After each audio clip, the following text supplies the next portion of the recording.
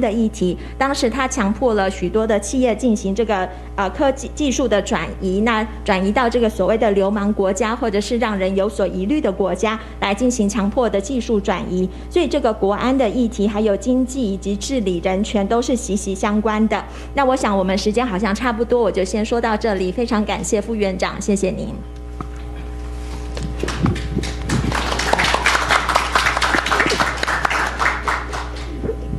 Mr. Vice President, it would be, Madam Speaker, now the media will withdraw from the room, will excuse themselves, and then we will have closed door section.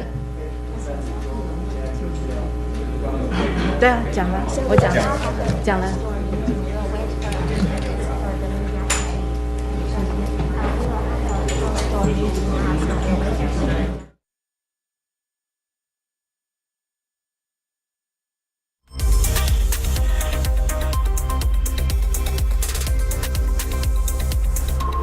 So Nancy Pelosi saying proud of the leadership and have come for friendship and peace to Taiwan. That's a statement coming in as we speak from Nancy Pelosi saying have come here to listen and learn.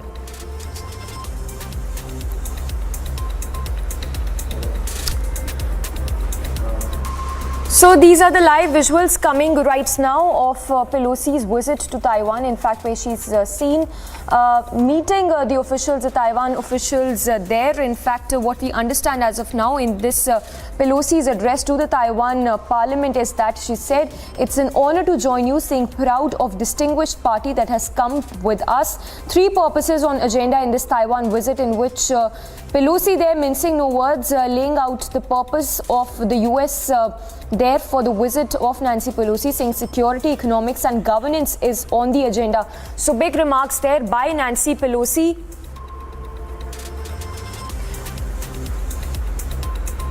We have Jason back with us reporting live from Taiwan. Jason, if you could take us through the highlights of Nancy Pelosi's remarks in the parliament today. Yeah, it appears that she's at the Legislative Yuan with Vice Legislative Speaker Chen Tu-mai. Yes. Well, we also understand. Yes, please continue. Oh, excuse me. I'm sorry. It's Tai Chi-chan. Sorry, I got the name wrong. Yes, if you could take us through the key highlights of her remarks. We understand that she laid out the purpose of her visit very clearly, saying that the three purposes, of course, are security, economics and governance on the agenda. I have not listened to her talk, but yeah, that sounds very general, as this is not an official visit. Yes. Okay. So, Jason, if I can get your, how do you read into these remarks by Nancy Pelosi, where she's laid out very clearly that the US, that the agenda is going to be security, economics and governance of the region? I'm sorry, what was your question? I wanted to get your insights on the remarks that have been made by Nancy Pelosi. As I just mentioned, she's laid out it very clearly in the parliament, saying that the purpose of a visit is governance, economics as well as security in the Taiwan region. I would assume, as far as security is concerned, that that's just a support for the status quo as supported by President Biden, and this basically means no change, just further economic cooperation between Taiwan and the United States. And governance, I'm not sure what she means by that, but just, that's pretty general, yeah. Yes. Also, Jason, if you could take us through some of the details that you're picking up when we talk about, any latest statements coming in, why the China's mouthpiece as of now? Why China's what? China's mouthpiece, Global Times, if anything latest that is coming in with regard to the visit of Pelosi, why it's latest. Okay, yeah. Yes. See, the most recent report is that Su-35 jet fighters were crossing the Taiwan Strait, but Taiwan media immediately refuted that, saying that it's not true. And if something like that were happening, there would be sirens going on in Taipei City, and there are not, so. Yes. All right, Jason there getting us all those details. Jason, we'll just come back to you in a bit. So those are the live visuals as well coming in. And just to take our viewers through the highlights of the remarks that have been made by Nancy Pelosi, where she's clearly said that she's looking forward to further the dialogue as well. In fact, those are the live visuals also that we are getting to you. In fact, just a short while back, we got these visuals of Nancy Pelosi meeting the Taiwan speaker as well. So that is the latest coming in, where she, in her address, has clearly stated, mincing no words, saying that there are three purposes on this agenda, which include security, economics and governance. The aim is to increase interparliamentary dialogue, is what Nancy Pelosi has said, and that the US delegation is here to work together, proud of President Tsai's leadership as well, is what Nancy Pelosi has said, and that the US is looking forward to further the dialogue. Grateful for the president leadership is what Nancy Pelosi has said. And in the visuals in which you can see Nancy Pelosi visiting the Taiwan speaker as we speak. So a lot of developments coming in, and a massive US versus China direct face-off that seems to be taking place, as Nancy Pelosi has gone ahead and has ensured that the meet takes place with Taiwan's top officials. And in the visuals you can see Nancy Pelosi meeting the Taiwan's speaker as we speak. In fact, US continues to maintain that it is there for a dialogue to take place, also saying that it honors the leadership, it's grateful for the leadership of the president.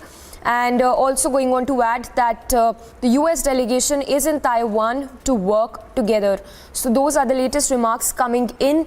Now Nancy Pelosi, remember, is in Taiwan despite the threats that have been made by the China of serious consequences as well. So US undeterred by the Chinese threats is what we understand as of now, as Nancy Pelosi continues with her the meet that she has, the engagements that are lined up through the day. For the day, we have the first visit, the first meet that has taken place between Pelosi and Taiwan's speaker. Slipping into a very short break. On the other side, we'll continue to get you live coverage as Pelosi meets the Taiwan's president. Jason Lee continues to be with us. Jason, be with us. We'll get back to you just after a very short break.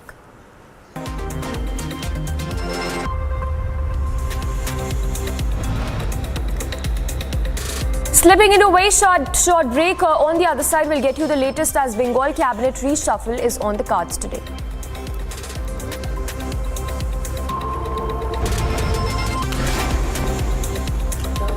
Also, Adar Poonawalla of the Serum Institute says that monkeypox vaccine is on the pipeline and research is underway.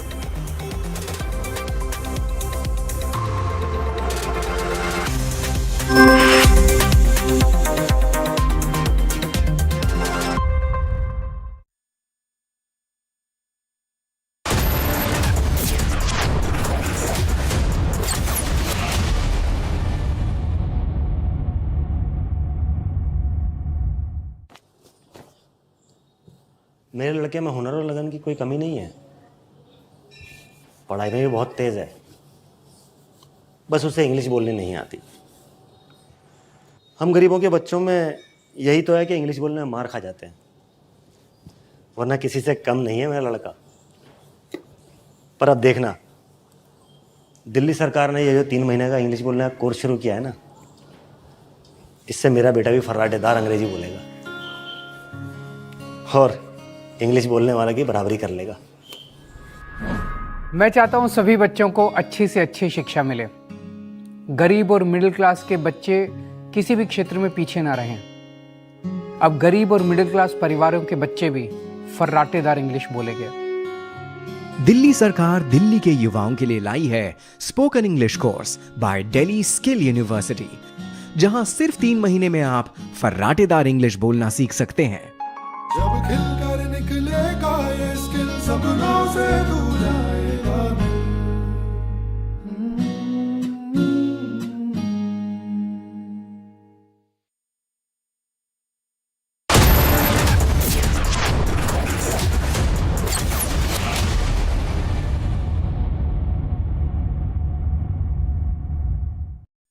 This full road has been blocked by the Congress workers, the high voltage drama. Nancy Pelosi lands in Taiwan.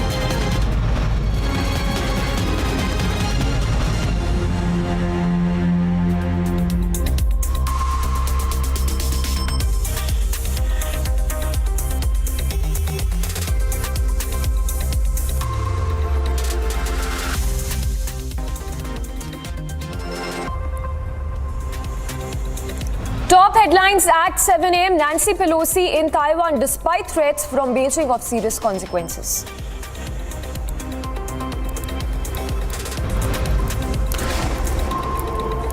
China in panic mode warns US and Taiwan of serious consequences. Mumbai court to hear bail plea of ex-Mumbai CP Sanjay Pandey in the illegal phone tapping case.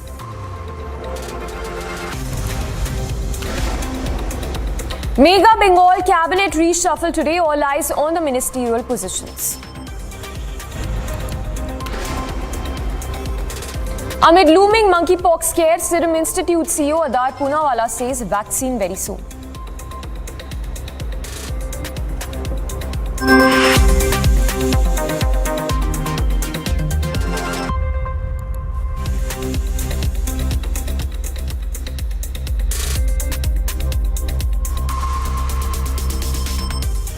Good morning, viewers. Thanks for tuning in this Wednesday morning. I'm Samiksha Srivastava, tracking the big meet today, the big story coming in of Nancy Pelosi's visit to Taiwan. In fact, Nancy Pelosi, the Speaker of the US House of Representatives, finally made her landing in Taiwan on Tuesday amid serious warnings from China. Escorted by Taiwanese fighter jets, Pelosi's plane touched down in Taipei yesterday.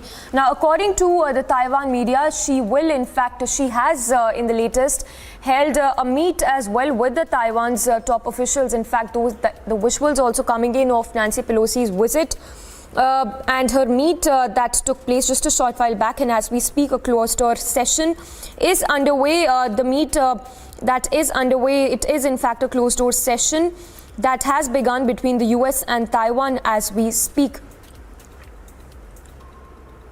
And Jason continues to be with us, joining us live from Taiwan. Jason, if you could help us understand the significance of this closed-door session which is currently taking place between the US and the Taiwan. I think the significance of it is that a high-level U.S. official has not been to Taiwan in quite some time, since the 1990s. So especially during this tense time, and Xi Jinping's third term is coming up. So the timing of it and the fact that she's the House Speaker is a big deal. So we haven't seen this since the 90s. Yes. And Jason, given the fact that it is a highest level visit by American official to the island in over a century, in fact in more than a decade, so if you could help us understand what does this really mean? Can we expect something coming out of it? Because we understand that the situation is grim when we talk about China trying to control Taiwan. How important it is given the highest level visit that we've seen for over decades now. I think that this is a matter of perception, that mainland China has to respond to this with some kind of response. As far as I know, they've already taken action against food suppliers, Taiwanese food suppliers in mainland China. They've been banned. And I understand that Weibo in Taiwan has been turned off. So there's going to be some direct action against the Taiwanese economy and the public. But of course, there's a great number of Taiwanese businessmen and people from Taiwan working in mainland China. They probably won't be affected, but Taiwanese businesses will definitely be affected by this. I believe that short of war, we have to see something from mainland China, or else it will be bad for Xi Jinping in mainland China. And given their domestic issues right now with the real estate situation and the banking crisis and such, he has to show us something. But we're just waiting to see. And also, Jason, if you could, for the benefit of our viewers, if you could once again help us understand the One China policy of China, where it says, in fact, it has not ruled out taking the island by military force at any point in time. The One China policy is a policy of both the People's Republic of China and the Republic of China, that other nations should recognize only their nation, their nation state. So both sides have the same policy. So that is why the Republic of China in Taiwan has only a handful of diplomatic allies that are growing smaller as time goes by. So yeah, it's basically it's a competition to be the one and true China. Yes. And like we were talking earlier, it is the highest level official visit by the US for over decades now. In a decade now, why is China so rattled about it? What kind of a threat does China see with the Pelosi visiting Taiwan at this stage? I believe that from their point of view, that this is, if they don't respond to this, that this is going to be an incremental step towards Taiwan independence. That I don't believe that this is the true red line. They're acting like it's a red line, but I don't believe that this is a true red line for them. True red line would be U.S. military in Taiwan, and possibly something like the equivalent to the Cuban Missile Crisis or something like that, where they would have to act. And this is not an official visit, and it's not endorsed by President Biden. So I think they understand that, but they still have to play their role to maintain support from the public, because as I understand it, the public in mainland China is appalled by this visit and wants to see action. So they've got pressure on them too. Yes. Jason, stay with us. We'll just come back to you in a bit. Now, U.S. House Speaker Nancy Pelosi is in Taiwan despite threats from Beijing of serious consequences, becoming the highest-ranking American official to visit the self-ruled island claimed by China in 25 years. Pelosi's visit has also triggered increased tensions between the China and the U.S. as China claims Taiwan as part of its territory to be annexed by force if necessary and views visits by the foreign government officials as recognition of the island's sovereignty.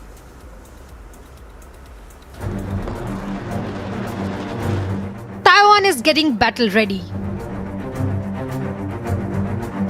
and Chinese warplanes are already hovering the maiden line, the informal divide line in the Taiwan state between the Chinese mainland and Taiwan. The tension between two nations were always palpable, but spiked multifold with the US active interaction with Taiwan, which is a self-ruled country but claimed by China as its breakaway part. And now, as US House Speaker visits the island nation, China has made it clear that Beijing will not take it lightly. 我们密切关注佩洛西的行程，如果美方一意孤行，中方必将采取坚决有力的措施，维护中方的主权安全利益。 Nancy landed at Taipei airport to the warm welcome of both the Taiwanese officials and people. And the US House Speaker instantly issued a statement assuring support to Taiwan's vibrant democracy.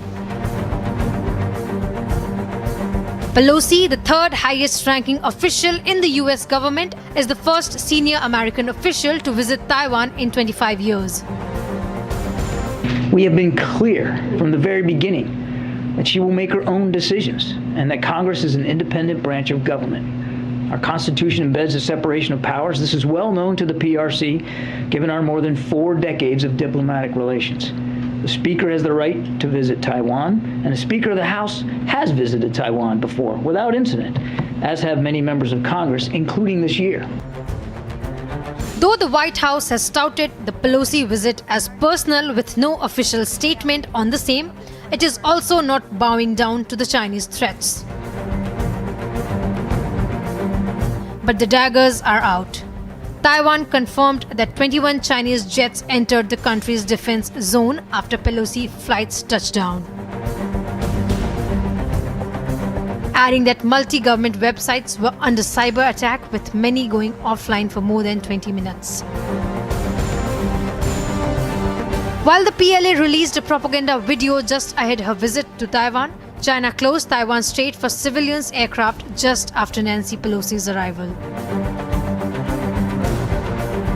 As tensions escalate over the Pelosi visit, who is set to meet Taiwan's president and speaker today,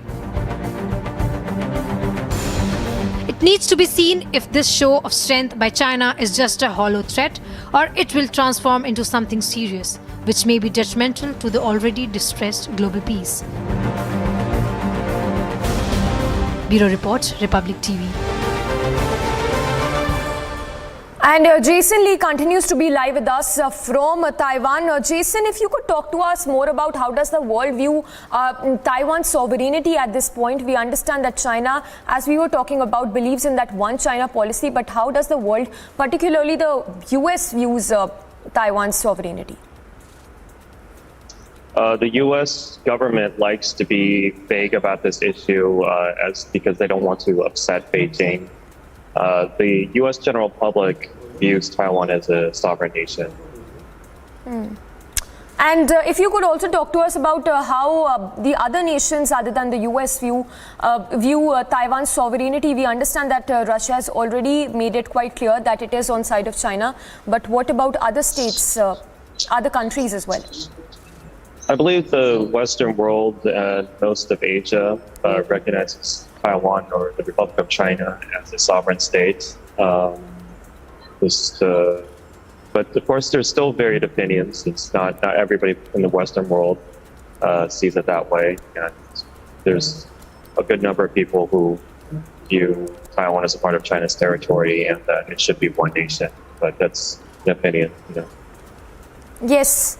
Yes. Also, Jason, there have been, so many warnings that have been issued by China in the past few days. What sort of if you could help us read into it with China making it clear that US will face serious repercussions, what sort of repercussions is China really talking about when we talk about the situation we've seen in the last couple of days? Towards the United States, I'm not sure, but we'll definitely see some movement from their Navy and their Air Force. But they're not being very clear about what the repercussions for the United States are. I would assume that they would make no movement towards the U.S. military while Nancy Pelosi is here in Taiwan. But yeah, as far as like economics, it's doubtful because both economies are highly dependent on each other. So we will have to see. Yes, Jason, stay with us. We'll come back to you in just a bit. Here's a report as the tensions between the US and China escalate over US House Speaker Nancy Pelosi's visit to Taiwan. It remains to be seen what stand does the global peers take. So far, while Germany and Japan have backed the US to defend Taiwan, Russia has announced support for China. As US House Speaker Nancy Pelosi began her controversial visit to Taiwan,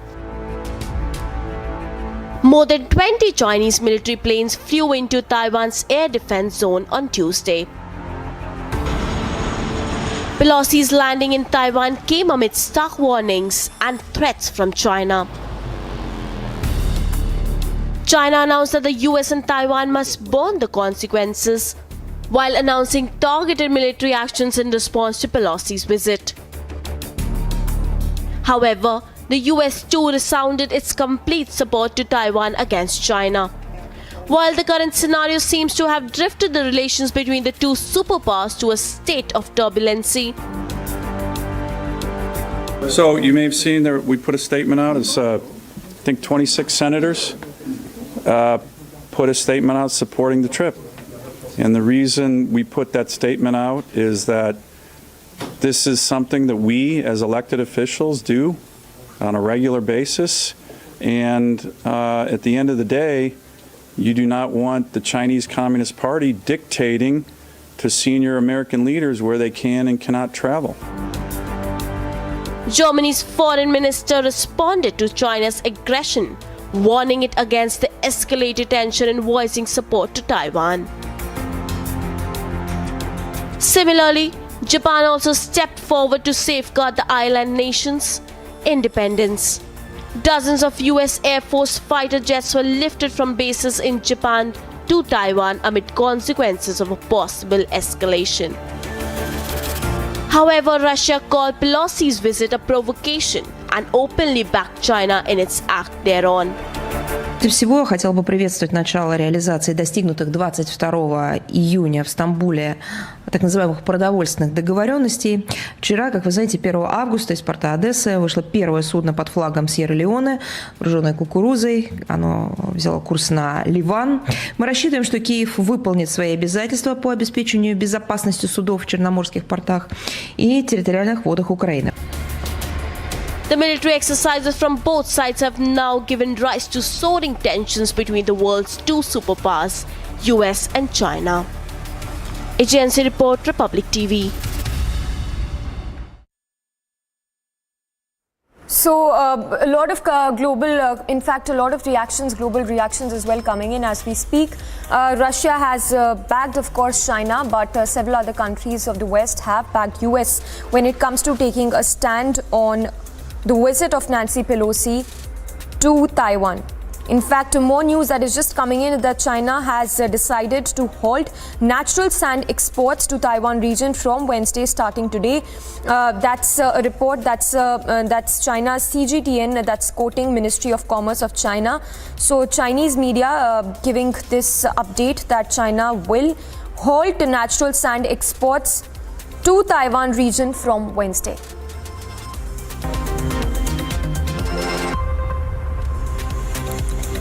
Slipping into a very short break. On the other side, we'll get you all the latest as Mumbai courts to hear bail plea of ex-Mumbai CP Sanjay Pandey in illegal phone tapping case. And Mega Bengal cabinet reshuffle today, all eyes on the ministerial positions.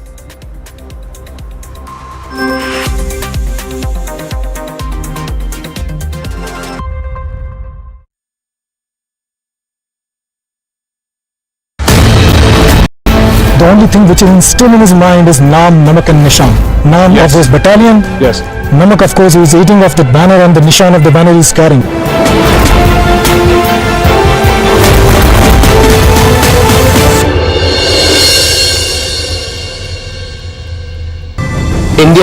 India को represent किया और Indian flag को वहाँ पे देखा Italy में, तो कैसा लगा तुम्हें? जब मैं वहाँ पहुंची मैंने देखा इंडिया का फ्लैग, वाह, ये तो मैं इतनी खुश होगी कि नहीं, अब तो कुछ करके दिखाना है। इंडिया का फ्लैग ऊपर होना चाहिए, बस इतना मैं चाहती थी और वो मैंने कर दिखाया। अगर आप इंडिया रिप्रेजेंट कर रहे हो ना, हार नहीं माननी है, क्योंकि गोल्ड तो लेकर ही आना है आपको। बचपन से सर एक ड्रीम है मेरा, अब एक तो अपनी गेम को प्रोफेशनली यूज करना है, प्रोफेशनली आगे बढ़ाना है और वर्ल्ड ओलंपिक्स में गोल्ड लाना है इंडिया के लिए, अपनी स्टेट के लिए।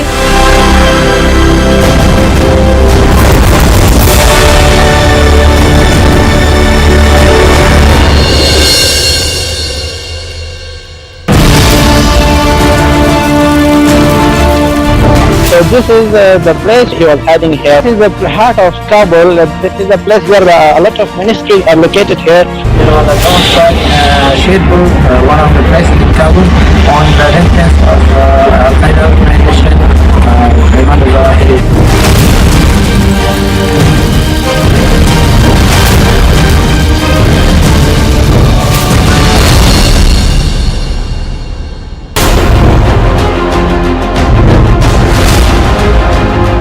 Terrorist community located Zawahiri earlier this year. It moved to downtown Kabul after being advised that the conditions were optimal.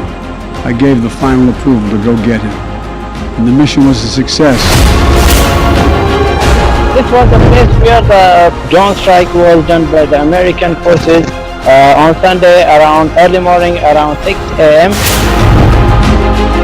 You know, the drone strike, Shirpur, one of the places.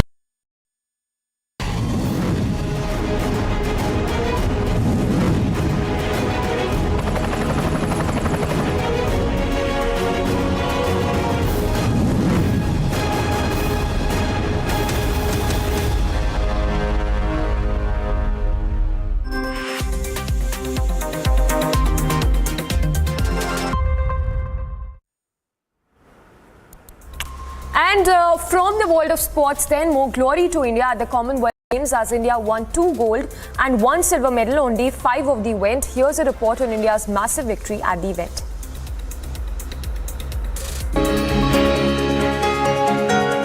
More glory to India at the Commonwealth Games 2022. India won 2 gold and 1 silver medal on day 5 of the tournament.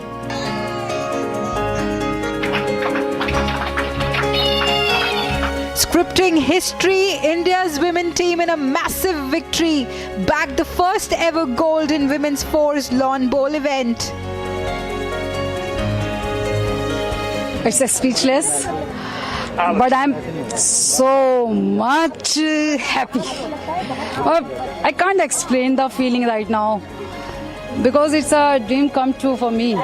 After last 11 years ago, we lost by 1 point. Now I get it. The team defeated South Africa, making a history for India. India continued their winning strike in weightlifting as Vikas Thakur won a silver medal in a combined lift of 346 kg. Thakur registered the best lift of 155 kg in snatch and lifted 198 kg to take his total to 346 kg in the men's 96 kg weightlifting final. After his stunning win, Vikas Thakur's proud family lauded his achievement.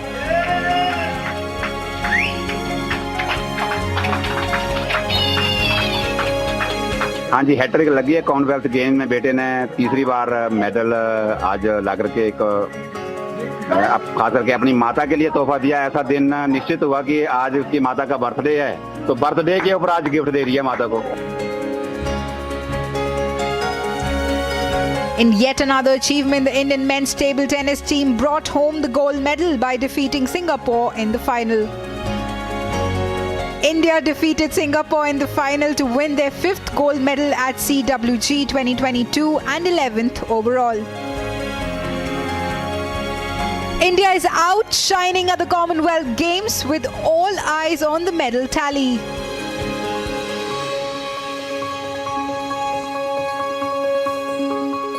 Bureau Report, Republic TV.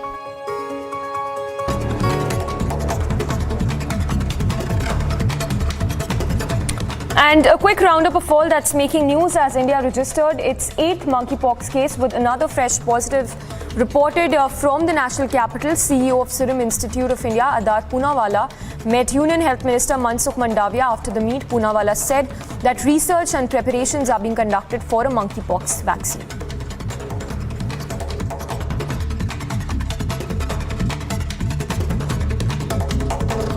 बहुत अच्छी हमेशा तरह हम vaccine की सब तैयारी कर रहे हैं और मिनिस्टर साहब को ब्रीफ किया। सर, मंकी पॉक्स पे कब तक आ जाएगी वैक्सीन? अभी देखिए हम बेबी स्टेप्स ले रहे, देखेंगे जो मंकी पॉक्स की वैक्सीन ज़रूरत है कि नहीं हमारे देश में, बट हम रिसर्च पूरी तरह से कर रहे हैं। बहुत सारे वैक्सीन कंपनीज भी रिसर्च कर रहे हैं, देखेंगे।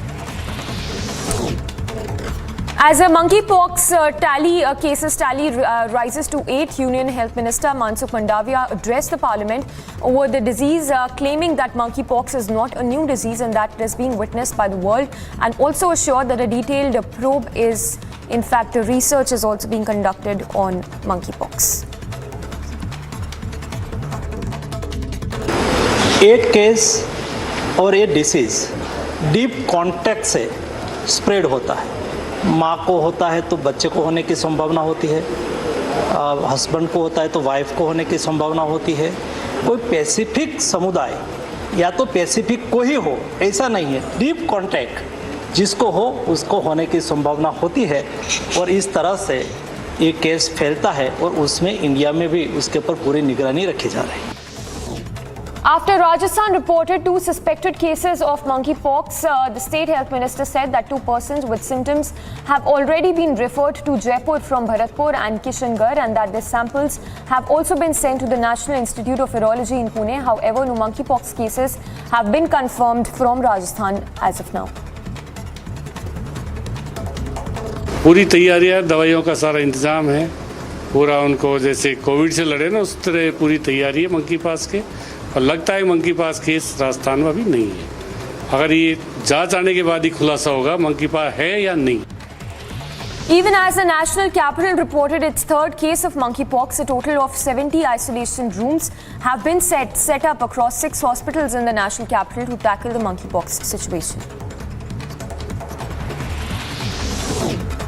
The Uttarakhand Health Department on Tuesday issued an advisory to all the district magistrates and chief medical officers of the state regarding monkeypox. The director of the National Health Mission issued orders instructing officials to strictly monitor the situation, strengthen the surveillance, and also keep the health system on alert mode. Amid cases of monkeypox being reported in different parts of the country, Karnataka's Health Minister Sudhakar said that there is no need to panic about monkeypox and also assured that the government is taking all precautionary measures, including thermal screening at airports and strict surveillance in districts bordering Kerala. People need not panic, as it is this infection. This arises because of the same virus family as that of smallpox. So it is, first of all, it is not a very life-threatening disease, and this is not as contagious as what we have observed in COVID. Now, in news coming in from Maharashtra, where the vehicle of Sena MLA Uday Samant was attacked by unidentified people in Pune. Meanwhile, the police said that it is investigating the matter.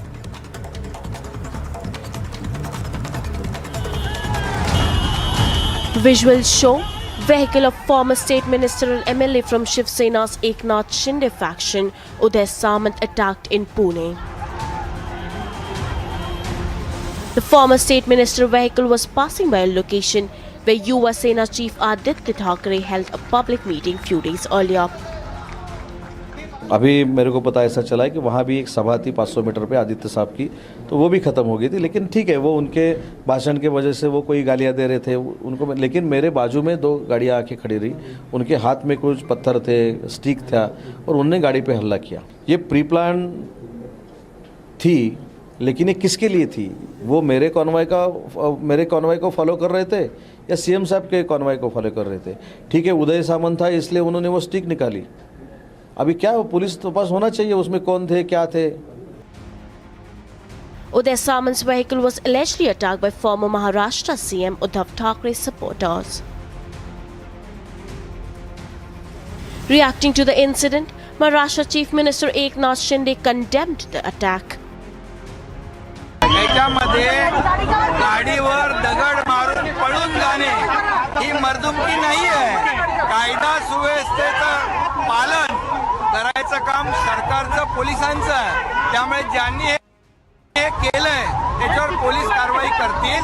अशा प्रकारचं कोणाला भडकाऊ भाषण करून चिथावणी देण्याचं चिथावणीखोर काम कोणी करत असेल तर पोलीस कायदेशीर कारवाई करतील. Meanwhile, police is investigating the matter. Bureau Report, Republic TV.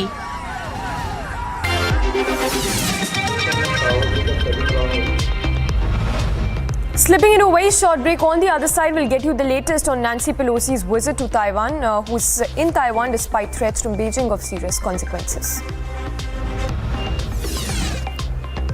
While China is in panic mode, warns US and Taiwan of serious consequences.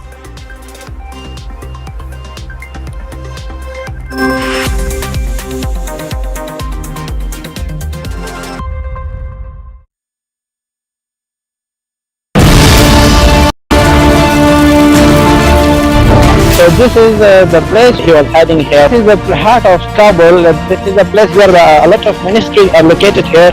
You know, the Taiwan Sheikhul, one of the places in Kabul, on the entrance of Al-Qaeda organization, Taiwan is headed.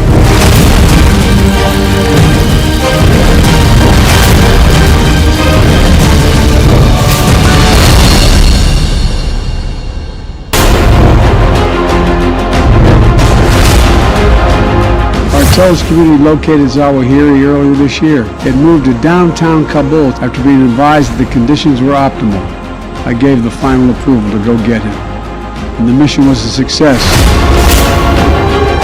This was the place where the drone strike was done by the American forces on Sunday around early morning, around 6 a.m.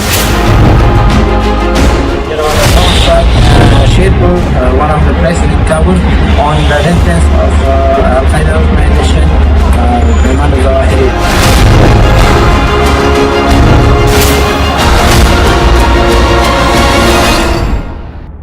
The protesters are trying to exert force on the barricades and trying to break it down. Mr. Chatterjee, would you like to report? Sonia Gandhi coming out of the, and we can see Priyanka Gandhi was also here along with Sonia Gandhi. Sanjay Raut Singh outside his residence. He has come out.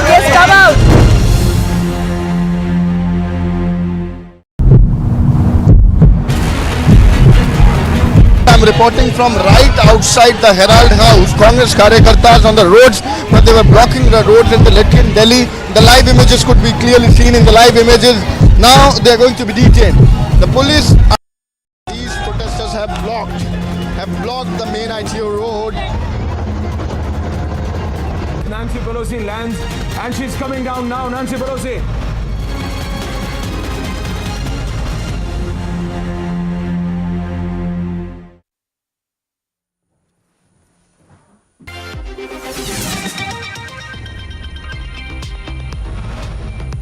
Top headlines at this hour. Amid warnings and threats from China, U.S. House Speaker Nancy Pelosi in Taiwan says want world to recognize Taiwanese leadership.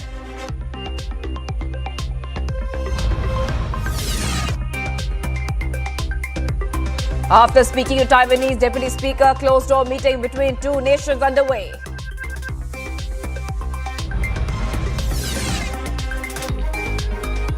China in panic mode summons U.S. ambassador over Pelosi's visit. Chinese media reports China to halt natural sand exports to Taiwan. As world watches the unfolding of mega face-off with bated breath, Russia backs China, calls Pelosi's visit a very clear provocation.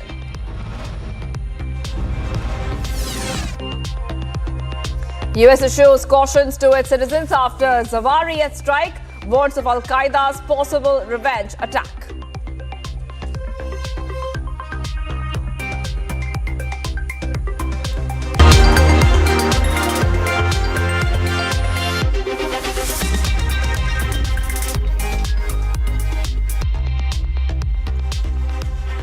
Very good morning. You're watching World This Morning. I am Shivangi Shukla. The top story right now. Taiwanese officials greeted U.S. House Speaker Nancy Pelosi after she arrived in Taipei, becoming the highest-ranking American official to visit the self-ruled island that is claimed by China in 25 years. Here is the full story.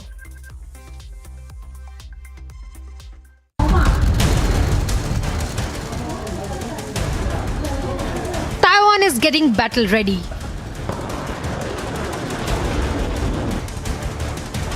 And Chinese warplanes are already hovering the maiden line, the informal divide line in the Taiwan state between the Chinese mainland and Taiwan.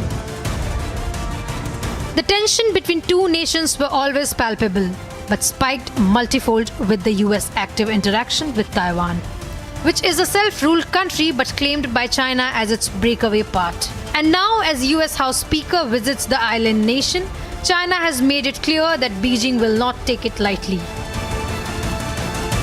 我们密切关注佩洛西的行程，如果美方一意孤行，中方必将采取坚决有力的措施，维护中方的主权安全利益。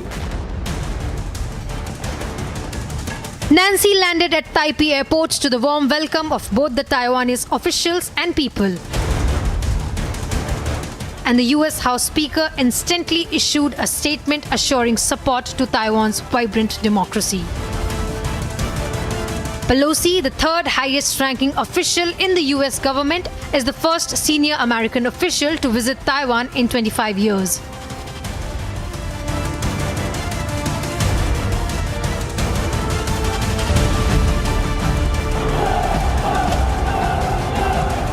Though the White House has touted the Pelosi visit as personal with no official statement on the same, it is also not bowing down to the Chinese threats. But the daggers are out. We have been clear from the very beginning that she will make her own decisions and that Congress is an independent branch of government. Our Constitution embeds a separation of powers. This is well known to the PRC, given our more than 4 decades of diplomatic relations.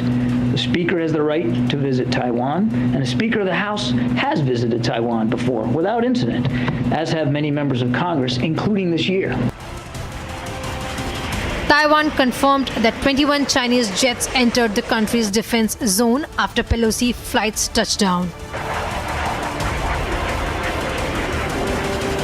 Adding that multi-government websites were under cyber attack, with many going offline for more than 20 minutes. While the PLA released a propaganda video just ahead her visit to Taiwan, China closed Taiwan Strait for civilians aircraft just after Nancy Pelosi's arrival. As tensions escalate over the Pelosi visit, who is set to meet Taiwan's president and speaker today, it needs to be seen if this show of strength by China is just a hollow threat or it will transform into something serious, which may be detrimental to the already distressed global peace. Bureau Report, Republic TV.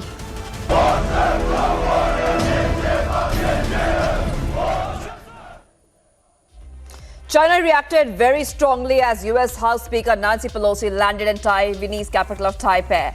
Warning the US and Taiwan of serious consequences, China termed the visit in disregard of its strong opposition. Here's more. Shortly after US House Speaker Nancy Pelosi landed in the Taiwanese capital of Taipei, a rattled China responded with strong rhetoric and the announcement of military drills on Tuesday.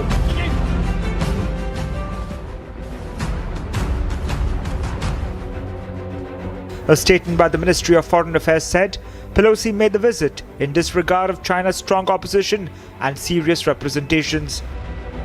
Areas near the US Embassy in Beijing were heavily guarded by police and remained quiet throughout Pelosi's landing in Taiwan.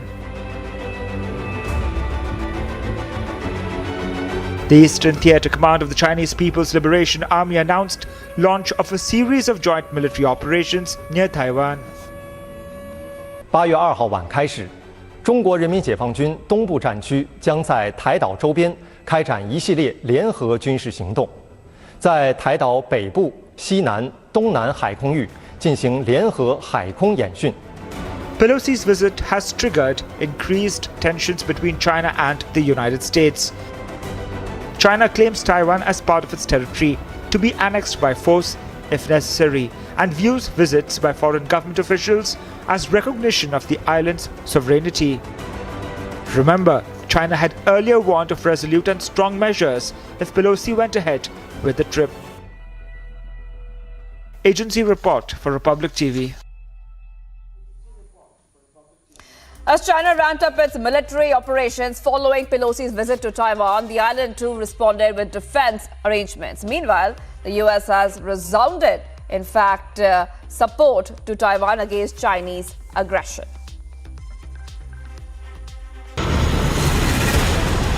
Fast-paced developments ensued after US House Speaker Nancy Pelosi landed in the Taiwan. While on one hand, Taiwan rolled a red carpet for Pelosi, China ramped up its military operations on the other. While China closed the Taiwan Strait for civilian aircraft, Taiwan activated anti-aircraft guns at its airport. China has even announced the encircling of the island nation, saying that it will begin a series of military operations both on ground and aerial near Taiwan.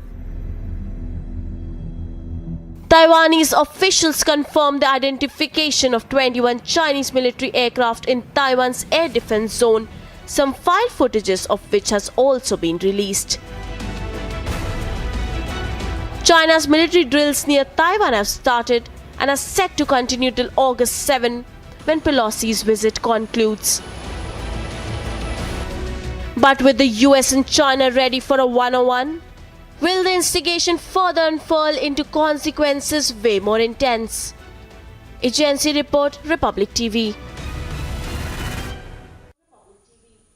While the tensions right now are escalating over the US House Speaker Nancy Pelosi's visit to Taiwan, it remains to be seen what stand the global countries take. So far, but China and Germany and Japan have backed the US to defend China. Russia has announced support to China. Here's more. As US House Speaker Nancy Pelosi began her controversial visit to Taiwan, more than 20 Chinese military planes flew into Taiwan's air defense zone on Tuesday. Pelosi's landing in Taiwan came amid stark warnings and threats from China. China announced that the US and Taiwan must bear the consequences, while announcing targeted military actions in response to Pelosi's visit. However, the US too resounded its complete support to Taiwan against China. While the current scenario seems to have drifted the relations between the two superpowers to a state of turbulency. So you may have seen that we put a statement out. It's, I think 26 senators put a statement out supporting the trip. And the reason we put that statement out is that this is something that we as elected officials do on a regular basis. And at the end of the day, you do not want the Chinese Communist Party dictating to senior American leaders where they can and cannot travel. Germany's foreign minister responded to China's aggression, warning it against the escalated tension and voicing support to Taiwan. Similarly, Japan also stepped forward to safeguard the island nation's independence. Dozens of US Air Force fighter jets were lifted from bases in Japan to Taiwan amid consequences of a possible escalation. However, Russia called Pelosi's visit a provocation and openly backed China in its act thereon. Прежде всего, я хотела бы приветствовать начало реализации достигнутых 22 июня в Стамбуле так называемых продовольственных договоренностей. Вчера, как вы знаете, 1 августа из порта Одессы вышло первое судно под флагом Сьерра-Леоне, груженное кукурузой. Оно взяло курс на Ливан. Мы рассчитываем, что Киев выполнит свои обязательства по обеспечению безопасности судов в черноморских портах и территориальных водах Украины. The military exercises from both sides have now given rise to soaring tensions between the world's two superpowers, US and China. Agency Report, Republic TV.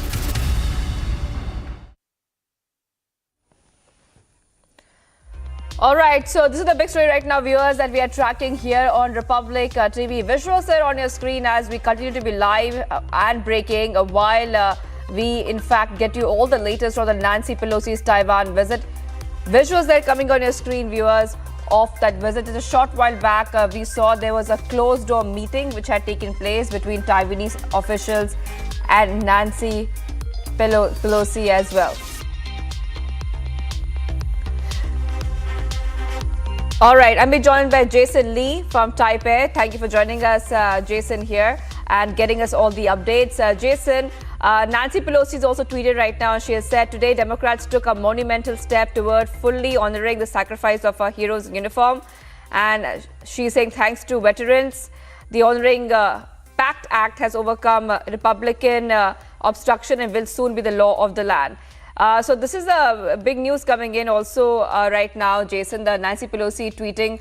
Now, what can we expect next? Because we know that Nancy Pelosi has a very, very tight schedule right now. She will be meeting the president and then she will be flying out after lunch. What is the agenda of the day and how do you really see things panning out in the next few hours, Jason?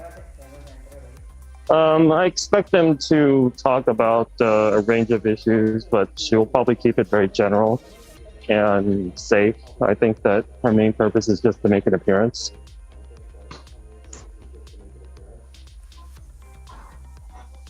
Right. Yes, I believe that her visit has... So, Jason, you know the trip is also not backed by President Biden. It's a first trip as well by such a senior official in over 25 years. So what significance does it really hold right now in Taiwan? How are people reacting to this visit, Jason, in Taiwan? It's basically the highest level visit by an official from the U.S. in 25 years. So that's the significance of it. There's varied reactions within Taiwan. Some people are very concerned about security because of the air drill that happened last week and the military preparations. It was reported by China Times that there was some pushback from the Taiwan government that maybe she shouldn't visit because of the possible consequences. But as I understand, Pelosi insisted that it was a, once in a lifetime opportunity.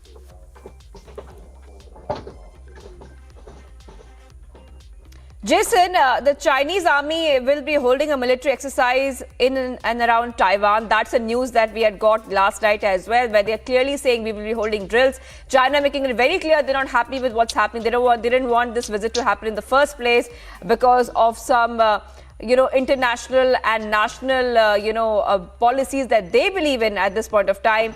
Are the people of Taiwan concerned about these military exercises that China wants to hold in the next few days? I would say that most people in Taiwan are not concerned about them because people in Taiwan have sort of been conditioned to not really care about what's going on. I feel that it's more so people outside of Taiwan because they see it in the news. It's a headline news. So, when the Ukraine invasion occurred, there was a lot of people asking about, like, is this Taiwan next? But most people in Taiwan didn't think anything was going to happen because until it actually happens, people just don't believe it.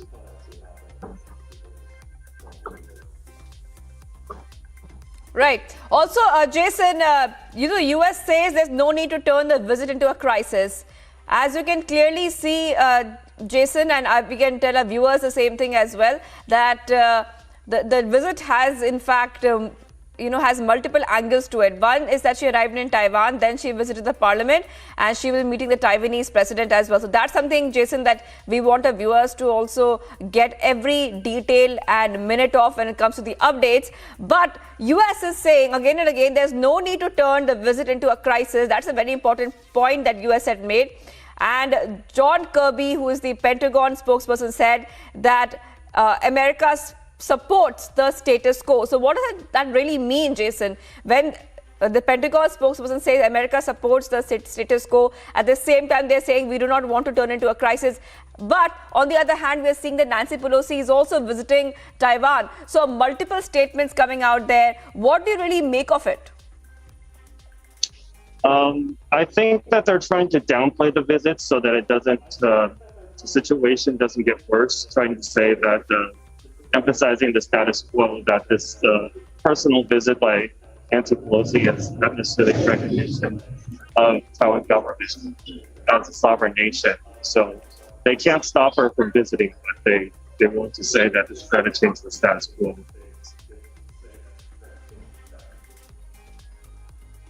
Right. Also, Jason, the Hong Kong leader has hit out at Pelosi's Taiwan visit.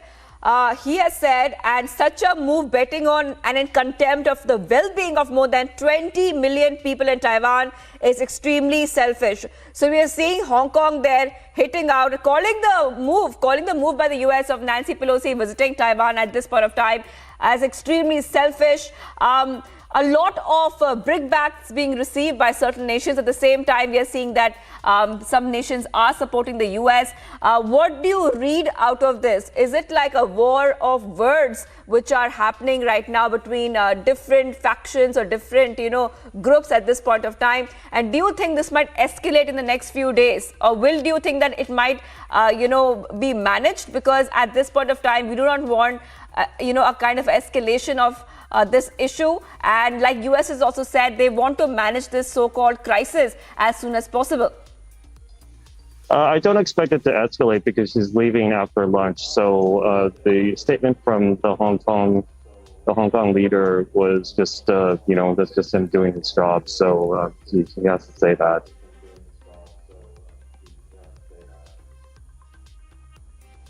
All right, thank you, Jason Lee. Jason Lee joining us live from Taipei. Republic continues to be live from Taipei, Taiwan, as we track this visit of Nancy Pelosi. Very soon, she will be meeting the Taiwanese president. I will get you all those updates here on Republic TV. Time for a very, very short break at this point of time. And the other big story, remember, that we have been tracking here is that the US right now has issued cautions to its citizens after Zawahiri strike, warns of Al-Qaeda's possible revenge attacks. That will be one of the top stories we'll be tracking after this short break. Stay tuned.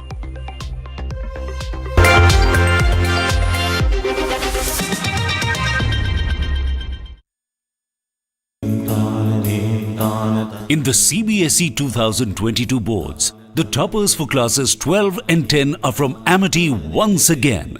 At Amity, we are privileged to educate brilliant students and express our gratitude to our teachers and school leaders who passionately work for the success of our children. Good evening and welcome, viewers.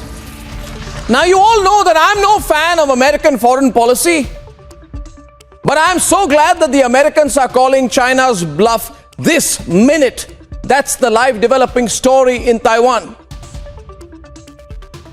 I know that America is doing all of this to distract from their internal problems.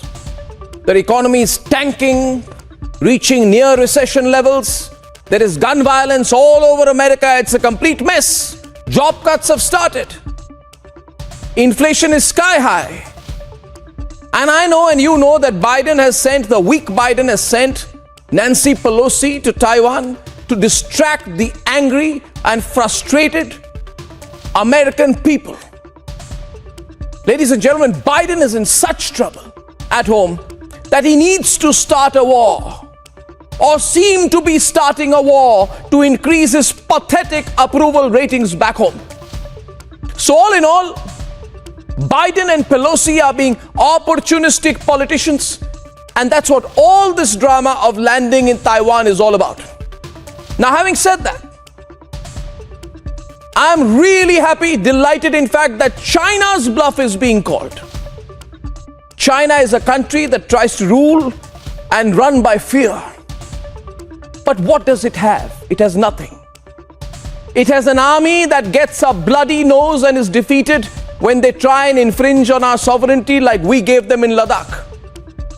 China as a country, ladies and gentlemen, is nothing. It's just big talk. It has no real army. Its army has never really been a fighting army. It is an army which has no combat history, no combat reputation, no combat experience. They are good at provoking Putin to be their proxy in war, but they will be destroyed. Mark my words, the Chinese will be destroyed if they try to fight a war on their own today. They have no friends globally. They are a friendless country. And the Sun Tzu philosophy.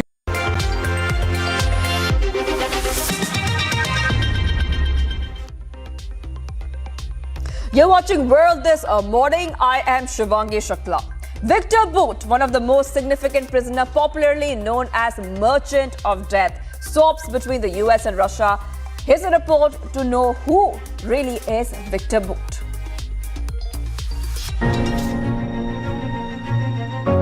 Victor Bout. He's going to be one of the most significant prisoner swaps between the US and Russia.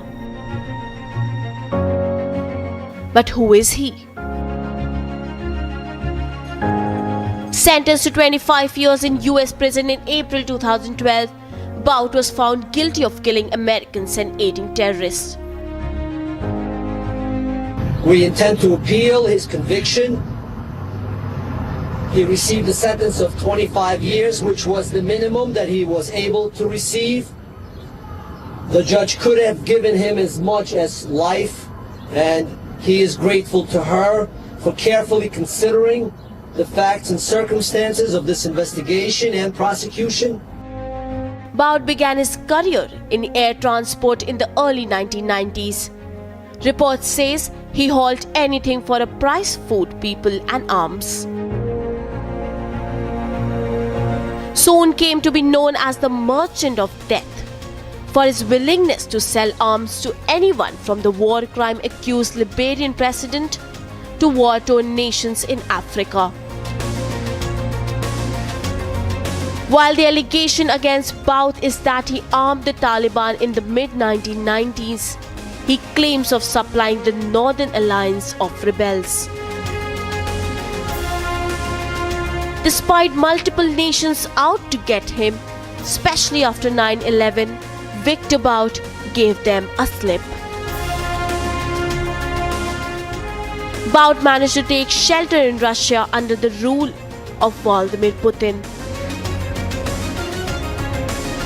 Bout was considered a transnational threat by the US government and so villainous that an entire Hollywood feature film was made on him. It was only in 2008, after an elaborate sting operation by the US agents in Thailand. Now, the notorious arms dealer could just be swapped for WNBA star Brittany Griner and former Marine Paul Whelan who are imprisoned in Russia. Earlier today, I spoke with Russian Foreign Minister Lavrov. We had a frank and direct conversation. I pressed the Kremlin to accept the substantial proposal that we put forth on the release of Paul Whelan and Brittany Griner. While no formal announcement of swap has been made, there has been no denial either. Agency report, Republic TV. Viewers, after the US conducted a drone strike at the Al-Qaeda terrorist Osama bin Laden's successor al-Zawahiri, who was residing in Afghanistan's Kabul, global suspicion has now encircled the Taliban. Remember, the new Afghan rulers had previously confirmed that they hold no ties whatsoever with the terror outfit Al-Qaeda. Here is the full story. The US drone strike that killed Al-Qaeda leader Zawahiri on the balcony of a Kabul safe house has intensified global scrutiny of Afghanistan's Taliban rulers. The Taliban had promised in the 2020 Doha Agreement on the terms of the US withdrawal from Afghanistan that they would not harbor Al-Qaeda members. In the short term, there will be debates about the Taliban, about their commitments to the Doha Agreement, about their commitments to the international community not to threaten international order by harboring Al-Qaeda. So that will be a real debate in the short term. But then, depending on what happens with Al-Qaeda next, with the next leader, and it's likely that the next leader is not going to be located in Afghanistan. So in that sense, in the long run, it might help them further distance themselves from at least Al-Qaeda's figureheads. But according to a senior US intelligence official, the house where al-Zawahiri stayed was the home of a top aide to a senior Taliban leader. This has given rise to questions about the involvement of the Taliban in sheltering a mastermind of the 9/11 terror attacks and one of America's most wanted fugitives. It was not surprising that he was living there, and somehow this end was expected, because we couldn't expect the US not to try to eliminate him at some point of time. Now the question is about Al-Qaeda and what happens next. One of the issues is that both Osama bin Laden and now Ayman Zawahiri had real credentials. They had been fighting with Al-Qaeda since the beginning, since the late 80s. Even though Ayman Zawahiri only joined Al-Qaeda just before 9/11, he has been around the organization for a long time. This comes amid rumors of persistent unease in the Taliban ranks, particularly between the powerful group known as the Haqqani Network, which apparently sheltered al-Zawahiri and other Taliban figures. Experts suggest that after elimination of America's most wanted terrorists on the Afghan land, the Taliban, which is already ailing from dearth of funds, will try to distance itself from radical outfits for at least some time. Agency report, Republic TV.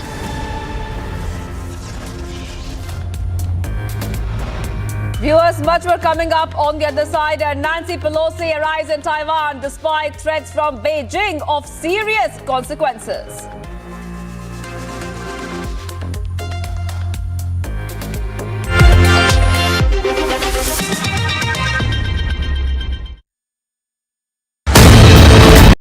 मैं भी ये चाहता हूँ, हमेशा दिल में सोता हूँ शाम को, मेरे को दर्द होता है कलेजे के अंदर कि चाइना आए तो आज भी मैं खाने के लिए तैयार हूँ।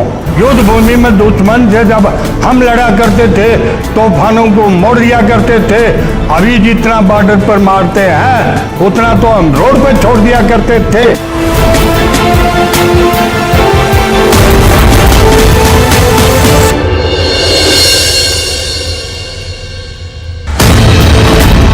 The only thing which is still in his mind is Naam, Namak and Nishan. Naam of his battalion. Yes. Namak, of course, he is eating off the banner, and the Nishan of the banner he is carrying.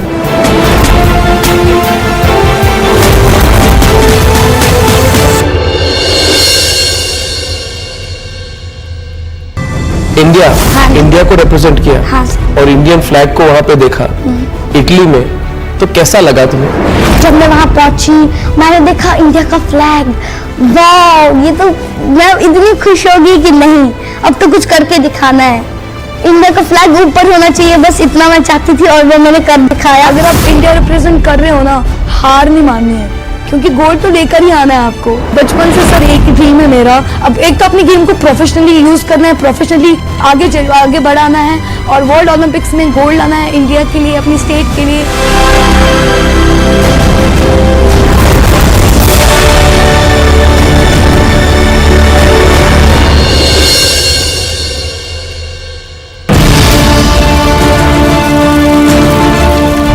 So this is the place he was heading here. This is the heart of Kabul. This is the place where a lot of ministries are located here.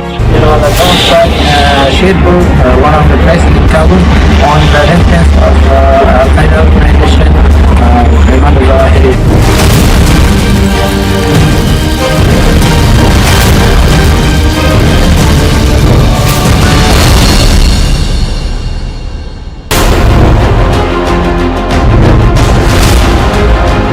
Our intelligence community located Zawahiri earlier this year.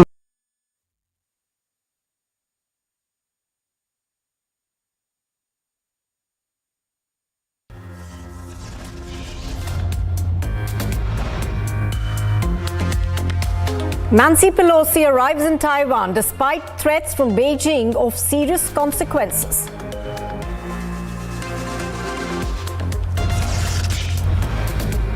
China is in panic mode, warns the US and Taiwan of serious consequences.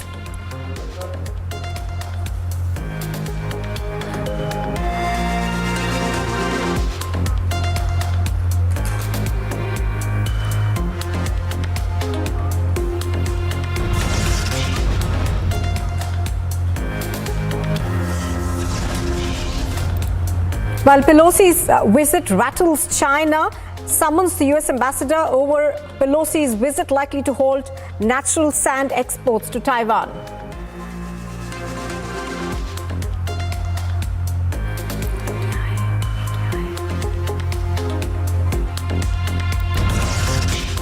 As the world watches the unfolding of a mega face-off with bated breath, Russia backs China, calls Pelosi's visit a clear provocation.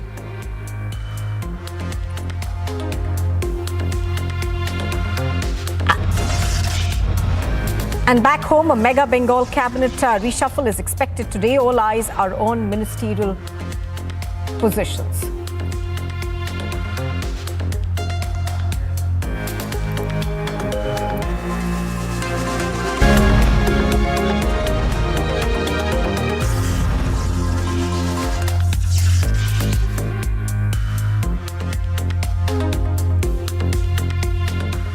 Good morning and welcome. You are watching the Morning Express with Republic TV. I'm Nupur Talwar Suri. The big story that we are tracking this morning is the US House Speaker Nancy Pelosi's visit to Taiwan, which has rattled China. Now, Nancy Pelosi, of course, arrived late last evening in Taiwan after severe warnings from China. She's been escorted, of course, by 2 jets from Taiwan.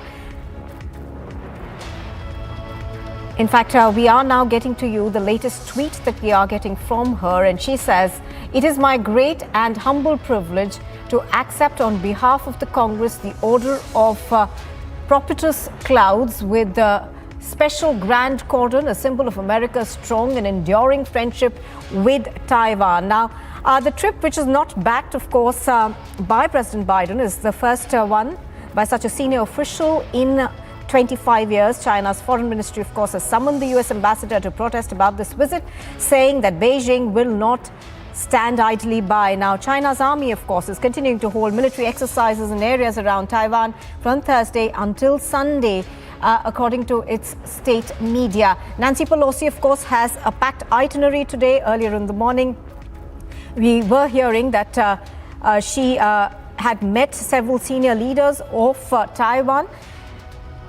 And we are also given to understand that she will be holding a meeting which is being very closely looked upon. She will be holding that meeting with the Deputy Speaker, Sai Chi-chang. All right, pictures on your screen right now are coming to you from the Taiwan presidential office. Now, as I was earlier pointing out, of course, she has a long list of meetings today. She's also expected to meet the Taiwan President Tsai Ing-wen. Now, these pictures are, of course, coming in from the presidential office. That's where that extremely important and talked about meeting is likely to be held.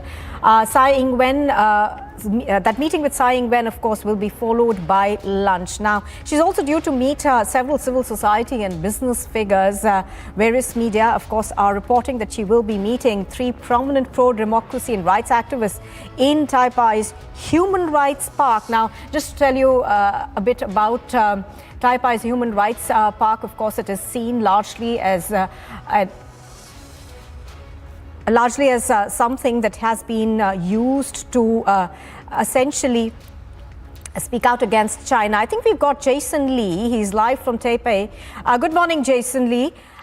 Give us a sense of what the meetings that are lined up for the speaker are looking like. And we're also learning that she will, of course, have a meeting with the president there. Yes, she's about to go into the presidential office, I believe, to meet with President Tsai. And after that, I believe she's going to Xinjiang to talk to some human rights activists or something. All right. Now, what are the reactions that you are getting from people back home in Taiwan to this meeting? They're very varied, I would say. I would say that most people are kind of neutral about it. Some are obviously very concerned about safety, security, and others are very supportive of it. All right. Now, there's been a lot of saber rattling from China, of course. We've heard China warn the U.S. repeatedly. However, the U.S. says that, China is kind of overreacting to this. They are still agreed upon the status quo. So can you tell us a bit more about, how that is being received back home? I feel that the general public in Taiwan knows very, very well that they were a pawn between the United States and mainland China, and they're just being used by the U.S. And I think that there's some resentment over that this visit is sort of happening in order to make them look bad. All right. And yeah. Just hold your thoughts for a minute. Just to tell our viewers, that is the meeting that's being most talked about. Nancy Pelosi, the U.S. House Speaker, over there with Tsai Ing-wen, the president of Taiwan. This is a meeting that obviously is meant to send a lot of signals to China. And as our correspondent on the ground was talking to us, Jason, you were talking us through the kind of reactions that people in Taiwan are having to this meeting. Please continue.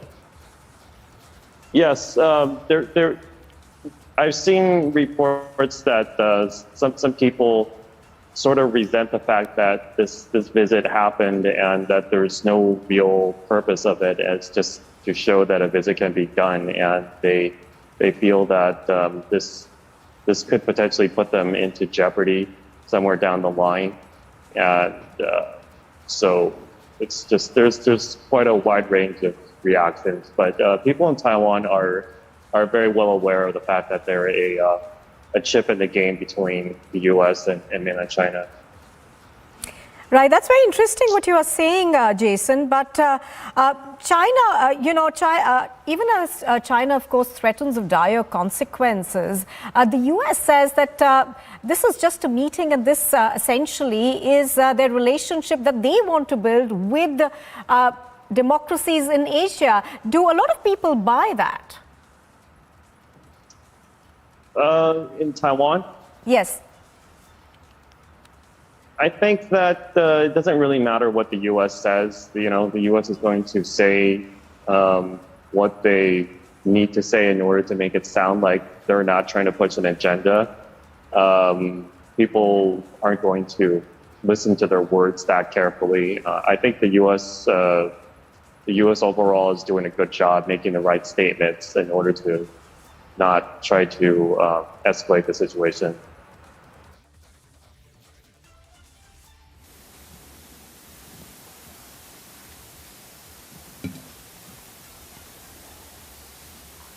All right, pictures on your screen are of that 总 meeting. 统颁授美国联邦众议院议长佩洛西特种大绶青云勋章仪式开始。 The ceremony to confer the Order of Propitious Clouds with special grand cordon upon Speaker Pelosi will now begin. 宣读宋词。美国联邦众议院议长佩洛西为杰出之政治家，才游卓越，智虑恢宏，致力促进中华民国台湾与美国之友好合作关系，成效斐然，深为中华民国台湾人民及政府所感佩。中华民国台湾政府依据勋章条例第8条之规定，经总统明令颁赠佩洛西议长特种大绶青云勋章一座，以表彰其卓越成就。中华民国111年8月3日于台北。 Citation: The Honorable Nancy Pelosi, Speaker of the House of Representatives of the United States of America, is an outstanding stateswoman of remarkable erudition who has played a key role in promoting relations between the Republic of China, Taiwan, and the United States of America. Her exceptional contributions have earned her the sincere gratitude of the people and government of the Republic of China, Taiwan. In recognition of Speaker Pelosi's extraordinary achievements, the government of the Republic of China, Taiwan, in accordance with Article 8 of the Orders Act, and by presidential decree, hereby confers upon her the Order of Propitious Clouds with special grand cordon, given in Taipei on the 3rd day of the 8th month of the 111th year of the Republic of China, Taiwan, corresponding to the 3rd day of August of the year 2022 in the Gregorian calendar. 恭请总统授勋。 President Tsai will now confer the Order of Propitious Clouds with special grand cordon upon Speaker Pelosi.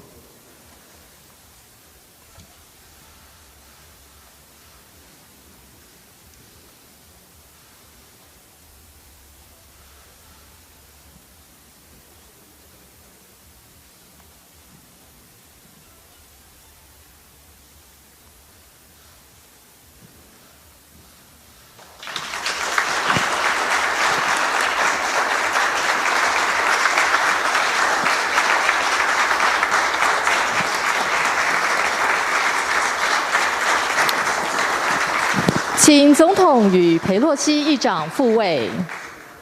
We now welcome Madam President, Madam Speaker, please return to your seats.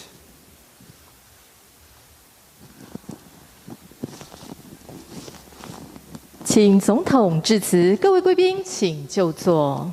President Tsai will now deliver her remarks. Ladies and gentlemen, please be seated.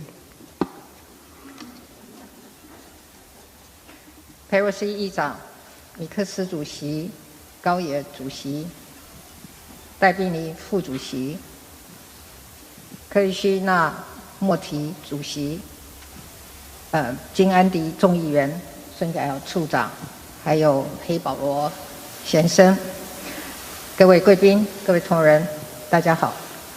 Speaker Nancy Pelosi, Chairman Meeks, Chairman Takano, Vice Chairperson Delbene, Chairman Krishnamurti, Congressman Kim, Director Alkirk, Mr. Pelosi, dear guests, colleagues, ladies and gentlemen, good morning. 非常欢迎佩洛西议长率团来访。过去我和赖清德副总统过境美国的时候，都会接到佩洛西议长致电表示欢迎，也会针对台美关系交换意见。很高兴这一次能在台湾跟议长见面。 I would like to extend a very warm welcome to Speaker Pelosi and the delegation. In our previous transit stops in the United States, Vice President Lai and I had always received calls from the Speaker to welcome us and exchange views with us on Taiwan-U.S. relations. I am delighted to meet face-to-face with the Speaker in Taiwan this time. 佩洛西议长是台湾最坚定的友人，各位议员也都是美国众议院重要的领袖，长期在各领域积极推动台美关系的进展。非常感谢各位此次来台访问，展现出美国国会对台湾坚若磐石的支持。 Speaker Pelosi is truly one of Taiwan's most devoted friends. The representatives here today are all important leaders in the House and have long made proactive efforts to promote progress in Taiwan-US relations in all areas. We are truly grateful to you for making this visit to Taiwan to showcase the U.S. Congress's staunch support for Taiwan. 佩洛西议长和台湾有很深的渊源。在1999年10月，佩洛西议长曾经访问台湾，当时特别关心921震灾的后续情况。在此后的20年，台湾不但走出了921震灾的阴影，而且重建，更陆续克服了各项的挑战。Speaker Pelosi has deep and long-standing ties with Taiwan. In October 1999, the Speaker visited Taiwan and was particularly concerned with the 9/21 earthquake and its aftermath. In the 2 decades following the earthquake, Taiwan not only made successful post-disaster reconstruction, but also weathered multiple challenges, one after another. 而这20多年来，佩洛西议长也一直持续关注台湾的民主发展，并且长期支持台湾的国际参与。我要对此表达最诚挚的感谢。In the past 2 decades, Speaker Pelosi continued to pay close attention to democratic development in Taiwan and demonstrated unwavering support for Taiwan's international participation. Madam Speaker, I must extend my most heartfelt gratitude to you. 我也十分敬佩佩洛西议长长期以来坚定捍卫民主自由，努力守护人权价值，对于违反民主价值的言行，更是勇于挺身对抗，令人印象非常深刻，也很感动。I have great admiration for Speaker Pelosi, who has long stood firm in safeguarding freedom, democracy, and human rights, who never hesitates to confront head-on rhetoric and activities set to undermine democratic values. The Speaker's courage and actions are deeply inspiring and touching. 今年，俄罗斯入侵乌克兰，使台海安全成为全世界关注的另外一个焦点。民主台湾一旦受到侵略，整个印太地区的安全都会受到巨大的冲击。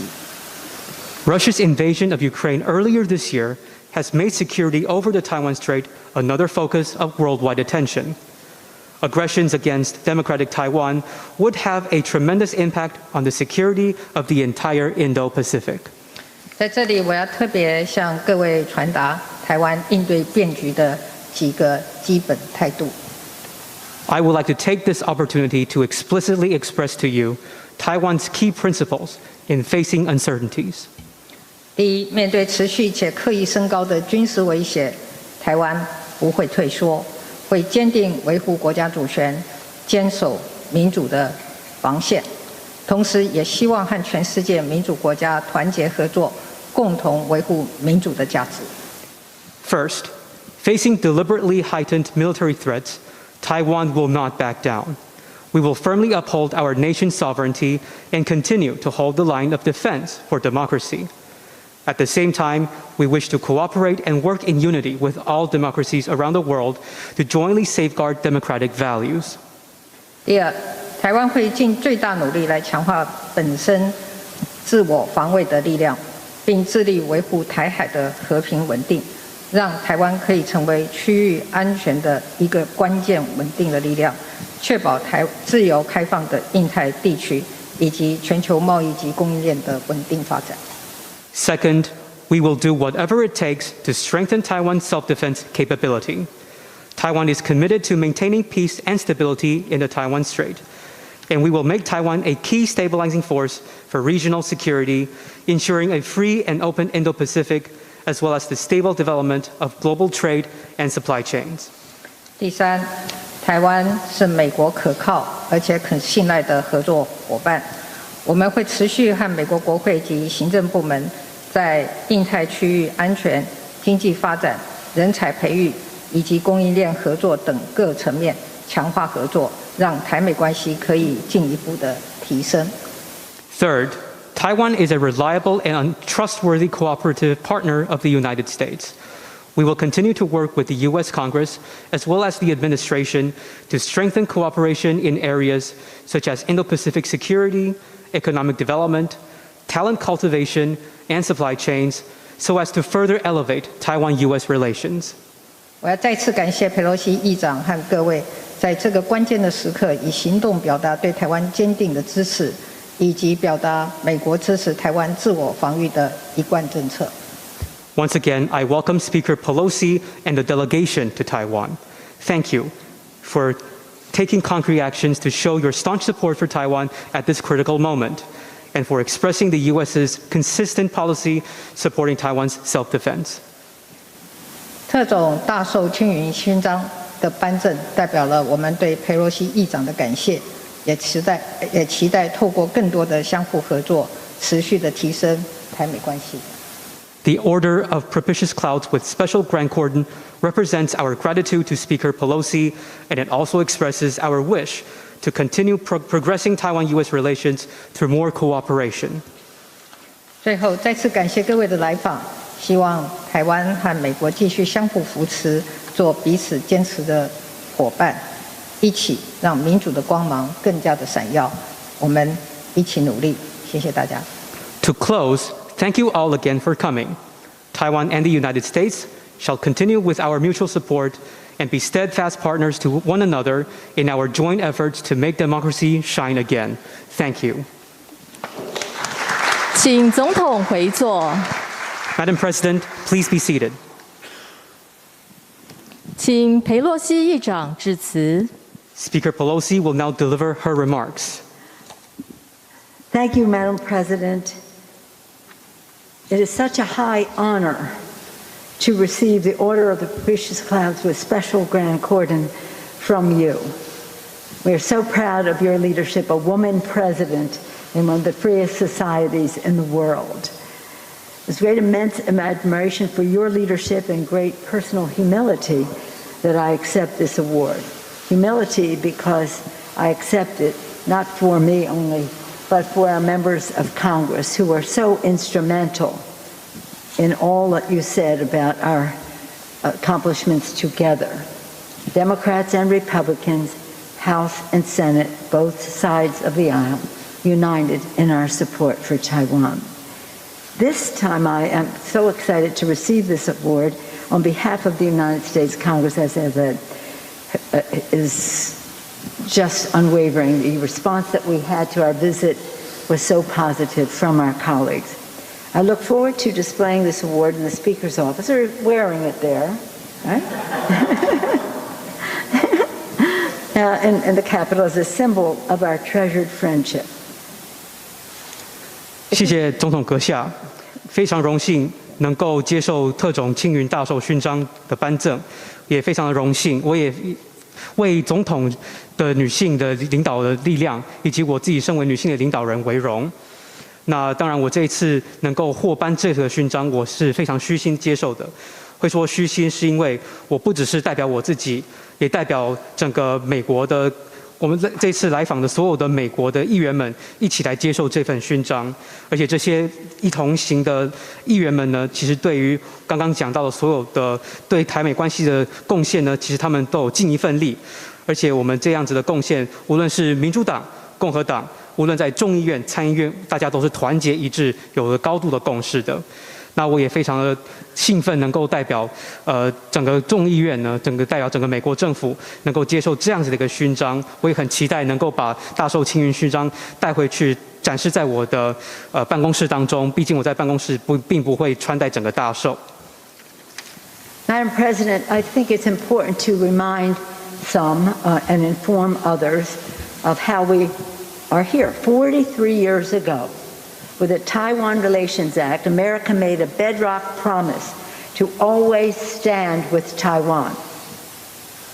And on this strong foundation, we have built a thriving partnership, grounded in our shared values of self-government and self-determination, focused on our mutual security interests in the region and across the world, committed to the economic ties that power prosperity for all of our people.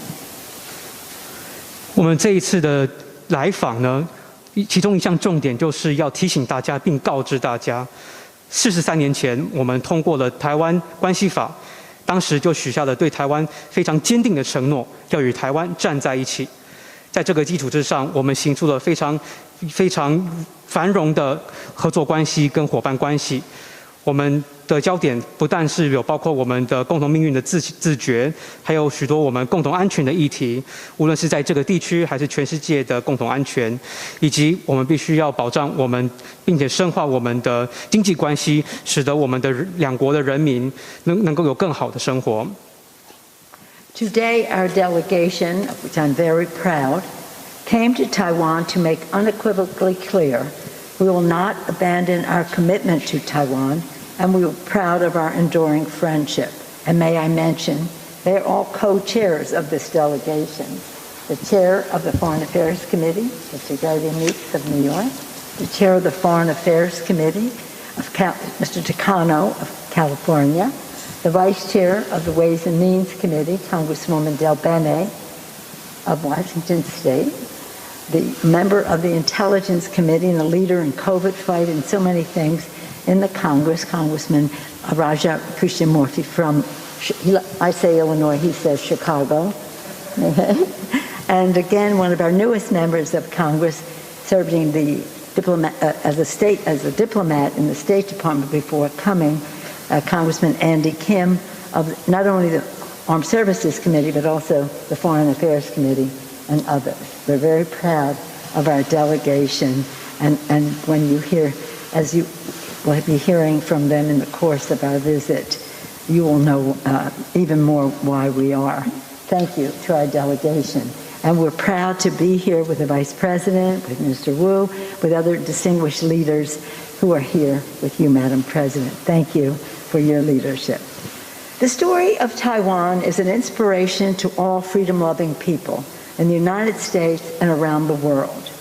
Out of a crucible of challenge, you have forged a flourishing democracy, one of the freest in the world, proudly to be led by a woman president. That's an applause line.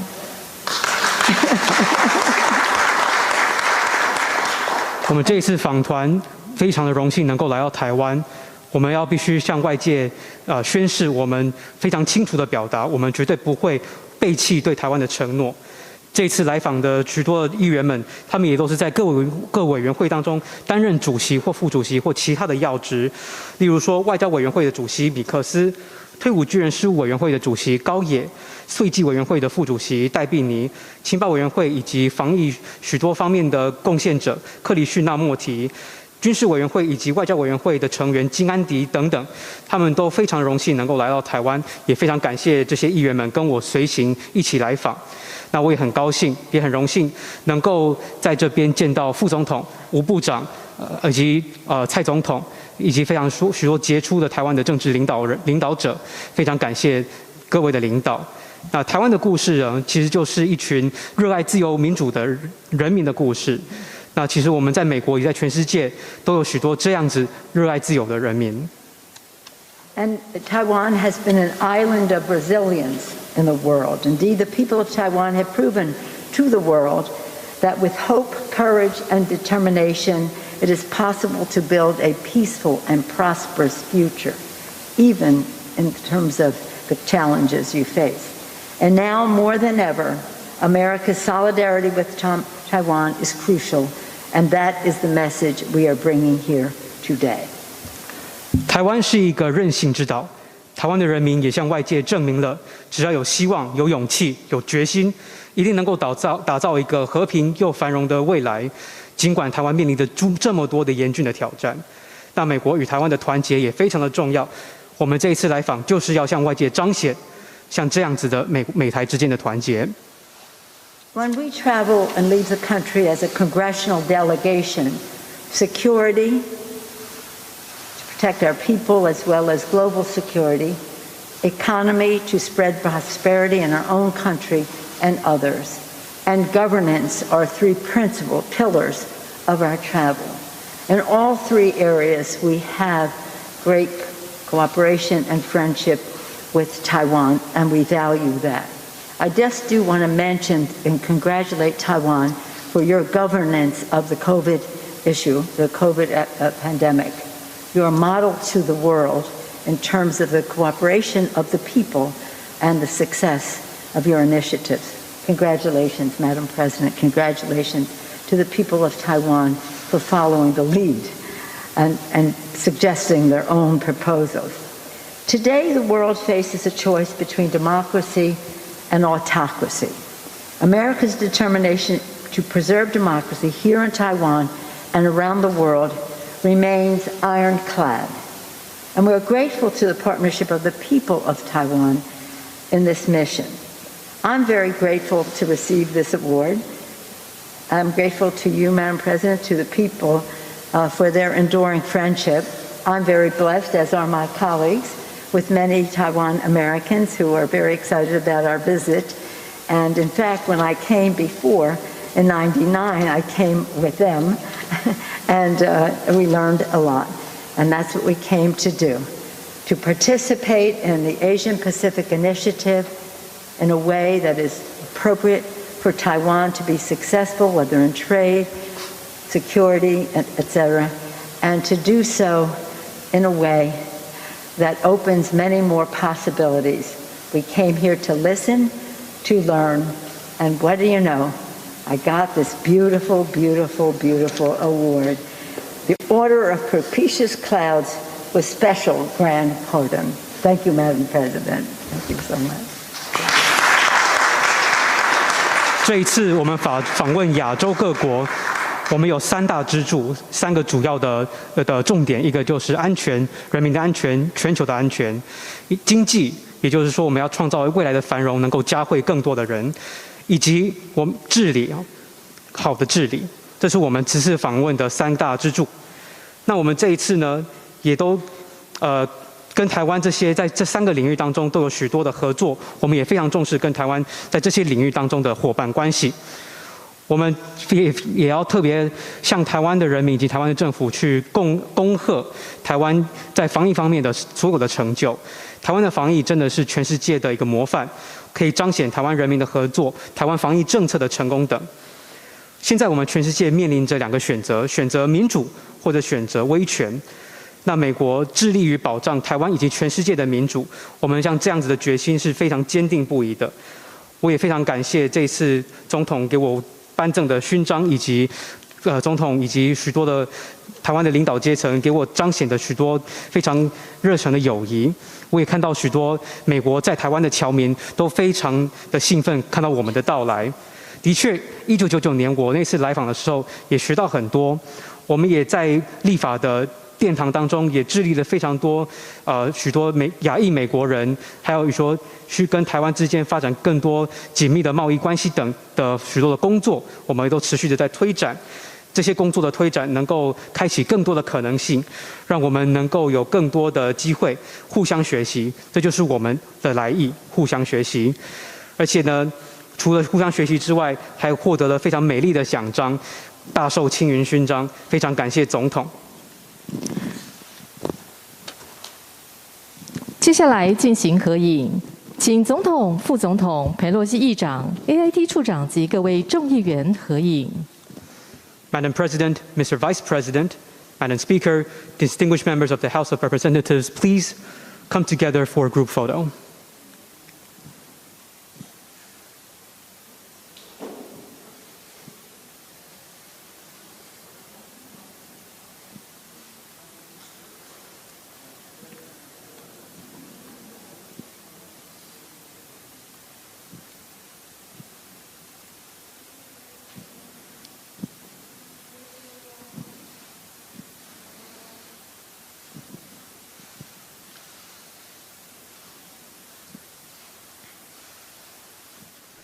All right, we just heard and saw there Pelosi meeting the Taiwan president, Nancy Pelosi meeting Tai Ing when many statements were made there where, in fact, she said, Tai, who is the president of the leader there of Taiwan, she said that the U.S. would back Taiwan if China makes a move, and that's something that she appreciates about the visit as well, where the U.S. has always said that they would back China, they would back Taiwan if China makes a move, aggressive move against Taiwan. And in fact, Nancy Pelosi also said that they will help Taiwan strengthen the self-defense. So a couple of statements being made there. Nancy Pelosi being honored by Taiwan as well. And those are the visuals there on your screen of that meeting. I will let you go across to Jason, who is reporting live from Taipei. Jason, we saw many statements being made where, in fact, President Tai has thanked Pelosi and called her one of Taiwan's most devoted friends. And this is a very strong statement coming in as well, where it's made clear once again that U.S. is standing behind Taiwan, Jason. Yes, my main takeaway from what House Speaker Pelosi said was that she emphasized the Taiwan Relations Act from 1979, which is another way of saying that the U.S. will defend Taiwan in case of a conflict.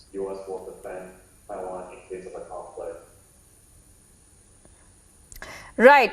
Also, Jason, there were a couple of points made there where, which is very important to note, is that both of the leaders have thanked each other for unwavering support.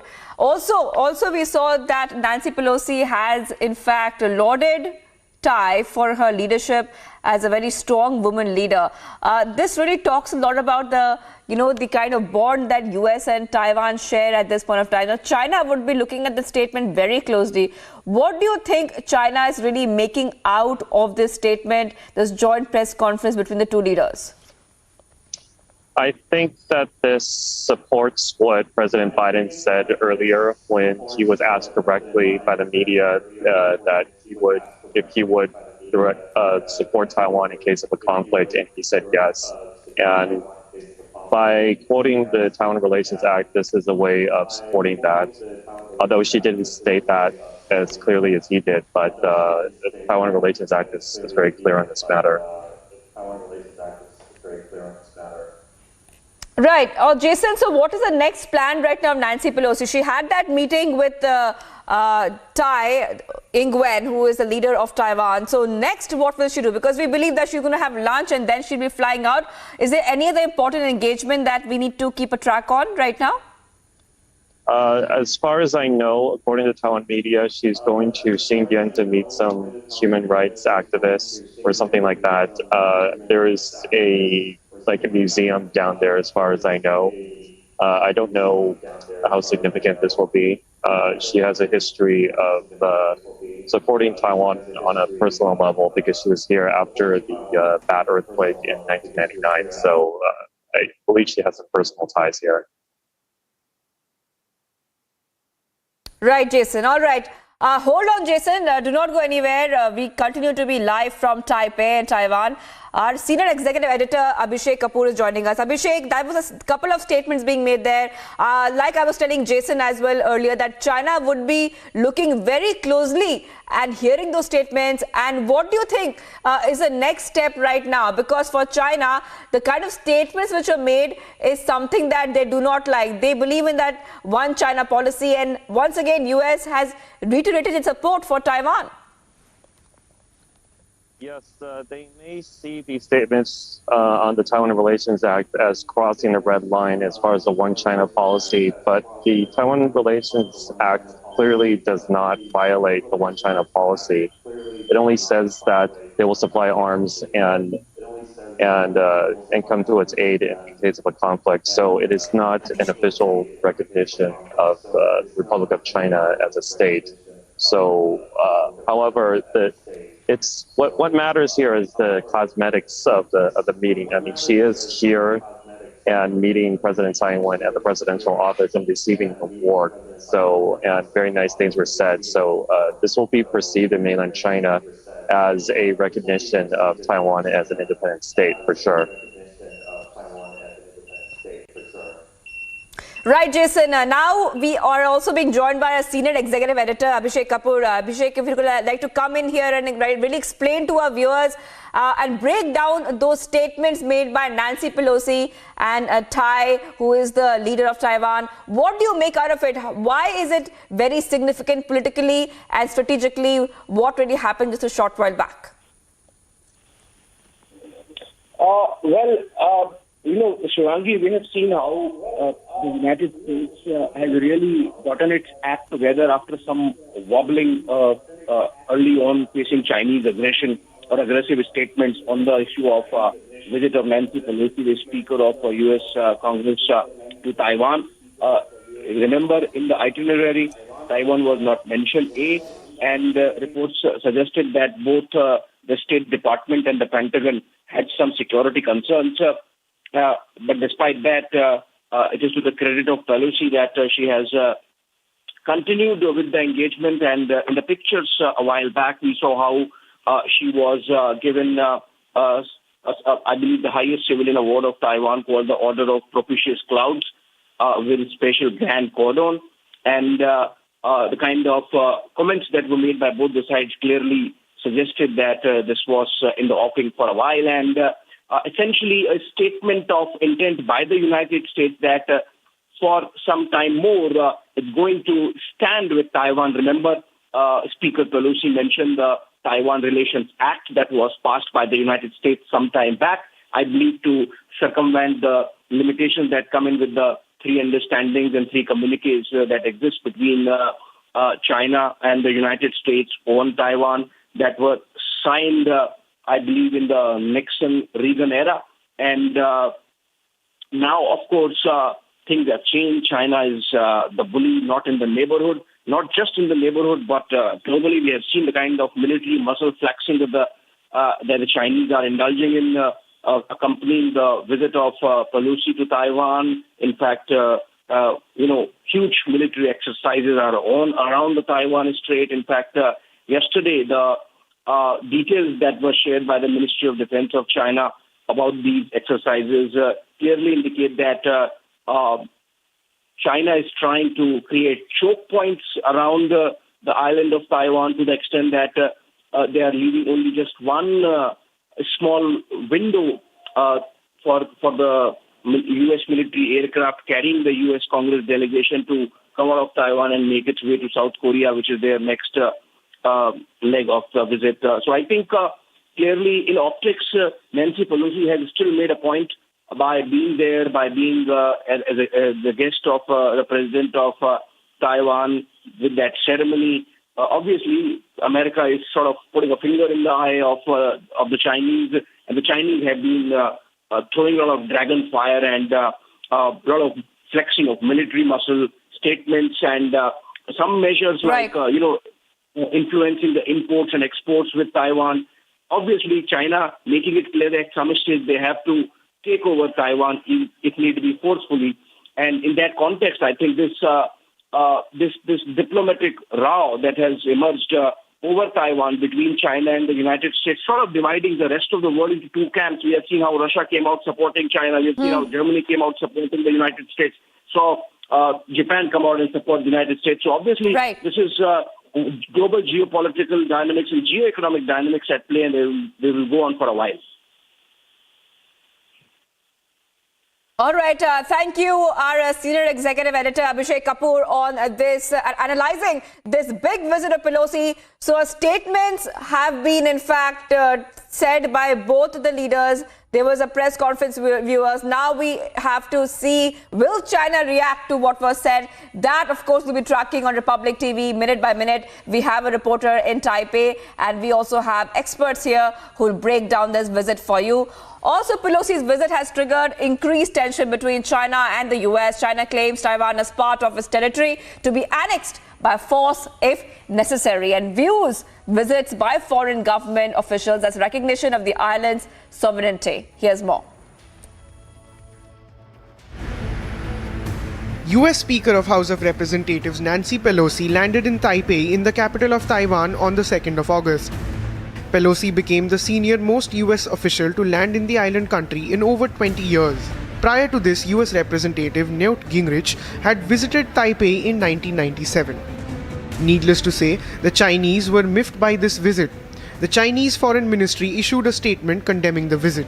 我们密切关注佩洛西的行程，如果美方一意孤行，中方必将采取坚决有力的措施，维护中方的主权安全利益。Even before Pelosi reached Taipei, the Chinese panicked as their ambassador to the UN, Zhang Jun, called Pelosi's visit dangerous and provocative. As Pelosi's visit neared, the Chinese media showed PLA tanks pulling military equipment along a beach in the Chinese province of Fujian, which lies across the Taiwan Strait. Pelosi's visit came after Joe Biden and Xi Jinping held a 2-hour-long phone call on the 28th of July in which Xi is reportedly said to have warned Biden about Pelosi's visit. Little short of what Chinese were posturing that maybe they would escort Nancy Pelosi's military aircraft as it lands in Taiwan, or that there might be an attempt to hurl a missile in that direction. Nothing of that sort happened, but still aggressive, belligerent posturing military-wise happening from the Chinese side, and it's likely to continue for a while till the time this entire issue of Nancy Pelosi's visit to Taiwan really subsides.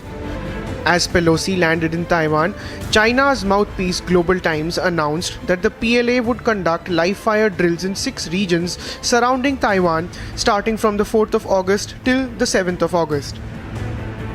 Meanwhile, Pelosi said the US opposed any unilateral efforts to change Taiwan's geopolitical status. With the Chinese scrambling to condemn Pelosi's visit and hurrying to conduct military drills all around Taiwan, is China in panic mode because the US has finally called its bluff? Bureau Report, Republic TV. Viewers, much more coming up on the other side. Nancy Pelosi still in Taiwan despite threats from Beijing of serious consequences.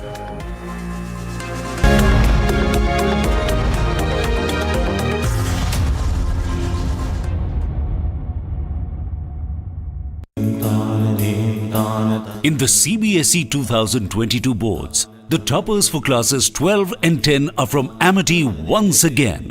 At Amity, we are privileged to educate brilliant students and express our gratitude to our teachers and school leaders who passionately work for the success of our children. So this is the place he was heading here. This is the heart of Kabul. This is the place where a lot of ministries are located here. You know, the north Shirpur, one of the places in Kabul, on the entrance of Al-Qaeda organization,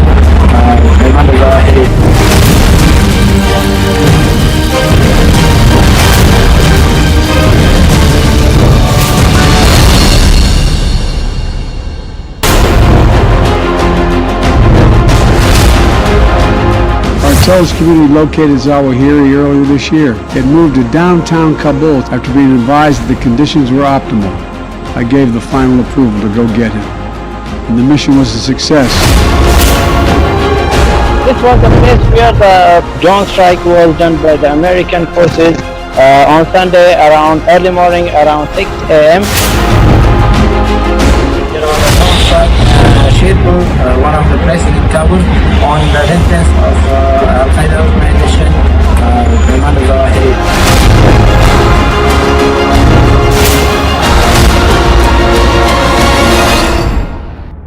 The protesters are trying to exert force on the barricades and trying to break it down.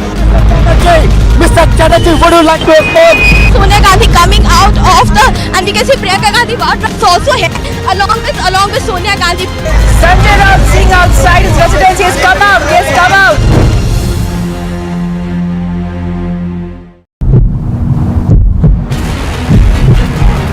I'm reporting from right outside the Herald House. Congress Karyakartas on the roads, but they were blocking the roads in the Latin Delhi. The live images could be clearly seen in the live images. Now they are going to be detained. The police are detaining and some of the people trying to get in there into the National Herald House. They have gone to the entry point and there they are protesting against the Modi government, against the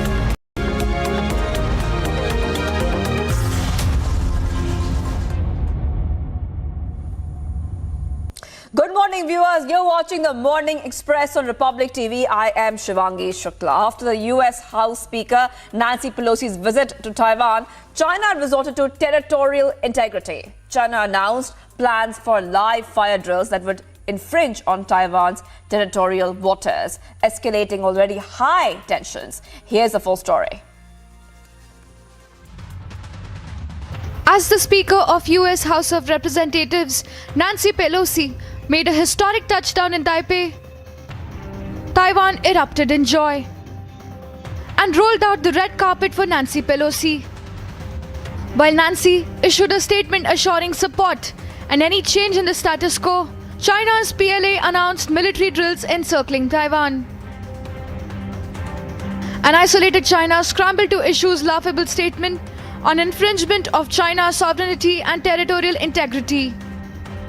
Ironically, this is the same China which was given a befitting reply when it tried to push through Galwan Valley. This is the same China which was accused by Nepal of encroaching into its territory. This is the same China which had rejected 2016 ICJ's ruling asking China to scale back military expansion in South China Sea, and earlier this year claimed historical stake over the international waters base. The same China which was accused of encroaching and building villages inside Bhutan. The same China whose Coast Guard ships navigated Japan's territorial waters and remained for more than 64 hours in June 2022. Claims of territorial integrity coming from China have evoked sympathy for none. Agency report, Republic TV. Viewers, we are tracking every minute of Nancy Pelosi's Taiwan visit despite threats from Beijing of serious consequences of Pelosi in Taiwan.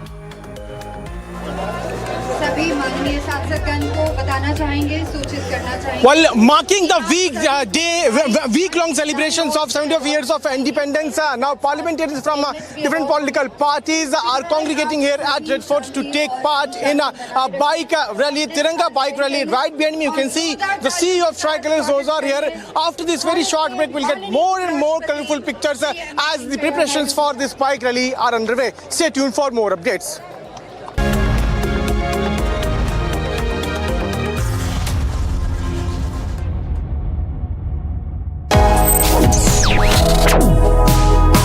Reading allows us to become familiar with ourselves. We don't read, we won't know what is knowledge. I just find it very interesting to know people's lives, how they went through certain situations, how they dealt with things. So wherever you want to go in life, if you read books along those lines, then that would really help you in growing. Reading could mean a million different things to every individual. What does it mean to you? Visit readindia.info to find out more. Protesters are trying to exert force on the barricades and trying to break it down. Mr. Chatterjee, would you like to report? Sonia Gandhi coming out of the, and we can see Priyanka Gandhi also here, along with Sonia Gandhi. Sanjay Raut Singh outside his residence. He has come out. He has come out.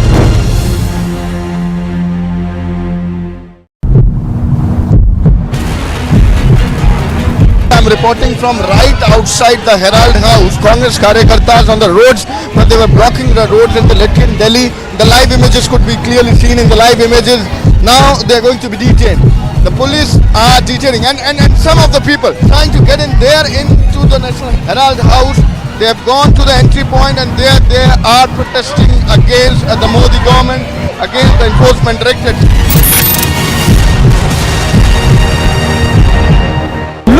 At the mountain of cash.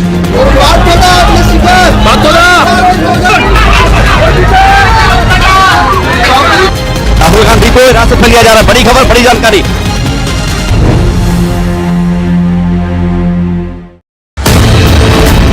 मैं भी ये चाहता हूँ, हमेशा दिल में सोता हूँ शाम को, मेरे को दर्द होता है कलेजे के अंदर कि चाइना आए तो आज भी मैं खाने के लिए तैयार हूँ। युद्ध भूमि में दुश्मन से जब हम लड़ा करते थे तूफानों को मोड़ दिया करते थे, अभी जितना बॉर्डर पर मारते हैं उतना तो हम रोड पे छोड़ दिया करते थे।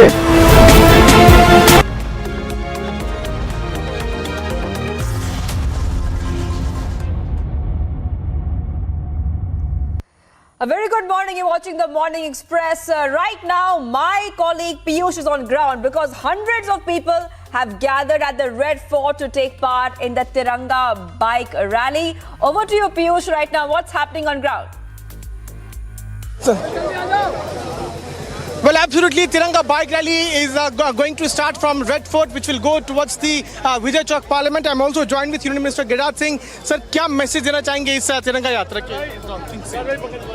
मैसेज, ये पूरा देश इस अमृत महोत्सव काल में अपने पूर्वजों को याद करके, जिन्होंने त्याग, तपस्या और बलिदान के बल पे आज भारत को आज़ाद किया, अंग्रेजों को भगाया और दुर्भाग्य से देश को टुकड़े टुकड़े करने वाले लोग आज भी इस तिरंगे को अपमानित करने का काम कर रहे हैं। और आज मोदी जी पूरे देश में एक उत्सव का वातावरण, आज गांव में, शहर में, जब हम हर घर झंडा लेकर के उत्सव मनाएंगे तो लोगों के मन में राष्ट्र के प्रति एक नई भावना की जागृति होगी, जो हम बचपन से मनाते आए। एक सवाल ये कि संस्कृति मंत्रालय का ये प्रोग्राम है और ये कहा गया था कि सभी पार्टी के लोग यहाँ पहुंचे। मैं देख नहीं रहा हूँ, सिर्फ बीजेपी और एनडीए के घटक दल जो हैं वो यहाँ पे पहुंचे हुए हैं। क्या कहेंगे आप उन पार्टी? ये दुर्भाग्य है, दुर्भाग्य है कि Modi ji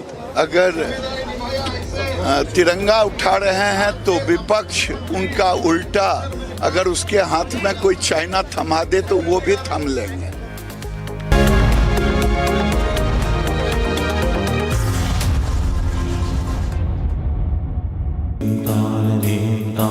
In the CBSE 2022 boards, the toppers for classes 12 and 10 are from Amity once again.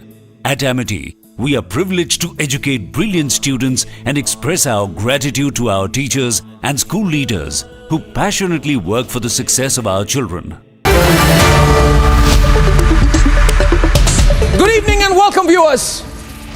Now, you all know that I'm no fan of American foreign policy, but I'm so glad that the Americans are calling China's bluff this minute.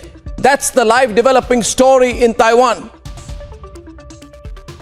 I know that America is doing all of this to distract from their internal problems.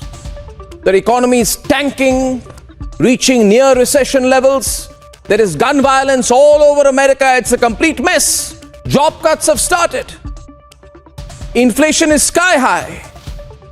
And I know and you know that the weak Biden has sent Nancy Pelosi to Taiwan to distract the angry and frustrated American people. Ladies and gentlemen, Biden is in such trouble at home that he needs to start a war, or seem to be starting a war, to increase his pathetic approval ratings back home. So all in all, Biden and Pelosi are being opportunistic politicians, and that's what all this drama of landing in Taiwan is all about. Now, having said that, I'm really happy, delighted in fact, that China's bluff is being called. China is a country that tries to rule and run by fear. But what does it have? It has nothing. It has an army that gets a bloody nose and is defeated when they try and infringe on our sovereignty like we gave them in Ladakh. China as a country, ladies and gentlemen, is nothing. It's just big talk. It has no real army. Its army has never really been a fighting army. It is an army which has no combat history, no combat reputation, no combat experience. They are good at provoking Putin to be their proxy in war, but they will be destroyed. Mark my words, the Chinese will be destroyed if they try to fight a war on their own today. They have no friends globally. They are a friendless country. And the Sun Tzu philosophy of trying to win a war without fighting, these Chinese should throw that Sun Tzu philosophy into their dustbin because it no longer works. The world has seen through China. Jinping is a paper tiger. He's hated across China. He has destroyed large parts of his country's last remaining entrepreneurial economy. He cannot go to war. In fact, he cannot even handle each fresh COVID outbreak. They jail people every time that COVID breaks out in China. You know the mess that was going on in Shanghai, embarrassingly, a few weeks back.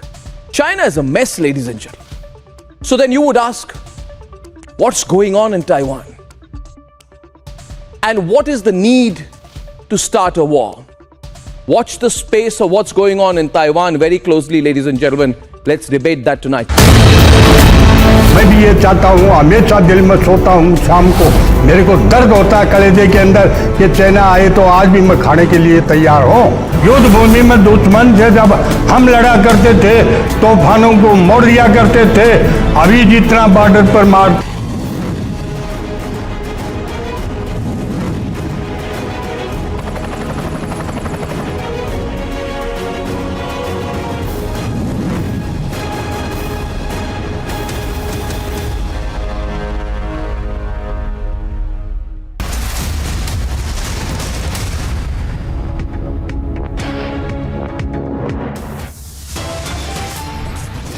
China in a flux. Pelosi is in Taiwan despite threats of serious consequences from Beijing.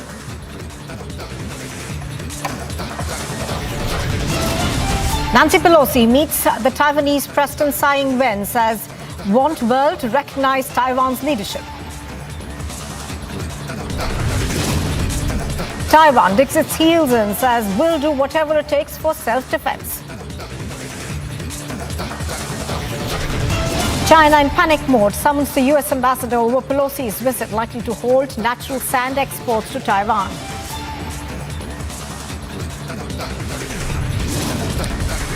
As the world watches the unfolding mega face-off with bated breath, Russia backs China, calls Pelosi's visit a clear provocation.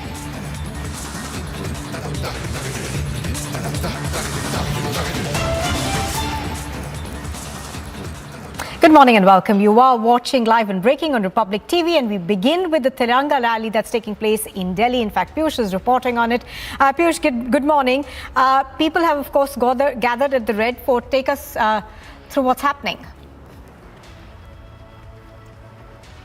Public will be watching us and looking at us. We must set examples to others. We must maintain discipline, decorum and dynamism. Keep that in mind. This is an initiative of the Ministry of Cultural Affairs. I would like to compliment Sri Kishan Reddy, Minister, for taking this initiative. This is to inculcate personal contact between the citizens of India and the national flag. That is the purpose of this yatra. The chosen location of Red Fort for this rally adds to great significance to the initiative. My dear sisters and brothers, the celebration of Azadi Ka Amrit Mahotsav over the past year, marking the India's glorious 75 years of freedom, culminates this Independence Day. That's why it's all the more important. Azadi Ka Amrit Mahotsav सचमुच में ये अगस्त 15 को समाप्त होगा. इसलिए this precious moments must remind us of countless sacrifice.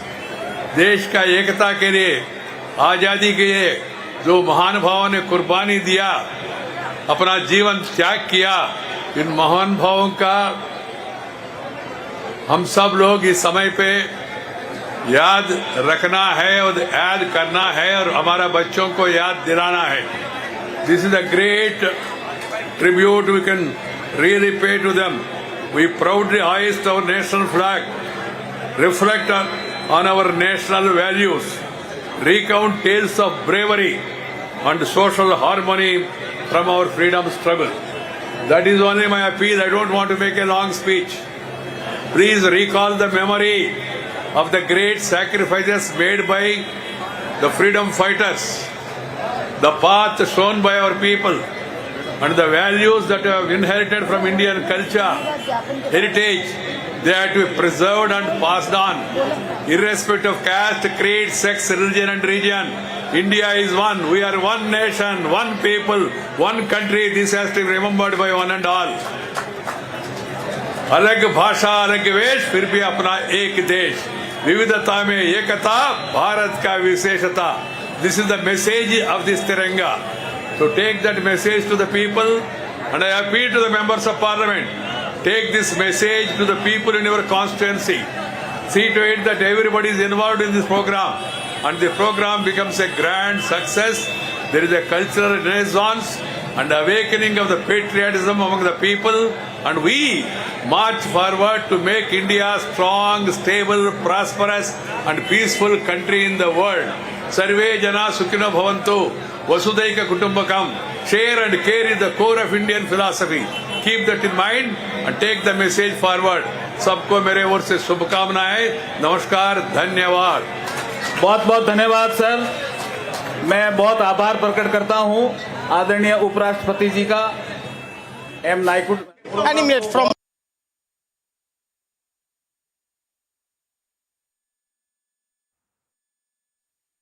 All right, so pictures on your screen are of the Tiranga bike rally that's taking place in the national capital, being flagged off, of course, by the Vice President Venkaiah Naidu over there. Do remember that this is a celebration that, of course, is part of the Union Ministry of Culture's various events that are taking place in the 76th year of our independence.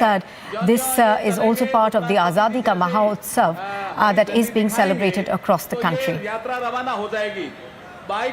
So these pictures on your screen are coming to you from the national capital. There are a host of events, of course, which have been lined up as part of the 75th year of India's independence. This particular one, of course, being flagged off earlier this morning, a short while ago, in fact, by the Vice President Venkaiah Naidu. Venkaiah Naidu also speaking about the rich cultural heritage of our country, also giving out a clear message of unity amongst diversity. So the Vice President over there flagging off this rally that is taking off from Vijay Chowk, I think. A host of events, of course, have been lined up as part of the Azadi Ka Amrit Mahotsav, also including the Har Ghar Tiranga initiative that has been launched by the union government. Now, pictures on your screen are of the Vice President who flags off this rally, as well as other senior leaders of including, I think, the Minister of Culture also there right now. So the Tiranga bike rally being flagged off from the national capital.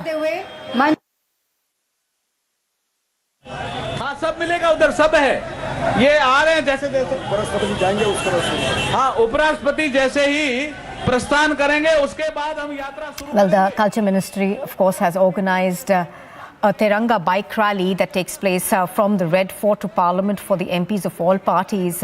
Now, the Parliamentary Affairs Minister Prahlad Joshi is also present, I think, in that rally.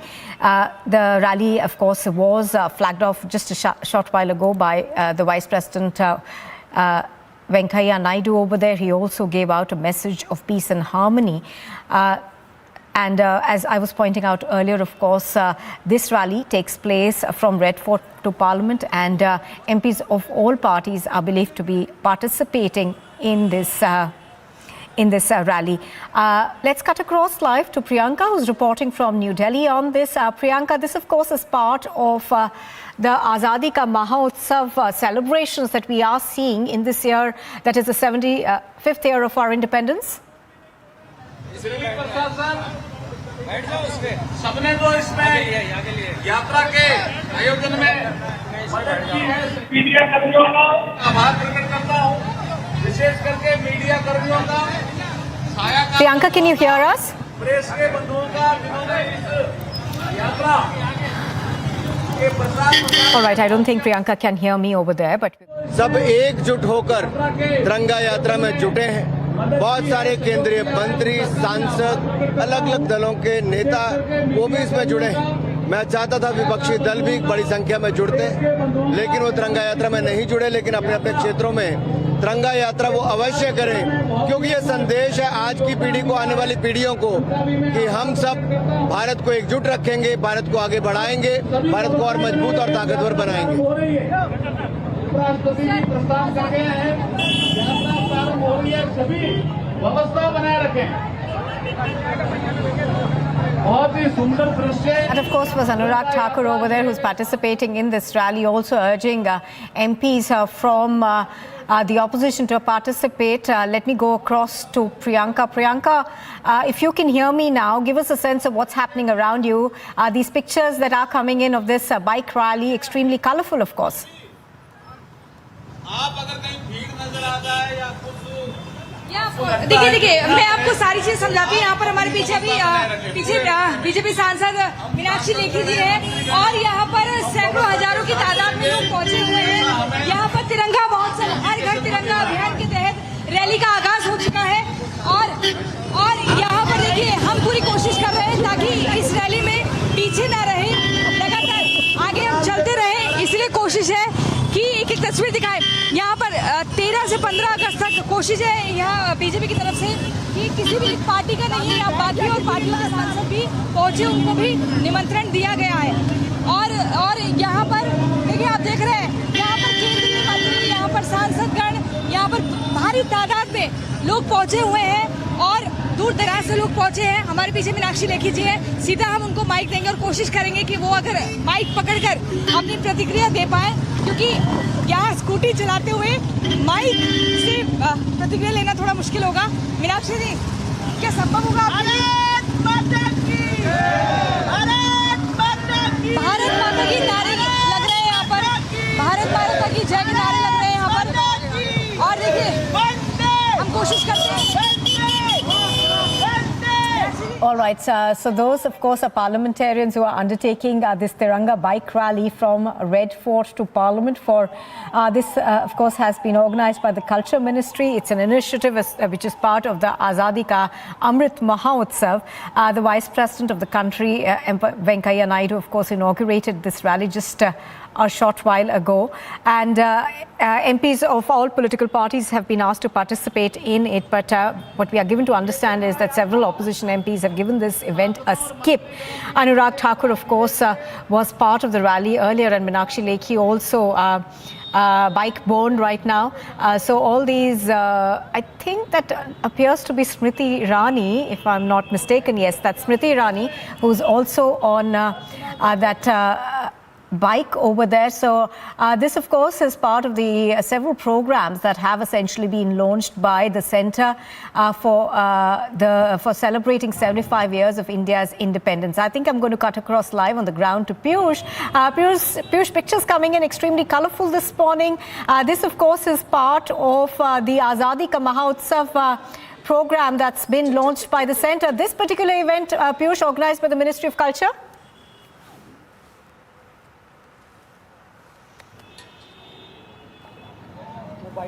All right, viewers can, of course, understand that this is an extremely colourful event. Also, a large number of those bikes are making their way, so we are having connectivity issues.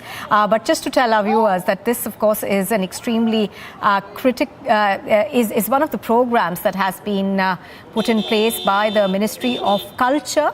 MPs are riding from Red Fort to Parliament. Piyush, if you can hear me, take us through what's happening around you. Colourful visuals coming in.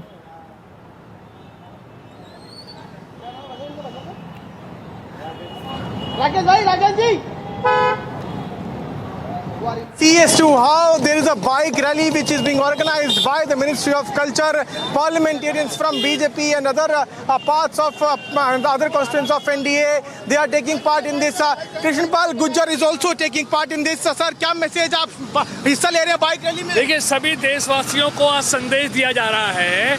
आज सांसद bike rally है जो विजय चौक तक जाएगी कि 13 से 15 अगस्त तक सभी देशवासी अपने अपने घरों पर तिरंगा फहराएं। और आज तिरंगा पूरी दुनिया में भारत के स्वाभिमान का प्रतीक है।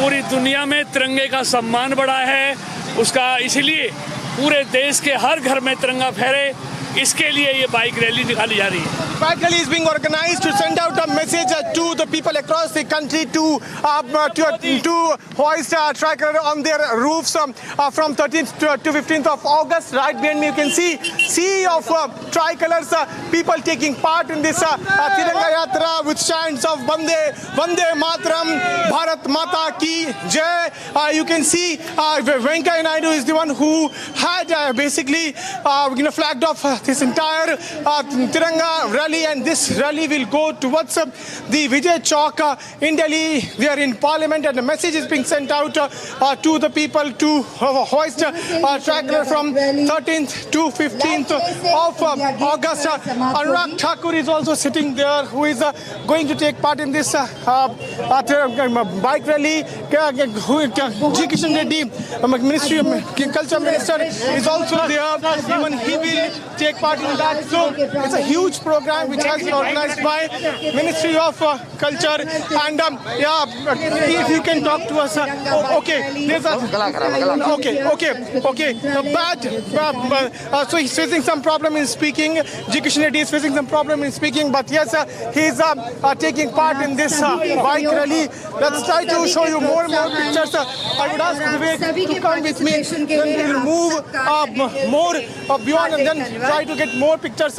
You can see how there's a massive gathering which has taken place here at Red Fort, where people from different parts of the Delhi have come here. Sir, क्या मैसेज देना चाहिए सर? मैसेज क्या देना चाहेंगे आप?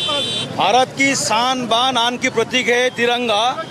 आज आज़ादी का अमृत महोत्सव के शुभ अवसर पर सभी सांसदों ने भारत माता के जयकारा लगाते हुए आज से अभी पूरा देश में जो हर घर तिरंगा का कार्यक्रम शुरू किया गया है।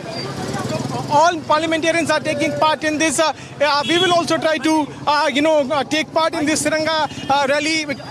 Is Tiranga rally? I would ask my video journalist, कोई है आपके साथ to sit with them, we will also try to take part in this Tiranga rally, and then we'll try to show you more pictures. चलिए भैया, चलिए। आप आगे ले लीजिए। आप आगे ले लीजिए। हाँ, चलिए। प्रचार करने आज निकले हैं हमारे सभी माननीय मंत्रीगण, माननीय सांसद। चलिए दादा, वो भाई को कैमरा वो आगे चलिए, आगे। हाँ, मैं पकड़ लेता हूँ। हाँ,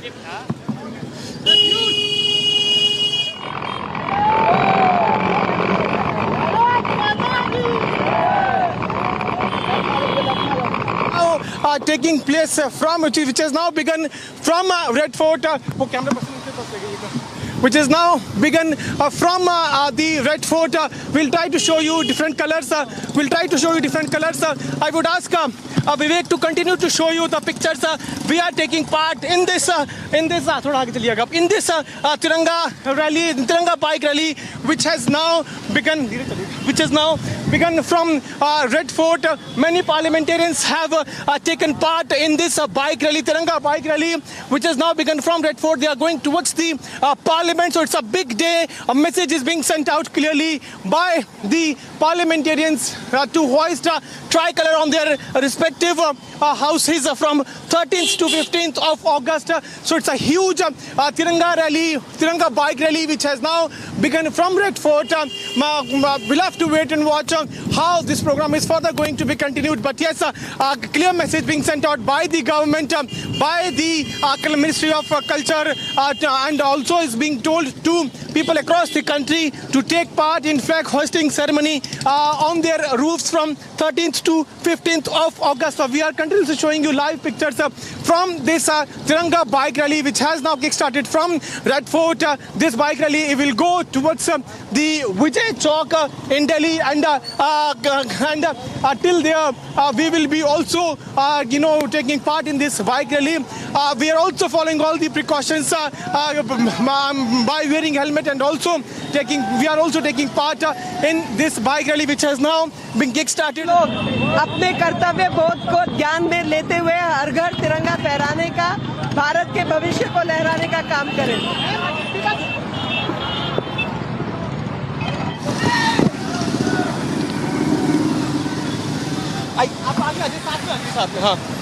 So we are. Let me also try to get in a word from this person with whom I am sitting. आप क्या कहना चाहेंगे? आप भी तिरंगा यात्रा में हिस्सा लिया आपने?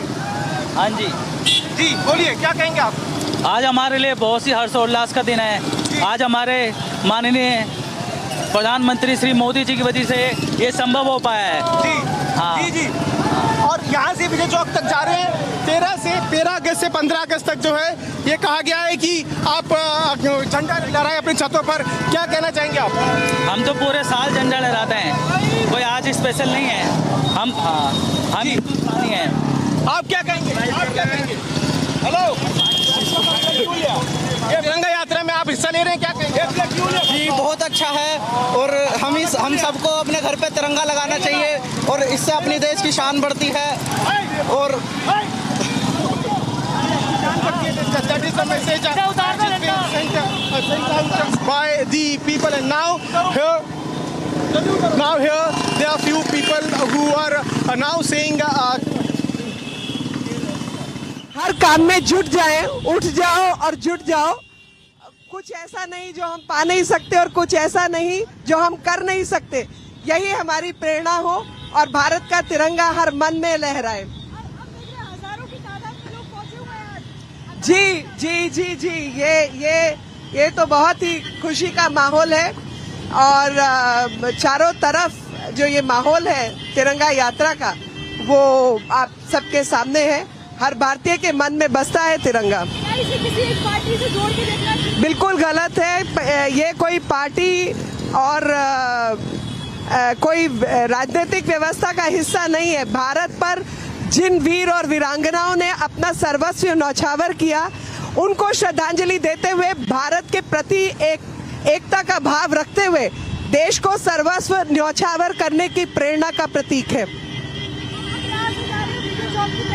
जी हाँ जी, हमारे कार्यक्रम लगातार दिल्ली में होने वाले हैं और पूरे देश भर में होने वाले हैं और हर घर तिरंगा का जो आयोजन है वो हर घर के ऊपर तिरंगा लहराएगा और वही हमारे लिए सबसे बड़ा संदेश है।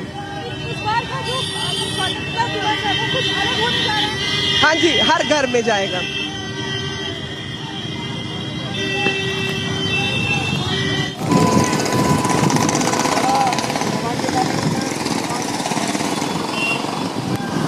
आ जाओ। Well, yes, we are showing you the live pictures of this Tiranga rally, Tiranga bike rally, which is now kick-started from Red Fort of Delhi towards the Vijay Chowk. We are showing you the live pictures of these people who have taken part in this Tiranga Yatra. A message is being sent out, clear message being sent out by the people from Delhi to hoist the tricolor from 13th of August till 15th of August. Remember that the people across the country are also celebrating Azadi Ka Amrit Mahotsav, 15 years of independence. Bharat Mata Ki Jai, Vande Mataram. These are the chants with which these people are taking part in this huge Tiranga rally. We also spoke to multiple parliamentarians where they sent out a clear message that they want to tell to the people across the country to take part in the weekday-long celebrations. Remember that BJP has planned out multiple events where not only in Delhi but across the country, the members of the workers of BJP will be going to different households and will request people to take part in similar Tiranga Yatras. Massive traffic arrangements have also been made. We are showing you how green light has been given for the people who are taking part in the Tiranga Yatra. So across the Delhi, beginning from Red Fort till Vijay Chowk, multiple arrangements have been made. Traffic has been stopped for the people who are part of this Tiranga Yatra. Now we have now reached here. We have now reached till at the ITO area of Delhi, and from here we will be moving towards the Vijay Chowk, and you can see right behind me people chanting slogans Bharat Mata Ki Jai, Vande Mataram. So euphoric environment here where people of Delhi and also parliamentarians have taken part in this Tiranga Yatra, which has begun from Red Fort going towards the Vijay Chowk till Parliament. This Tiranga Yatra is going and a clear message is being sent. And also you can see, if Vivek can zoom, a balloon, a tricolor balloon is also flying there in the sky right above us. So a message is being sent to get united, to take part in Azadi Ka Amrit Mahotsav, which will begin from the next week. And today is the first day where on this day, the government is sending out a message. आप भी तिरंगा यात्रा में हिस्सा ले रहे हैं, क्या मैसेज देना चाहेंगे आप? भारत अखंड हो, भारत मजबूत हो, भारत माता की। आप क्या कहना चाहेंगे? मैं कुछ no comment. So Bharat Akhand ho, Bharat Majboot ho. That is also a message being sent out by the people who have taken part in this Tiranga bike rally. Any minute from now we will be reaching there to Vijay Chowk where this yatra will culminate. But yes, we saw how parliamentarians from different political parties took part in this Tiranga bike rally and thousands of people from Delhi also took part in this. So it's a massive day, huge day where people are now observing, taking part in this Tiranga Yatra. Tiranga Yatra, we are continuously showing you the pictures coming in from Delhi's Mandi House area, and now from here we are moving towards the Vijay Chowk. Now after this very short break we will get more and more pictures as the Tiranga Yatra is going on, which has kick-started from Red Fort and will culminate there at Vijay Chowk. Stay tuned for more and more updates and keep watching Republic TV.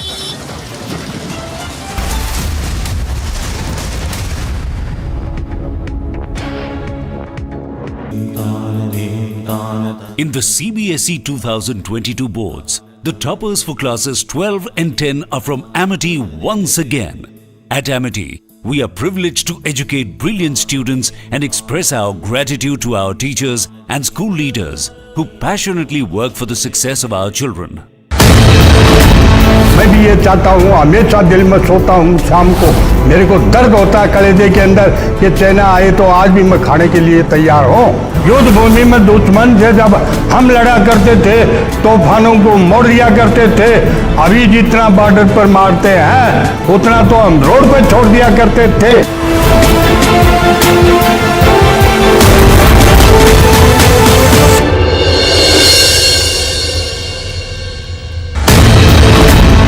The only thing which is still in his mind is Naam, Namak and Nishan. Naam of his battalion. Yes. Namak, of course, he is eating off the banner, and the Nishan of the banner he is carrying.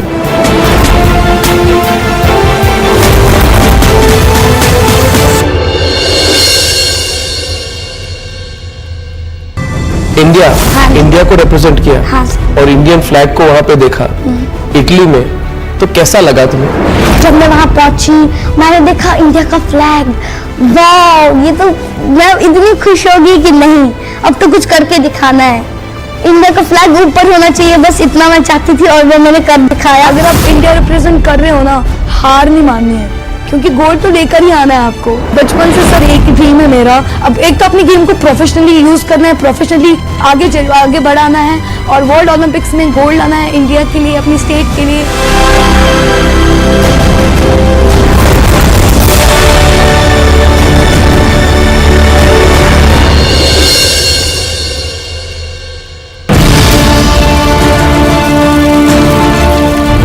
So this is the place he was heading here. This is the heart of Kabul. This is the place where a lot of ministries are located here. You know, the town Sherpur, one of the places in Kabul, on the entrance of Al-Qaeda organization,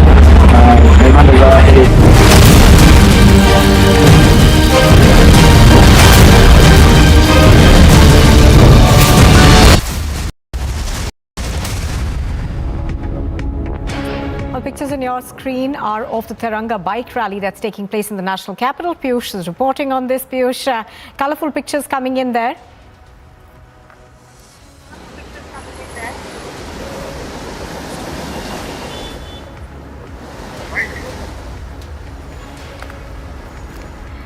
I don't think we've got Piyush. We're showing you the pictures coming in from Delhi where the Tiranga Yatra is now underway. I would ask Vivek to show you the live pictures. We are also taking part in this Tiranga Yatra. Remember that this will culminate there at Vijay Chowk, and there was a meeting took place of the NDA constituents where it was also decided that all the parliamentarians of BJP will take part in such yatras and programs in coming week, and also they will take part in all the events marking the 75 years of independence. After this very short break, we will be getting more and more details as Tiranga Yatra is all set to culminate there at Vijay Chowk of Delhi, and thousands of people have taken part in this huge Tiranga Yatra. And after this very short break, we'll get more and more details. Stay tuned for more updates.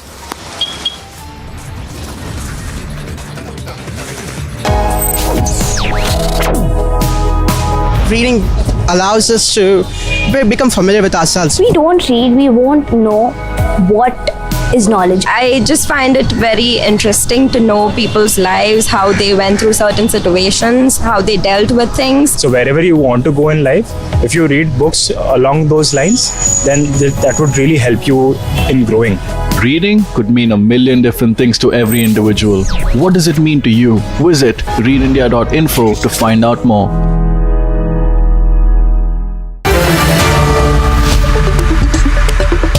Good evening and welcome, viewers. Now, you all know that I'm no fan of American foreign policy, but I'm so glad that the Americans are calling China's bluff this minute. That's the live developing story in Taiwan. I know that America is doing all of this to distract from their internal problems. Their economy is tanking, reaching near recession levels. There is gun violence all over America. It's a complete mess. Job cuts have started. Inflation is sky high. And I know and you know that the weak Biden has sent Nancy Pelosi to Taiwan to distract the angry and frustrated. This full road has been blocked by the Congress workers, the high voltage drama. Nancy Pelosi lands in Taiwan.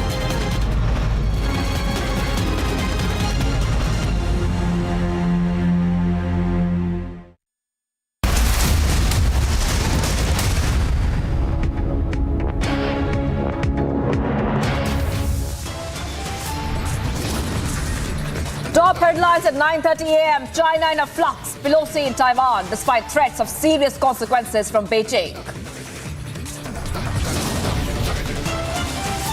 Pelosi meets Taiwanese President Tsai Ing-wen, says wants world to recognize Taiwan's leadership.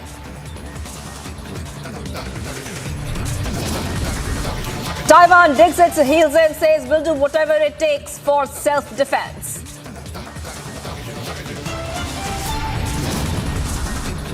China on war footing escalates mega military drills near Taiwan.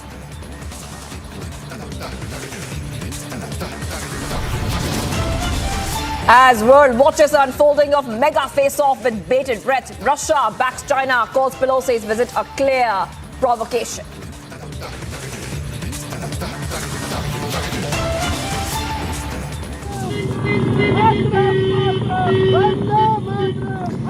A very good morning. You're watching Republic TV. We are giving you these live pictures from Tiranga bike rally in the national capital, where you can see that there is a mega rally. Hundreds line up for the mega Tiranga rally. This has been organized by the Culture Ministry, and the rally will take place and it's happening as we speak from the Red Fort to the Parliament for the MPs of all parties. And in fact, the Parliamentary Affairs Minister Prahlad Joshi has appealed all MPs to attend the event. All right, Piyush is right over there with us. Piyush, give us an update. We can see that the rally has kicked off. A lot of action happening there.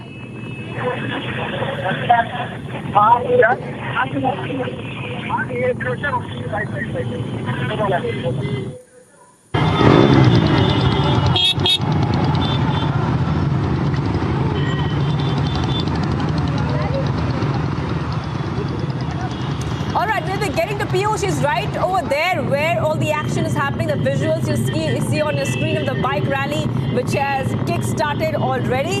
And remember that PM Modi has already urged everyone to hoist or display the national flag at their house between August 13th and 15th. And today, a Tiranga bike rally is happening in the national capital. We're getting you all the updates from ground. We had also seen Meenakshi Lekhi speaking to Republic on why it's important for everyone to participate in the Tiranga bike rally in the national capital. And this is the big story we are tracking at this point of time. Piyush Mishra is there on spot as well, and we'll be going to him very, very soon.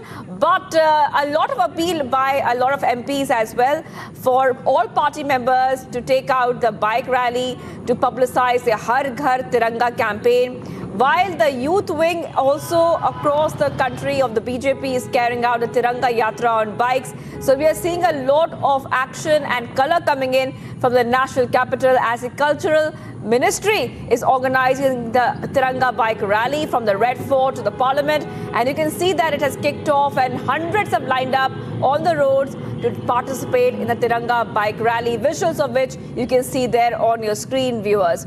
And this is, of course, a host of exercise, a part of the host of exercise for the party members during the week-long program to celebrate the 75th anniversary of India's independence. So this is one of the events which has been organized. A big message of unity coming across there from the Tiranga bike rally in the national capital. We're getting you exclusive visuals there of the Tiranga bike rally. You can, of course, see that many MPs are participating. ऐतिहासिक जी, मेरे को तो खुशी है कि आप मेरे साथ रहीं और आपने गाड़ी भी चलाई, जो अगर मैं चलाती तो मैं बात नहीं कर सकती थी आपसे, मगर वो दोनों काम सॉल्व हुए जब आपने गाड़ी भी चलाई और साथ में माइक पर भी बने रहे। तो थैंक यू वेरी मच, आपको आपका धन्यवाद। लेकिन ये जो ऐतिहासिक दिन होने वाला है, ये बड़ा संदेश होगा बाकी और देशों के लिए भी। लगातार निरंतर भारत की मजबूत होती जा रही है। ये संदेश भारत के एक होने का और भारत के हर भारतीय के मन में तिरंगा और अपने वीर वीरांगनाओं के प्रति जो श्रद्धा है, ये भारत की एकता और अखंडता का प्रतीक है और यही भारत के आन बान शान का प्रतीक है, क्योंकि इतना सब इस देश को आज़ाद करने में लगा, इतने लोगों ने अपनी कुर्बानी दी, बलिदान दिया, उन सबके प्रति श्रद्धांजलि का अवसर है और यही हम सब भारतीयों की प्रेरणा है कि आने वाले भारत का जो संदेश है वो क्या हो। हमें ये जानकारी मिली है कि इस रैली में कोई भेदभाव नहीं, ये नहीं कि बीजेपी के लोग आएंगे, सबको बोला गया है। नहीं, इसमें सबको आने के लिए कहा गया और मैं पुनः आग्रह करती हूँ कि हर घर तिरंगा कार्यक्रम में अभी भी समय है, सब लोग अपने घर पर तिरंगा लगाएं और साथ में उसकी फोटो सोशल मीडिया पर डालें। कोई पार्टी और कोई व्यक्ति आपको घर में कहने के लिए नहीं आएगा। आजादी का अमृत महोत्सव है, 15 अगस्त आ रहा है, हर भारतीय अपने घर में तिरंगा लगाए। हम देख रहे हैं अलग अलग राज्यों में तिरंगे बन रहे हैं, तो क्या जो गैर बीजेपी शासित राज्य है वहाँ पर भी ये सब जगह ये तो पोस्ट ऑफिस के माध्यम से खरीदारी जो है तैयार है और हर भारतीय को इसमें शामिल होना चाहिए और तिरंगा अपने घर पर खरीद कर लगाना चाहिए। अब कोई ऐसा संगीत, कोई ऐसा वाक्य आपको याद आ रहा हो जो आज के दृश्य को बताता हो और पूरी तरह से दर्शाता हो? मैं तो यहाँ आती हूँ ना इस पर विस्टा पर, तो मुझे कुछ चीजें याद आती हैं जो मन को दुख देने वाली भी हैं। मुझे याद आता है वो समय जब मैं यहाँ कारगिल के बाद, क्योंकि होशो हवास में तो कारगिल एक ऐसा युद्ध था जो हम सब ने आंखों के पास से देखा, तो उस समय पर जब भी मैं यहाँ आती थी अपने कुछ लोगों के साथ एक रीत चढ़ाने के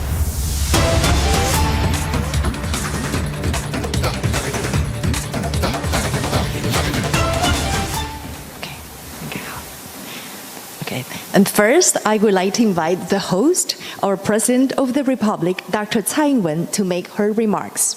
Yes, I'd like to take this opportunity to reiterate the Taiwanese people's warm welcome to Speaker Pelosi and the delegation.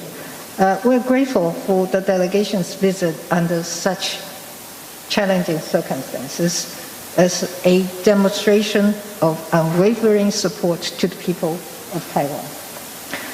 The Speaker's presence here in Taiwan serves to boost public confidence in the strength of our democracy as a foundation to our partnership with the United States. I told Speaker Pelosi that we are committed to maintaining the status quo across the strait. Taiwanese people are pragmatic. We have welcomed many congressional delegations to Taiwan over the years, and the normal practice of friends visiting each other is inherent in our culture of hospitality.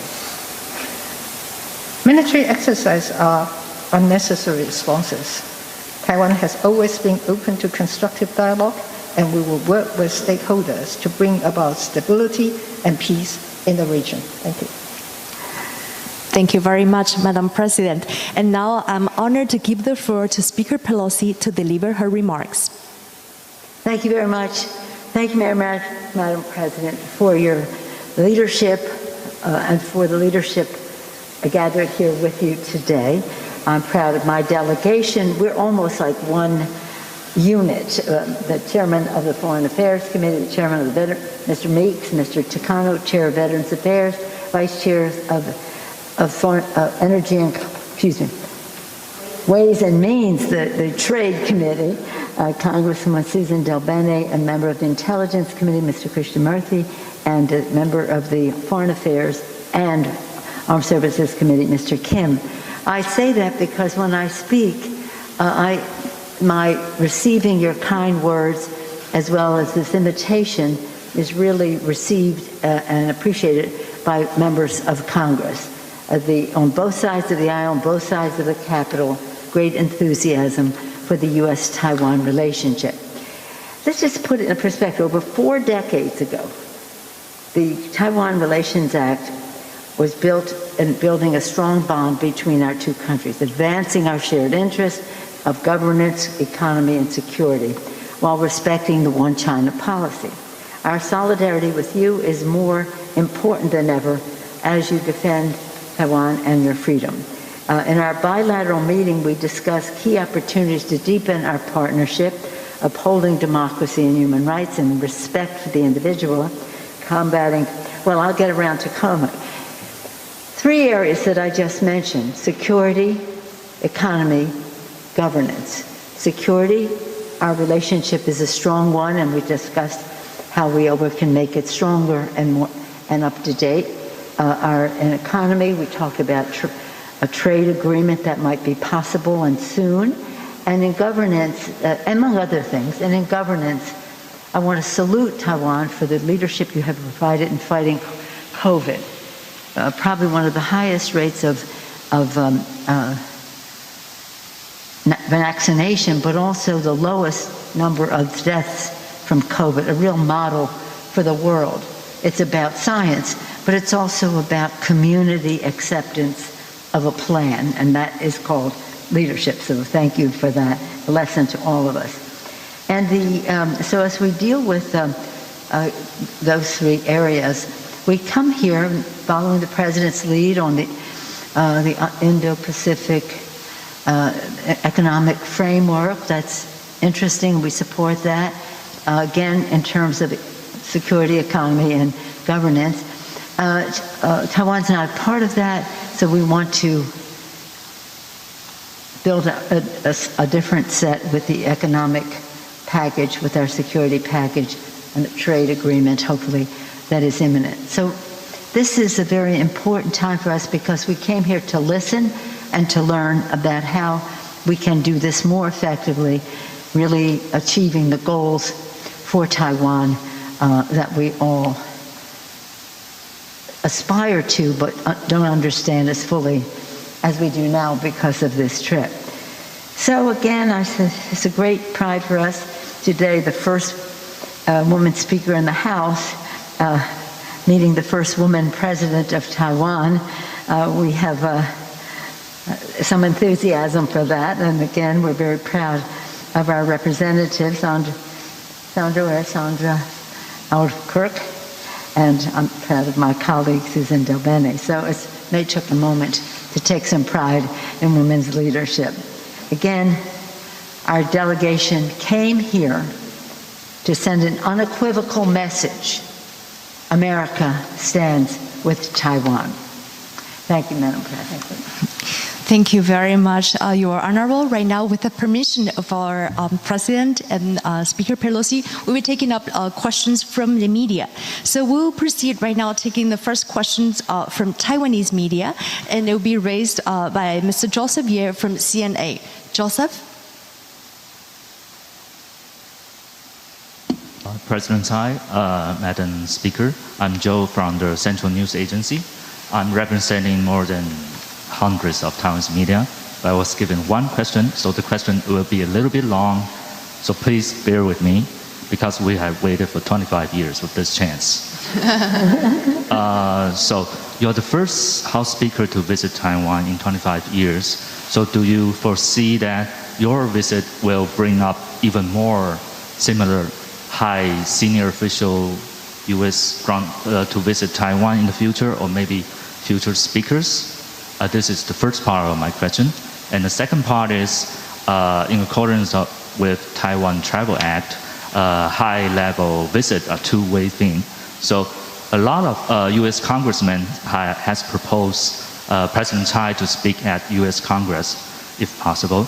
Do you see that it could realize anytime soon in the near future, especially under your leadership in the House? And the final question is, I'm sorry, 25 years again, sorry.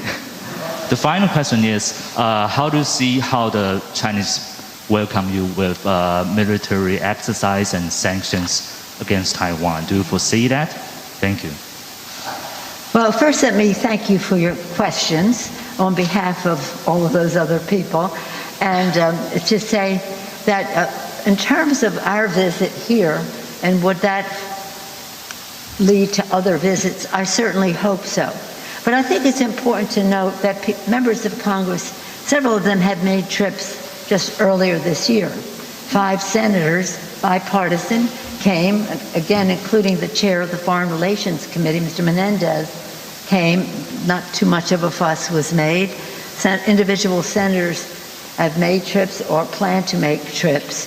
And I just hope that it's really clear that while China has stood in the way of Taiwan participating and going to certain meetings, that they understand that they will not stand in the way of people coming to Taiwan. It's a show of friendship, of support, but also a source of learning about how we can work together better in collaboration. So, I think that they made a big fuss because I'm Speaker, I guess. I don't know if that was a reason or an excuse, because they didn't say anything when the men came. What the second part was,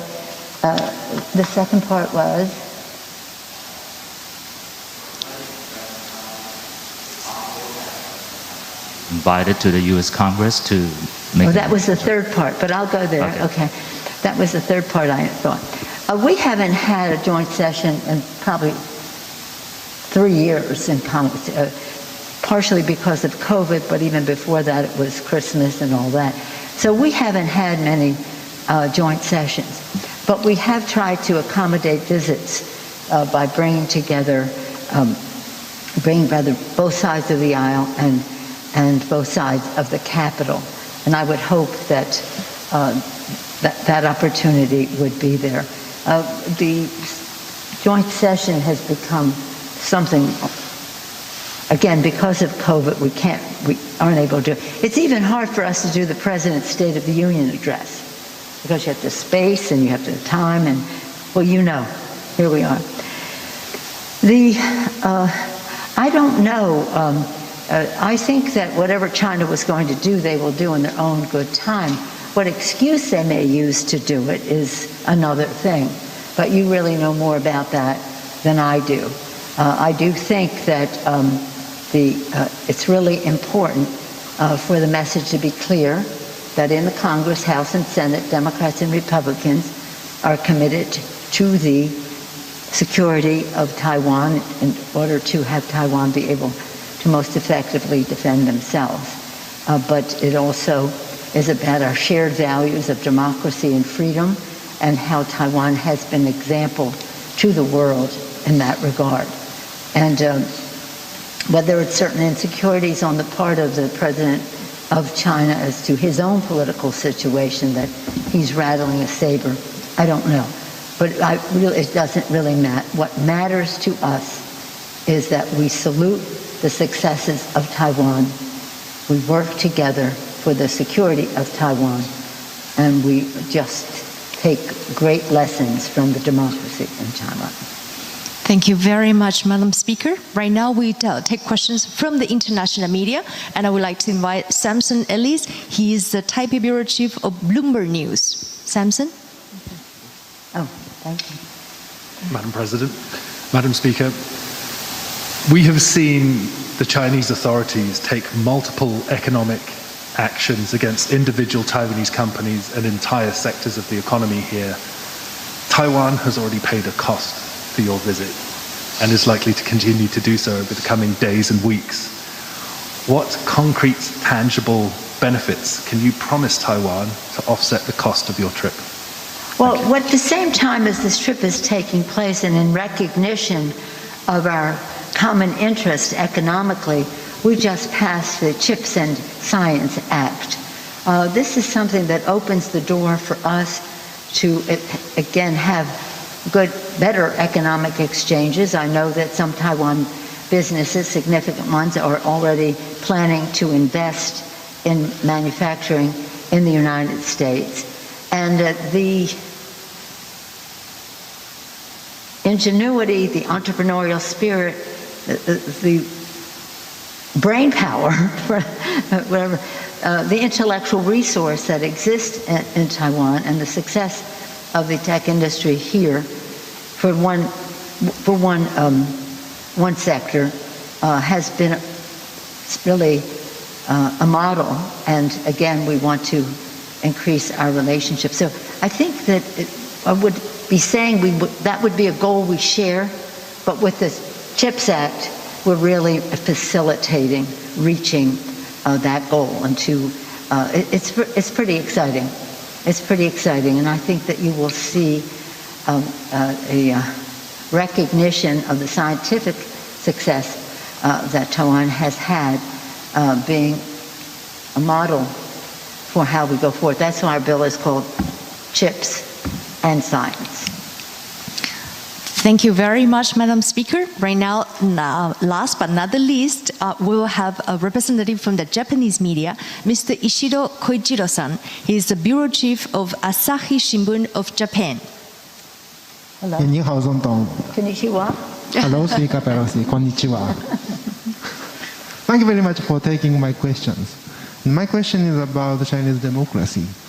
Now we are witnessing the Chinese authorities increasing various pressures, not only to Taiwanese people and Hong Kongese, but to their own citizens, I mean the Chinese people.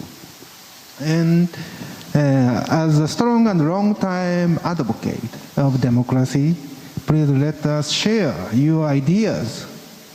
How the democratic countries, including South Korea, Japan, where you are heading to, can deter China from invading Taiwan militarily, and how we can guide China toward a democratic political system. Thank you. Well, two things. In the context, your question comes in the context of right now a struggle between autocracy and democracy in the world. We cannot back away from that. And so as China goes and uses its soft power, money and whatever, into many countries in order to get their support at the UN and other bodies, we have to recognize if that has some effectiveness, because it's a lot of money and it's promises that may or may not ever be kept. So when we talk about Taiwan in that context, we have to talk from strength. We have to talk from strength. We have to talk from what Taiwan has been so good about is being technologically advanced, whether it's in business or security. And we have to show the world, and that's one of the purposes of our trip, to show the world the success of the people of Taiwan, their courage to change their own country to become more democratic, their respect for people and the rest, and quite frankly, a model in this region in that respect, in those respects. So strength,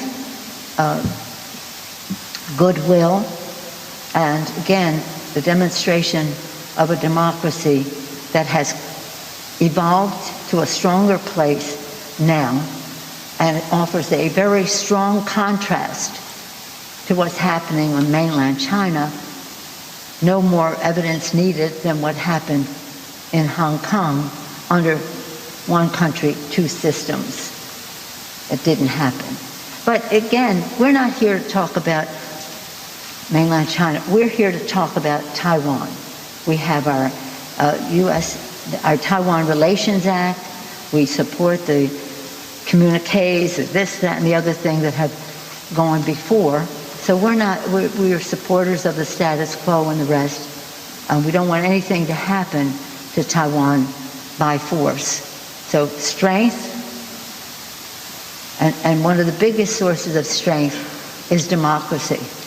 I said at a meeting earlier with the parliamentarians, in our earliest days of our founding of our country, Benjamin Franklin, our presidency, said, freedom and democracy. Freedom and democracy on one thing, security here.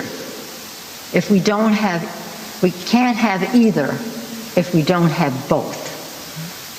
So, security, economics, security, economy, and again, and governance, they're all related, and we want Taiwan to always have freedom with security, and we're not backing away from that.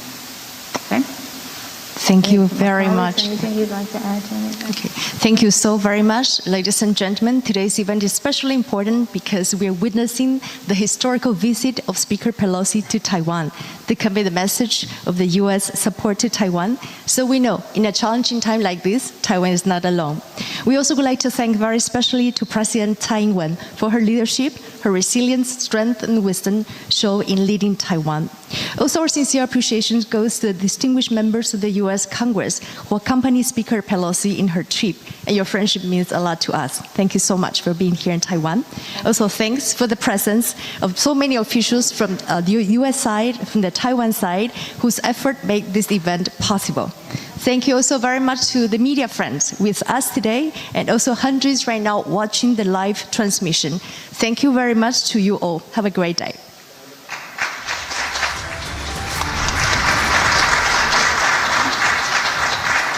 All right, viewers, we just saw that Pelosi-Tsai briefing where once again Nancy Pelosi says that America stands with Taiwan. That's our top story. We'll be coming back after a short break. Stay tuned.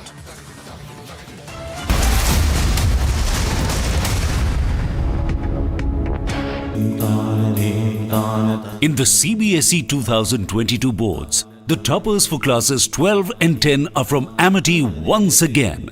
At Amity, we are privileged to educate brilliant students and express our gratitude to our teachers and school leaders who passionately work for the success of our children. The protesters are trying to exert force on the barricades and trying to break it down. Mr. Chatterjee, would you like to oppose Sonia Gandhi coming out of the, and we can see Priyanka Gandhi is also here along with Sonia Gandhi. Sanjay Ram Singh outside his residence. He has come out. He has come out.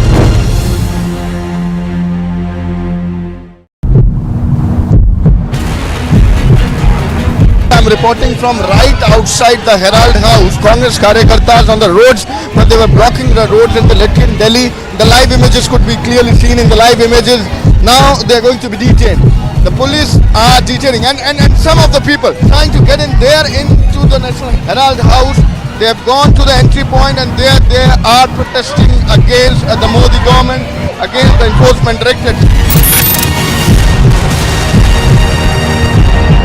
Look at the mountain of cash.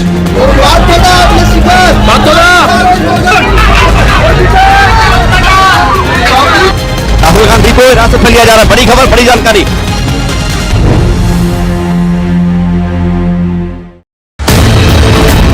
मैं भी ये चाहता हूँ, हमेशा दिल में सोता हूँ शाम को, मेरे को दर्द होता है कलेजे के अंदर कि चाइना आए तो आज भी मैं खाने के लिए तैयार हूँ। युद्ध भूमि में दुश्मन से जब हम लड़ा करते थे, तूफानों को मोड़ दिया करते थे। अभी जितना बॉर्डर पर मारते हैं उतना तो हम रोड पे छोड़ दिया करते थे।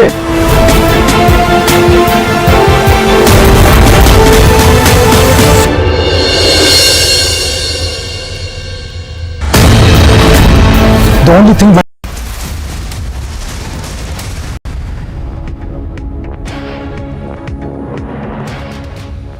Viewers, you're watching live and breaking on Republic TV. Just a short while back, Nancy Pelosi and President Tai of Taiwan had a press briefing where many important points were discussed. Nancy Pelosi once again said America's stand with Taiwan, making it very clear of America's stance when it comes to Taiwan.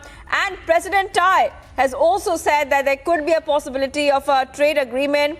That is also one of the important pointers which came out of that meeting which took place between Pelosi and President Tai. At the same time, China remains on a war footing and Taiwan military has raised the alertness level as of now.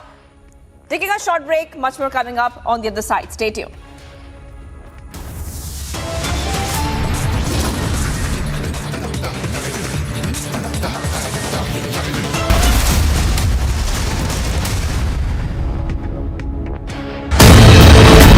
मैं भी ये चाहता हूँ, हमेशा दिल में सोता हूँ शाम को, मेरे को दर्द होता है कलेजे के अंदर कि चाइना आए तो आज भी मैं खाने के लिए तैयार हूँ। युद्ध भूमि में दुश्मन से जब हम लड़ा करते थे तूफानों को मोड़ दिया करते थे, अभी जितना बॉर्डर पर मारते हैं उतना तो हम रोड पर छोड़ दिया करते थे।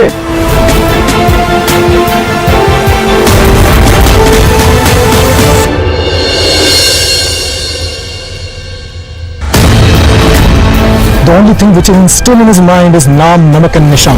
Naam of his battalion. Yes. Namak, of course, he is eating off the banner and the Nishan of the banner he is carrying.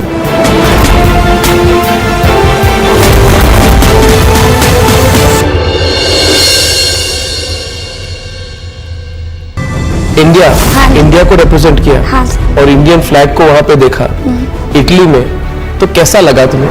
जब मैं वहाँ पहुंची मैंने देखा इंडिया का फ्लैग, वाह, ये तो मैं इतनी खुश हो गई कि नहीं, अब तो कुछ करके दिखाना है।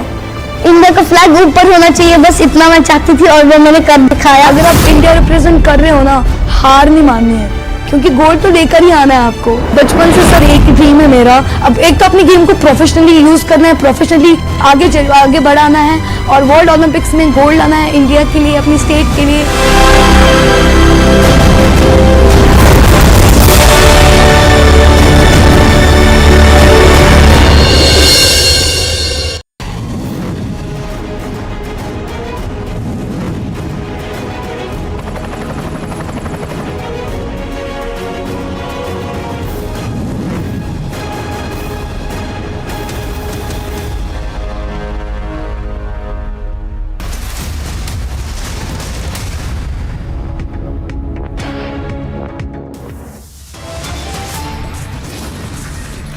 Well, China is in a flux. Nancy Pelosi is in Taiwan despite threats of serious consequences from Beijing.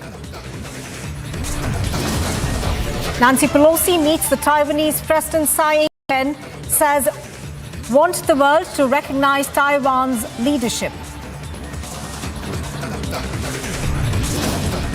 Taiwan digs its heels in, says we'll do whatever it takes for self-defense. China is on war footing, escalates mega military drills near Taiwan.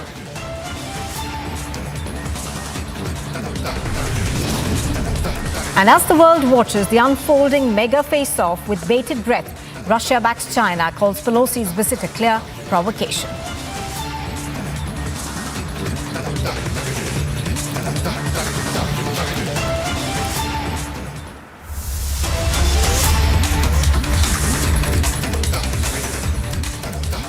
Good morning and thank you very much for staying with us on Republic TV. This is Live and Breaking. I'm Nupur Talwar Suri. Nancy Pelosi, the Speaker of the US House of Representatives, is in Taiwan despite serious warnings from China. Escorted by Taiwanese fighter jets, Pelosi's plane touched down in Taipei yesterday.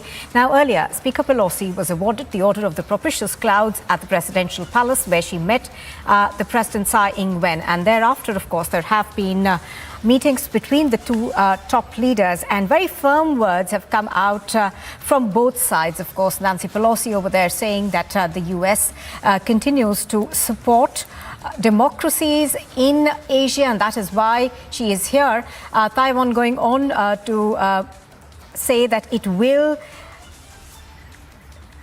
safeguard its integrity. So those words are something that have obviously rattled China. We have seen reactions come in from China since yesterday. Group Captain Augustine Vinod is joining us right now. Group Captain Vinod, good morning. Thank you very much for speaking to us on Republic TV. Group Captain Vinod, you know, we've since yesterday seen a lot of saber rattling coming in from China. Now, do you think that in terms of the warnings that they have given, it's going to take a serious turn, or, you know, it's just wag the dog right now? It's a great question, Nupur. And I'll take your indulgence for about a minute and a half to put this in perspective as to what is happening in the world and especially in this part of the country. See, Nancy Pelosi is the first high-profile visitor from United States polity to visit Taiwan in over 2.5 decades. Her visit comes at a time when the move to Europe, you know, the entire Europe is affected by some form or manner by the war that is happening between Russia and Ukraine. United States and some of the NATO countries are indirectly involved in Russia-Ukraine war, which we have been covering for over 3 months now. So United States has been asking repeatedly other countries in the world to support them, China inclusive, which is not happening. So, and let's talk about China a little bit. China suffers from something called a Middle Kingdom mindset. I've written about it. And has been pushing for its rightful place since the time Xi Jinping has come to power. Now, China has pushed in South China Sea, Senkaku Island, is very well known to the world. But what is not known to the world outside of China, India, conglomerate is involvement of China in the Indian affairs in the Aksai region. Not many in the world are aware about it. Now, let's look at the reason and timing of Nancy Pelosi's visit. Pelosi's visit comes at a time when China is trying to flex its muscle, emboldened by Russian invasion in Ukraine. In the old Chinese paradigm, in the South China Sea, especially, it kept busting. And even today, you've covered that. 21 aircraft busted the air defense identification zone of the Taiwan. So this visit, my question is, meddling in Chinese affairs by Taiwanese affairs by China, was it legitimate? Is question number one. But the question number two is, will this visit of Nancy Pelosi usher a new wave of enmity? And how will that affect India? That is my biggest question. Because Taiwan is not a separate nation, mind you. Yes. Not many of our viewers are aware. It is part of Republic of China. And she kept insisting, if you notice, I mean, I was carefully watching her speech. She kept telling about one China policy, yes. One China policy. We respect one China policy. But she talked about freedom and she talked about democracy. One China, China is not a democracy. China is, country of a party. How one China policy, democracy, and freedom come together is my biggest, question. And I'm a little confused how Nancy is putting all these three mixing ingredients together. So all this, the long and short of, if I were to put it, I think a new wave of enmity from China, USA, China, Taiwan could get ushered in. And this timing, I don't know, was it correct or not? Time will tell, Nupur. All right, Group Captain Vinod, of course, the first visit that she was supposed to undertake was in April, I think, and then Ms. Pelosi, of course, got COVID, yeah. And thereafter, of course, it got pushed. I'm going to bring in Jason Lee as well. He's reporting for Republic TV from Taipei. Jason, we've been talking about the fact that China, the one China policy that the US has endorsed, and so have many other countries in the world, but the Taiwanese are extremely fearful of what has happened in Hong Kong. And in that sense, give us the reaction that this visit of Nancy Pelosi is getting from the local population over there, because there is a great deal of fear among the Taiwanese right now that Taiwan could ultimately go the Hong Kong way. I don't think that the Taiwan public really were focusing on her words too much. Some political pundits will do that for them, but I don't think that the general Taiwanese public was paying that much attention to this meeting. I think they're mostly concerned about is if there will be any reaction from mainland China. That's their only real concern. All right, and what kind of reactions do people over there fear from mainland China? Jason Lee, if you could elaborate on that. Oh, they would fear military action. They don't want to hear the sirens turn on because those were on during the drill recently. So that's on the forefront of people's minds. But the opinions are split on whether or not something would actually happen. All right. Also, very quickly, Jason, is economic fallout also something that's worrying people over there?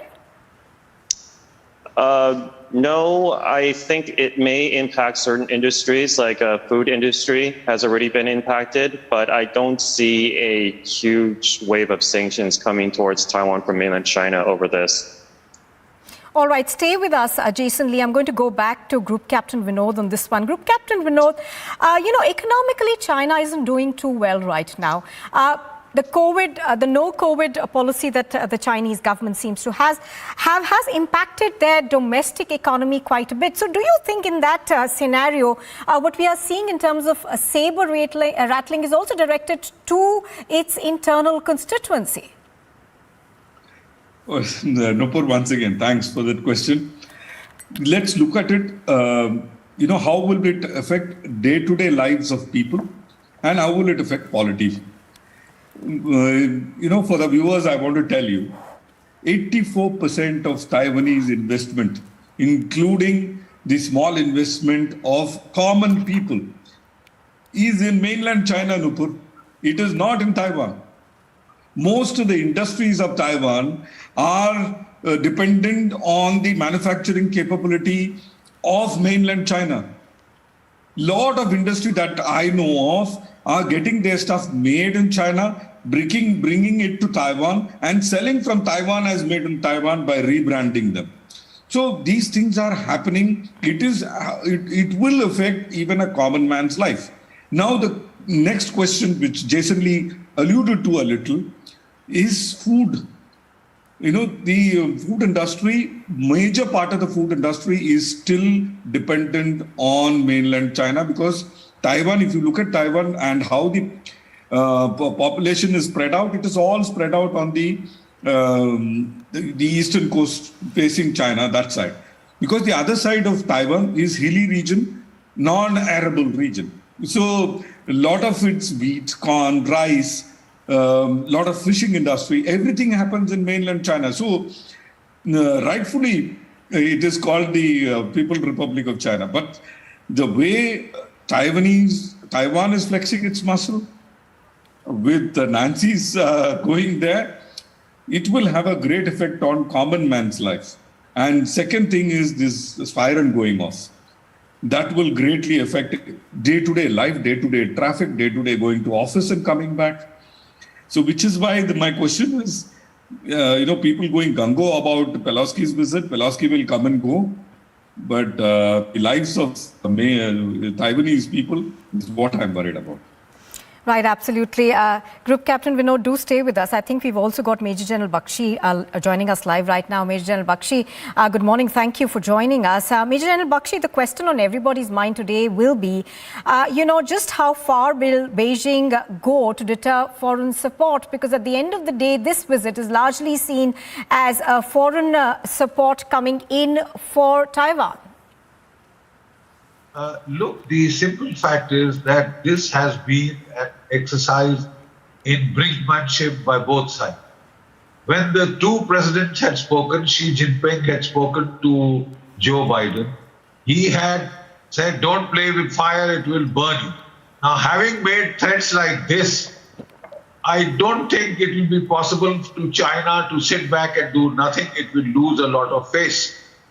The Americans were also now, their prestige demanded that the Pelosi visit should go on, and they have ensured that the Pelosi visit takes place, albeit with precautions. They were even worried, they took precautions against any Chinese attempt to try and shoot down Nancy Pelosi's aircraft. It came in via the east.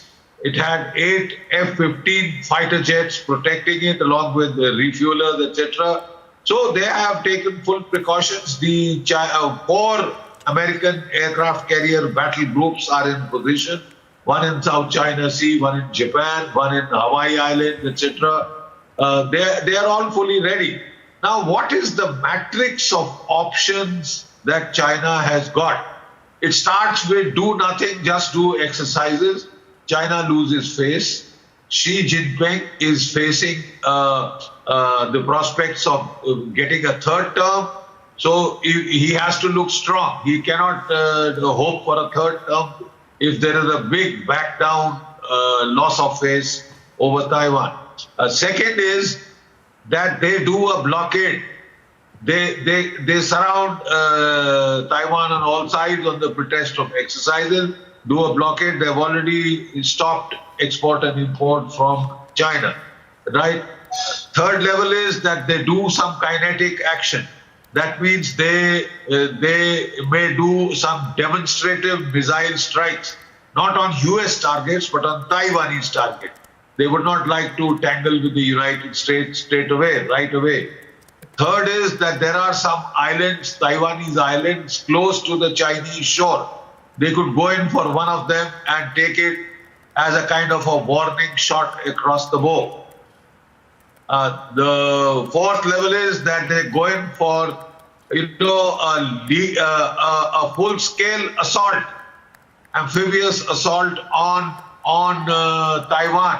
For that, they'll have to ensure that the American aircraft carrier battle groups don't intervene. That means they target the American aircraft battle groups with Dongfeng missiles and go out for all-out war.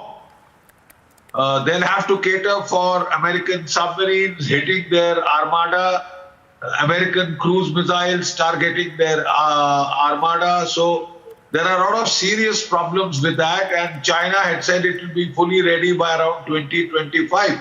So is China ready now to go in for a full-scale war? The most major worry is that I don't think China is ready for that.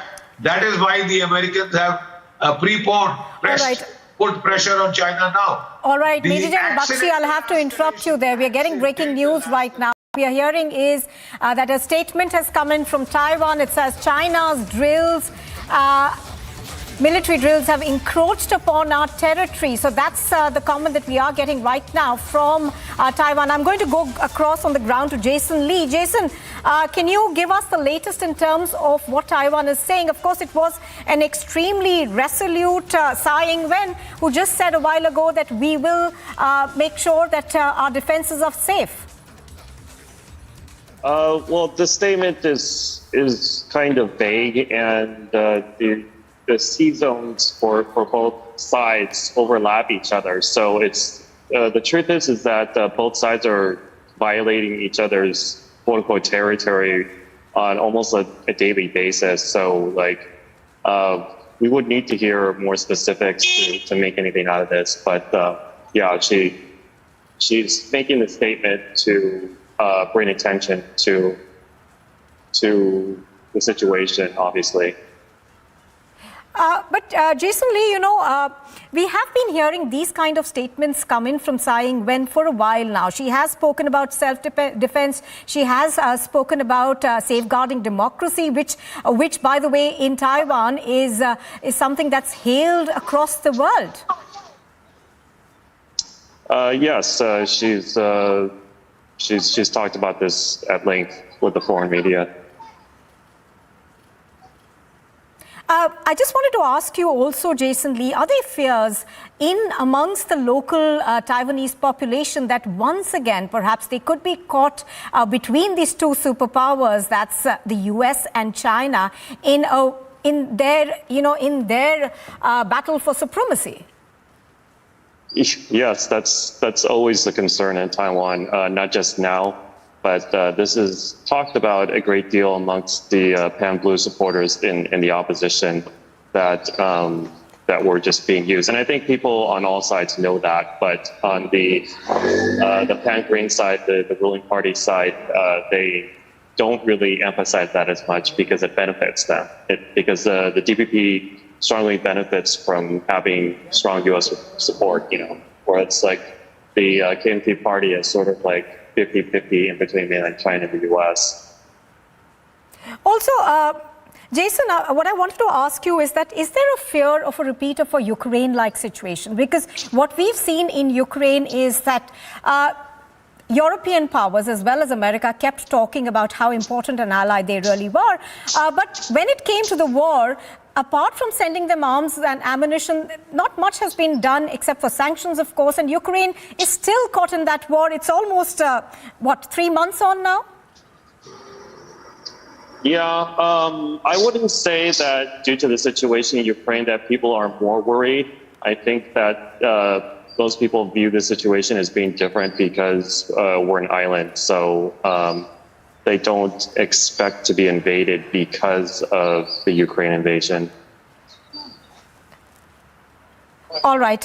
I'm going to go back to Group Captain Vinod right now. Group Captain Vinod, we are hearing what Jason Lee is saying. But at the end of the day, Taiwan does have a large amount of Chinese population. About 96% people in Taiwan are of Chinese origin. So in that sense, how do you see this as different from Ukraine? Because that's where a lot of parallels really are being drawn.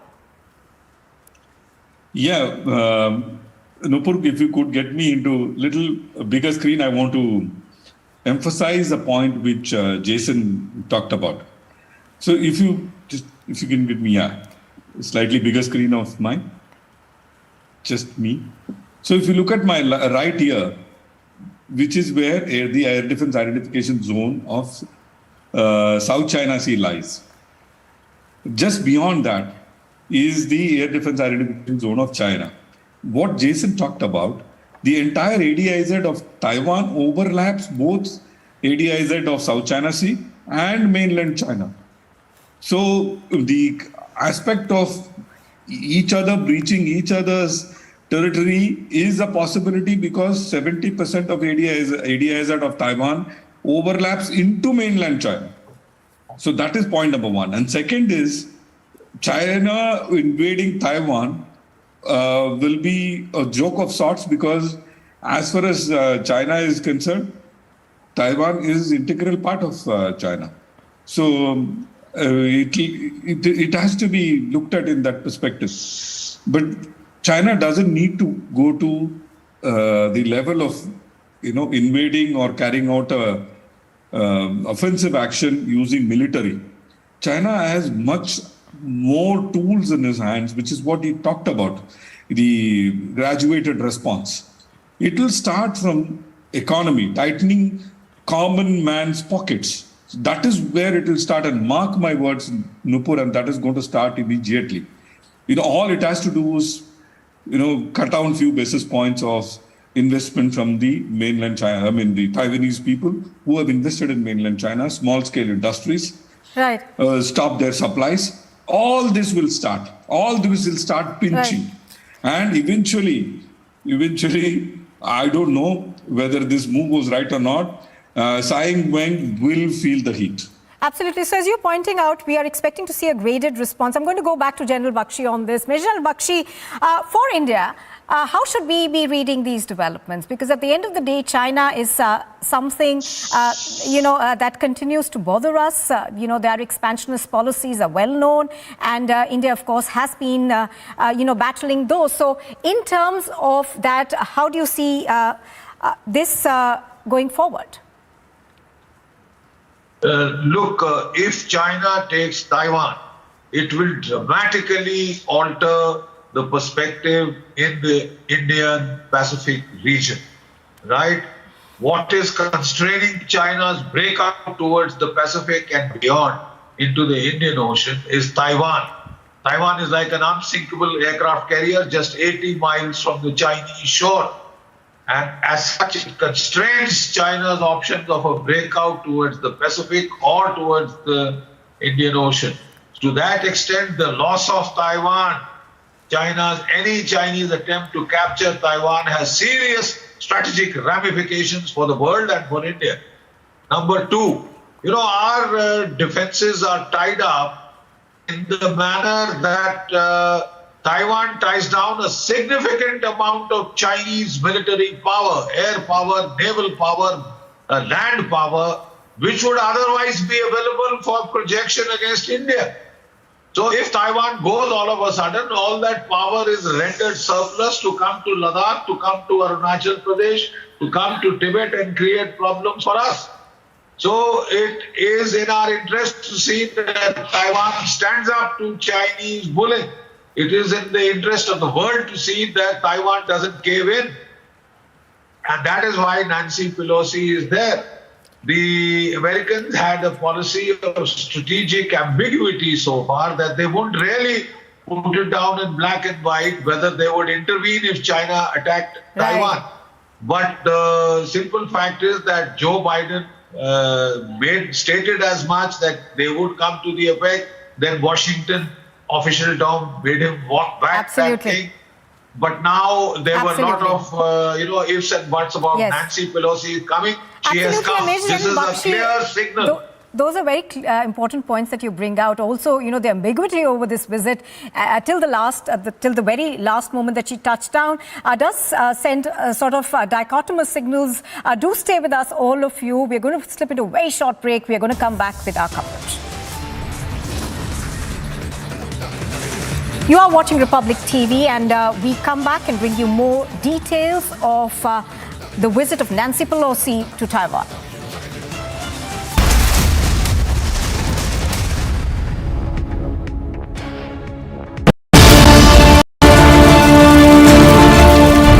So this is the place he was heading here. This is the heart of Kabul. This is the place where a lot of ministries are located here. You know, the alongside Shirpur, one of the places in Kabul, on the entrance of Al-Qaeda organization, Ayman al-Zawahiri.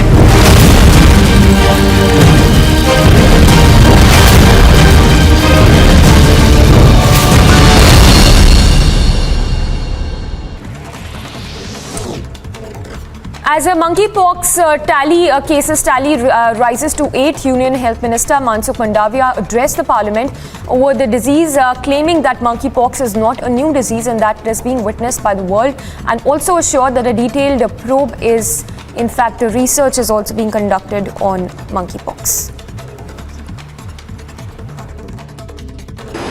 8 case और ये disease deep contact से spread होता है।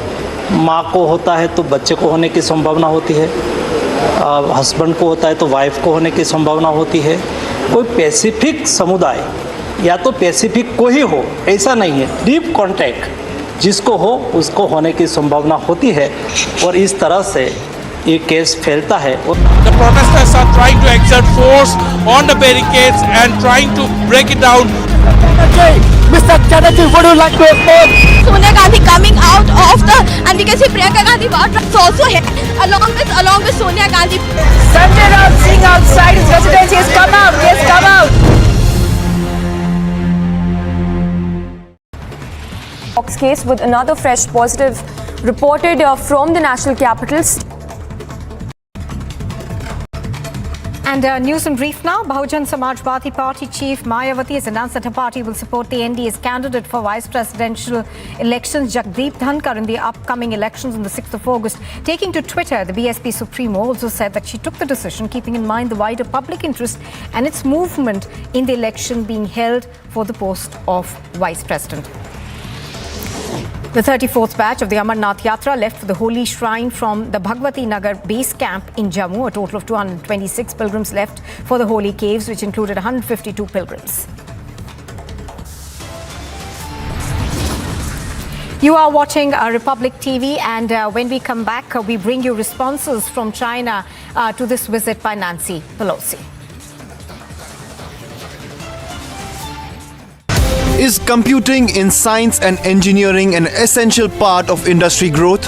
The technology is fast changing, and all the products that we are providing to the society, they require knowledge from interdisciplinary area. Can the study of two different domains make students adept with problem solving? I would just say that apart from getting the educational degrees, focus on developing skills for yourself. To know more, watch Amrita School of Engineering presents Shaping the Future of India this weekend only on Republic TV. Good evening and welcome, viewers. Now, you all know that I'm no fan of American foreign policy, but I'm so glad that the Americans are calling China's bluff this minute. That's the live developing story in Taiwan. I know that America is doing all of this to distract from their internal problems. Their economy is tanking, reaching near recession levels.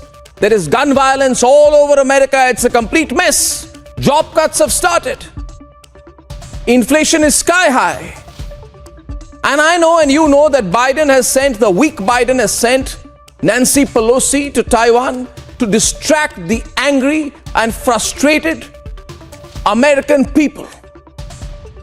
Ladies and gentlemen, Biden is in such trouble at home that he needs to start a war, or seem to be starting a war, to increase his pathetic approval ratings back home.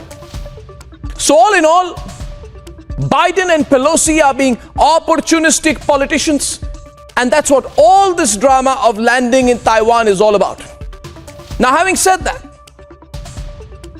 I'm really happy, delighted in fact, that China's bluff is being called. China is a country that tries to rule and run by fear. But what does it have? It has nothing. It has an army that gets a bloody nose and is defeated when they try and infringe on our sovereignty like we gave them in Ladakh.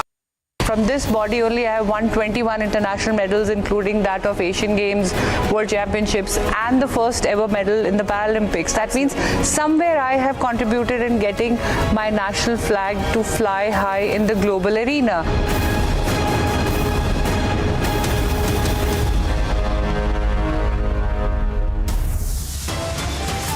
Common friendship. We thank you for your leadership. We want the world to recognize that. Top headlines at 10:30. Pelosi meets Taiwanese president, says want world to recognize Taiwan's leadership.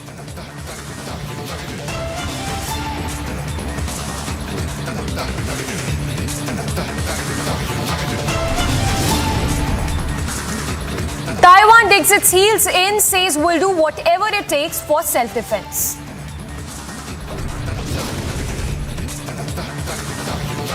China on war footing escalates mega military drills near Taiwan. Taiwan fires big charge, accuses China of breaching the territory as Pelosi visits Taiwan.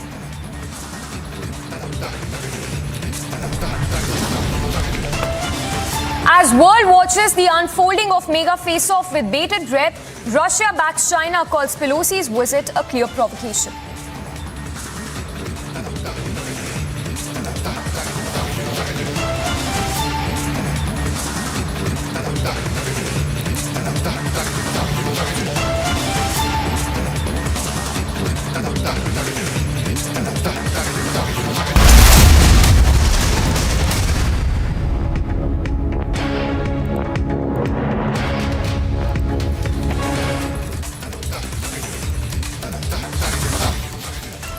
Good morning, viewers. Thanks for tuning in. I'm Samiksha Srivastava. We are live and breaking, tracking the big story this morning.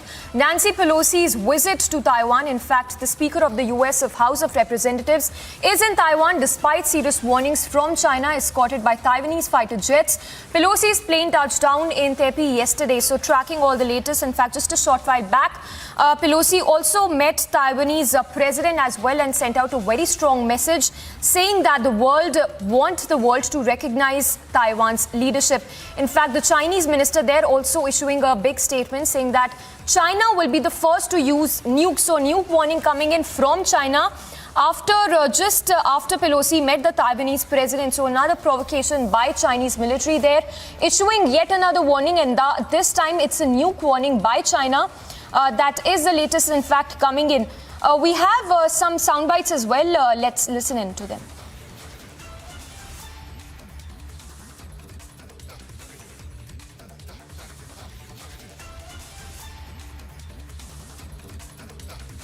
My receiving your kind words as well as this invitation is really received and appreciated by members of Congress.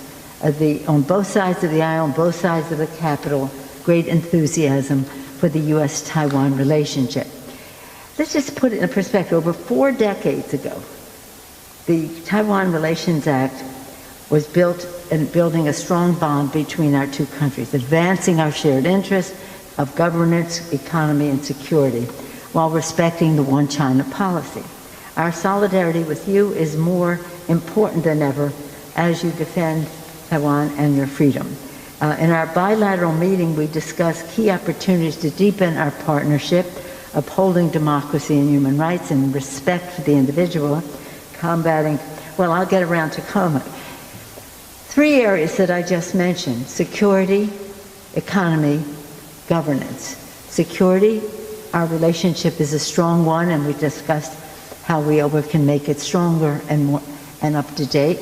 In economy, we talked about a trade agreement that might be possible and soon. And in governance, among other things, and in governance, I want to salute Taiwan for the leadership you have provided in fighting COVID. Probably one of the highest rates of vaccination, but also the lowest number of deaths from COVID, a real model for the world. It's about science, but it's also about community acceptance of a plan, and that is called leadership. So thank you for that, a lesson to all of us. And so as we deal with those 3 areas, we come here following the President's lead on the Indo-Pacific economic framework. That's interesting. We support that. Again, in terms of security, economy, and governance. Taiwan's not a part of that, so we want to build a different set with the economic package, with our security package, and the trade agreement, hopefully, that is imminent. So this is a very important time for us because we came here to listen and to learn about how we can do this more effectively, really achieving the goals for Taiwan that we all aspire to, but don't understand as fully as we do now because of this trip.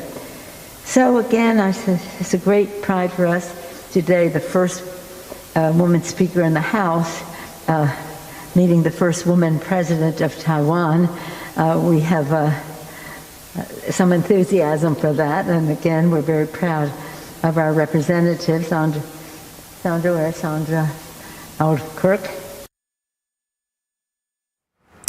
So the Chinese minister there making a very strong statement that's saying that China won't use nukes first. In fact, saying that it will not be the first one to use nukes is what we are given to understand. At the same time, China has also released footage of military exercises, the military drills it's conducting at the Taiwan Strait.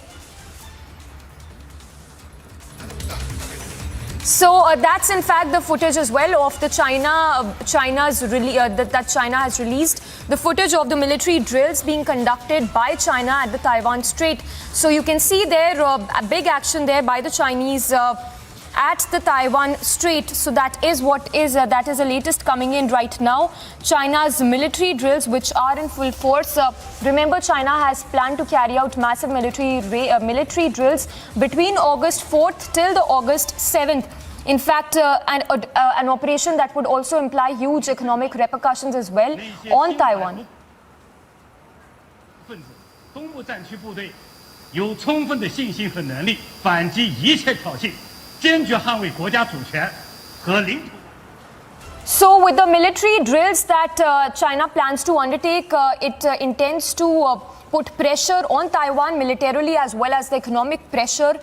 Along with the military pressure, trade routes to Europe, Middle East will also be blocked as a result of the drills that China intends to carry out from the Taiwan Strait. It would not just that, it would even exacerbate existing supply chain woes as well, and sanctions on goods supply by China on Taiwan. So those are some of the pressures that China wants to put on Taiwan with the military drills that it is carrying out and intends to carry out massive military drills in the near future as well, to be precise, between August 4th and August 7th. Major General G.D. Bakshi continues to be with us. Major General, how do you view these latest developments, especially with regard to the military drills? We also understand massive military drills will be carried out specifically between August 4th and August 7th by the China. Look, that is exactly what we were saying. I'm not very sure if China wants to go kinetic right now. There is no need for it to hurry. And what we anticipate is a kind of a blockade option. That is when you exercise, it is already, most of its naval units seem to have surrounded Taiwan right now under the pretext of exercises. And if it wants to step on the heat, it will start putting economic pressure and then intensify it to a blockade. A blockade has the problem for the others that who will turn the conflict kinetic first. So I do think that the initial responses of the Chinese will be non-kinetic. They are not going to jump straight into live fire onto Taiwanese targets, either by missile strikes or otherwise air strikes.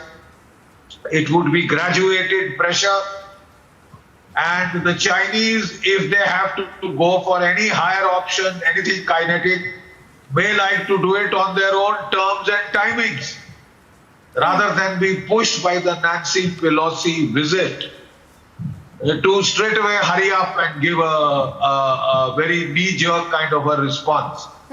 That is not the way the Chinese work. They are rather risk-averse. They like to go slowly. Don't forget, these armed forces haven't fought for 43 years. So there is that hesitation in turning kinetic, which the Russians did not have. They just went into, when they threatened, when people ignored their threat, they just turned kinetic and went into Ukraine. Their performance, initially there was a lot of underperformance, which has again put some hesitation into the Chinese military mind. But at the end of the day, loss of face is very serious for the Oriental, especially the Chinese. Yes. And when Xi Jinping is trying to maneuver for a third term, unprecedented third term in office, well, he has to have something to show. He can't be seen as in the face of an American pushback. That ends his big power dreams, that ends his appeal to his domestic constituency. Yes. So China Major will General, respond. yes, if I can interrupt you just for a second, how do you read into this footage that has now been released by China of the military drills? Because on one hand, it has released the military drills footage, and on the other hand, it is saying that it will not be the first to use nukes. How do you read into this? Good question. You know, the Chinese have a no first use policy. So when they say we will not be the first to use nuclear weapons, actually it is an implied threat that things could turn nuclear if push comes to shove. You know, even Russia had resorted to such nuclear saber rattling.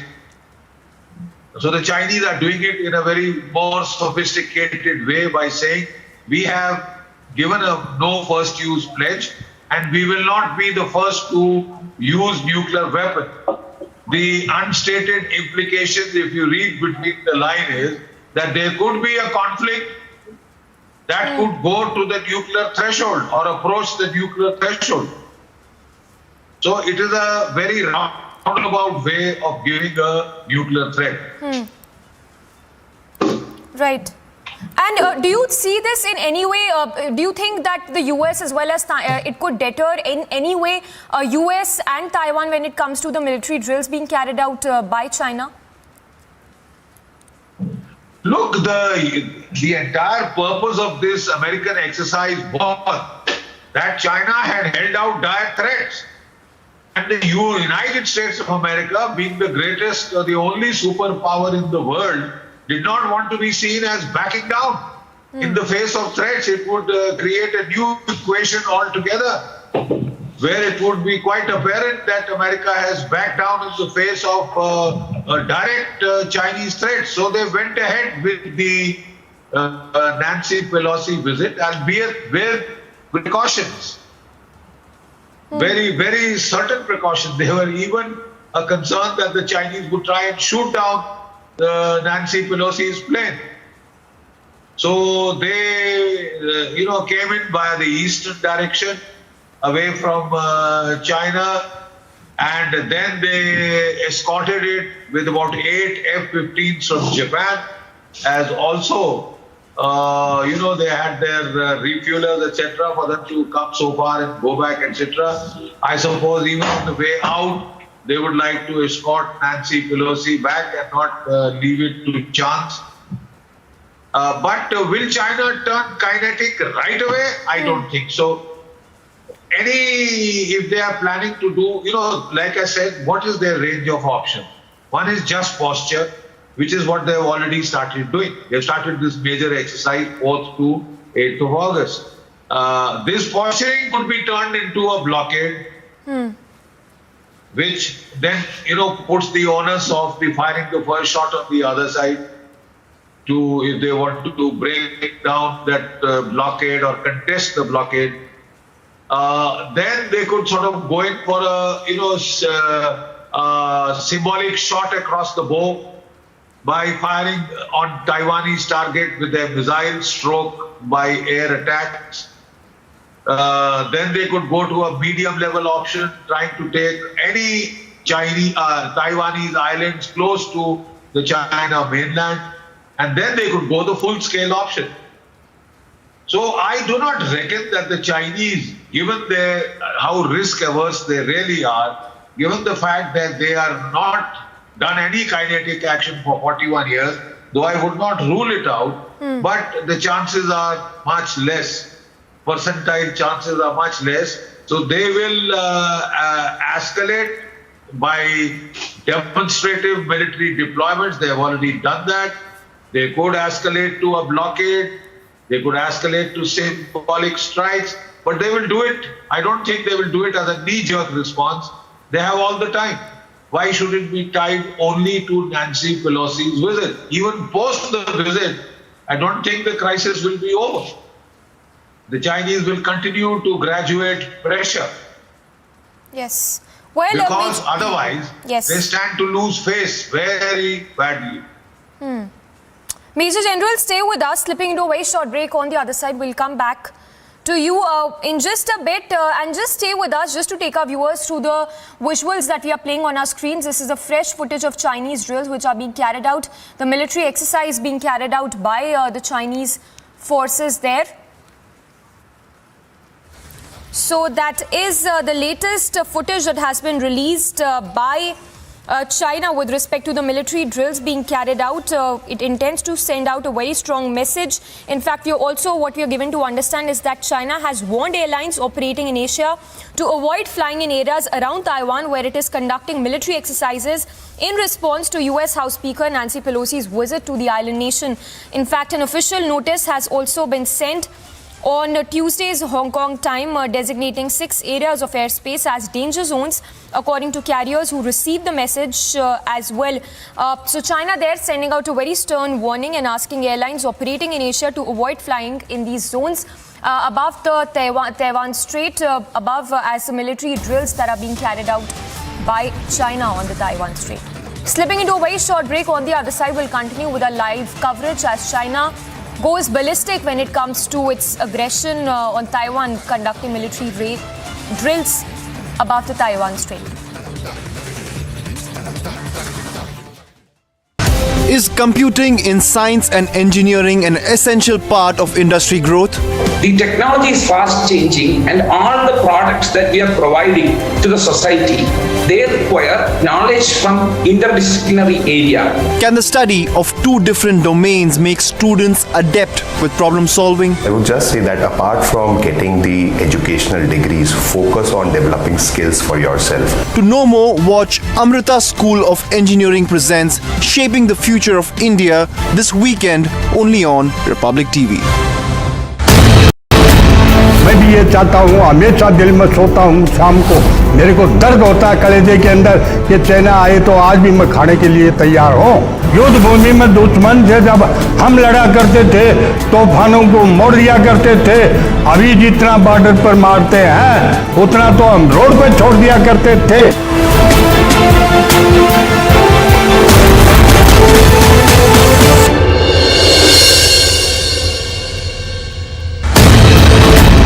The only thing which is still in his mind is Naam, Namak and Nishan. Naam of his battalion. Yes. Namak, of course, he is eating off the banner and the Nishan of the banner he is carrying.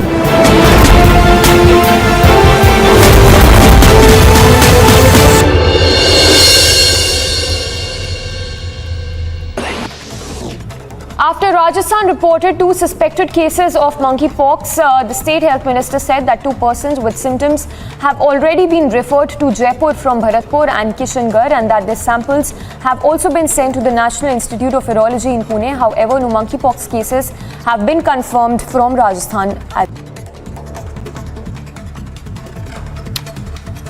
A quick roundup of all that's making news. The US House Speaker Nancy Pelosi addressed the Taiwanese parliament, stressing on 3 agendas of the meet. Pelosi said that US delegation was looking forward to working together with Taiwan on security, economy and governance.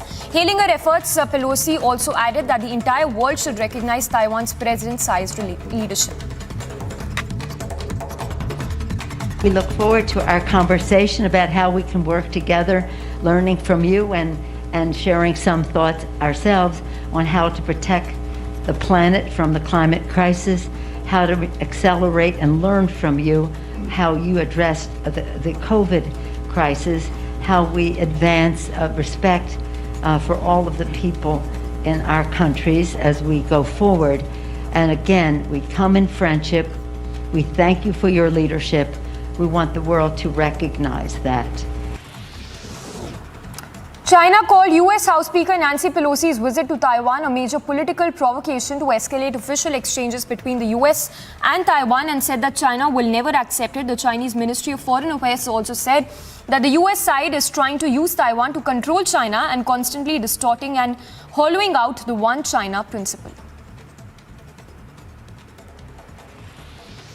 The Chinese Ministry of Commerce said that Chinese mainland will halt natural sand exports to Taiwan region from today. They have also suspended the imports of citrus fruits, chilled white hairtail, among others, to Taiwan. Now, according to General Administration of Customs of China, the suspensions come after Taiwan welcomed the US delegation. Beijing, meanwhile, summoned the US ambassador to its country to protest her trip. US Speaker Pelosi arrived in Taiwan in an unannounced visit, ignoring China's multiple warnings, prompting the summoning of the US envoy to China over the egregious trip to the island, which Beijing considers its own territory. Union Home Minister Amit Shah will arrive in Bengaluru today to take part in Sankalp Se Siddhi conference of the Confederation of the Indian Industries. During his visit, Shah will also hold a meet with state BJP leader. Shah's trip to the city comes amid unrest among a section of the BJP cadres who are upset with the spate of murders of Hindutva activists. As the Amarnath Yatra began 2 years post the pandemic, an important announcement was made by the J&K Lieutenant Governor Manoj Sinha.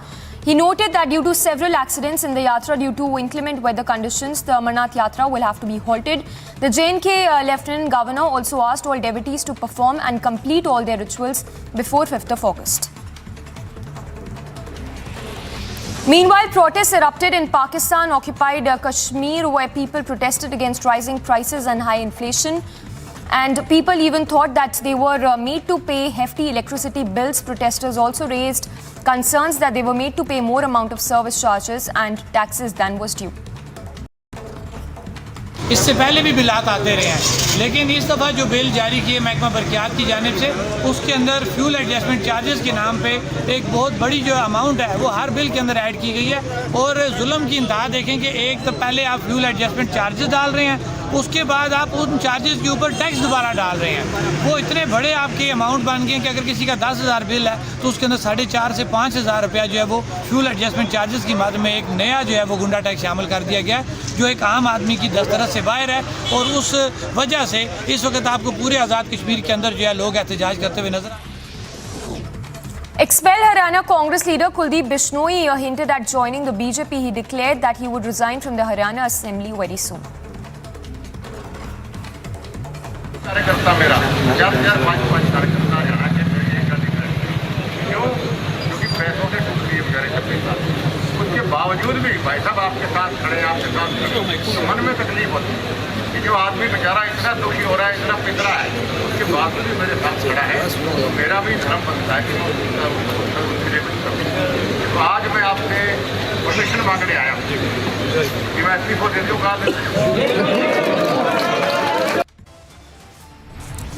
Coming up more on the other side, Chinese aggression on Taiwan amid Nancy Pelosi's Taiwan visit right after this very short break.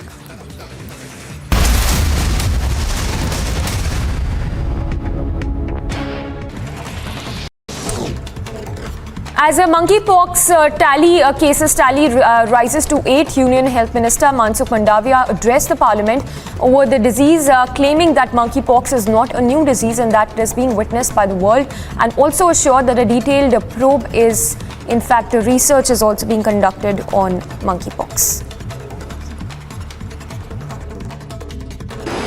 8 case और ये disease deep contact से spread होता है। माँ को होता है तो बच्चे को होने की संभावना होती है, हस्बैंड को होता है तो वाइफ को होने की संभावना होती है। कोई स्पेसिफिक समुदाय या तो स्पेसिफिक को ही हो ऐसा नहीं है, डीप कॉन्टैक्ट जिसको हो उसको होने की संभावना होती है और इस तरह से ये केस फैलता है। The protesters are trying to exert force on the barricades and trying to break it down. Mr. Chatterjee, would you like to expose Sonia Gandhi coming out of the, and we can see Priyanka Gandhi is also here along with Sonia Gandhi. Sanjay Raut Singh outside his residence. Yes, come out. Yes, come out. Fox case with another fresh positive reported from the national capital. CEO of Serum Institute of India, Adar Poonawala, met Union Health Minister Mansukh Mandaviya. After the meet, Poonawala said that research and preparations are being conducted for a monkeypox vaccine.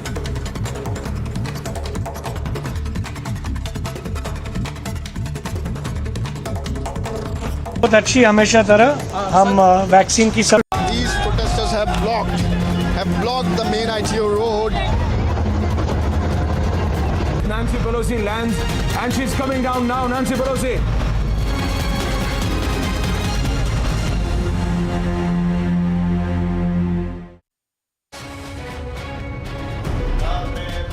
Jammu and Kashmir's Lieutenant Governor Sinha urged the devotees visiting the Amarnath Shrine to complete their trips before the 5th of August.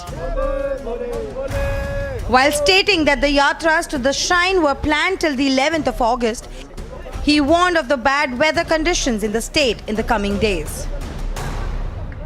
कि देश भर के श्रद्धालुओं से मेरा निवेदन होगा कि जिस तरह से मौसम है, जिस तरह का अनुमान लगाया जा रहा है, मैं सबसे आग्रह करूंगा कि 5 अगस्त तक जो भी श्रद्धालु दर्शन करना चाहें वो दर्शन कर लें। वैसे तो हम लोगों ने 11 अगस्त तक घोषित किया है, लेकिन जो अनुमान लगाया जा रहा है कि आगे आने वाले दिनों में और भी बारिश की संभावना है या मौसम प्रतिकूल रहेगा। The Lieutenant Governor was also a part of the puja performed on the occasion of Nag Panchami in Srinagar. Bureau Report, Republic TV.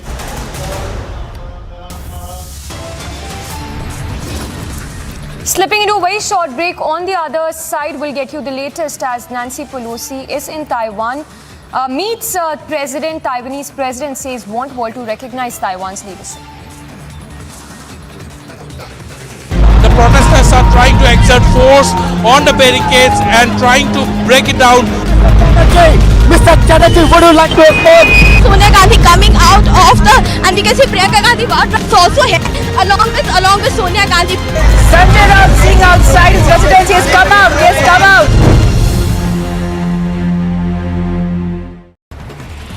Case with another fresh positive reported from the national capital. CEO of Serum Institute of India, Adar Poonawalla, met Union Health Minister Mansukh Mandaviya. After the meet, Poonawalla said that research and preparations are being conducted for a monkeypox vaccine.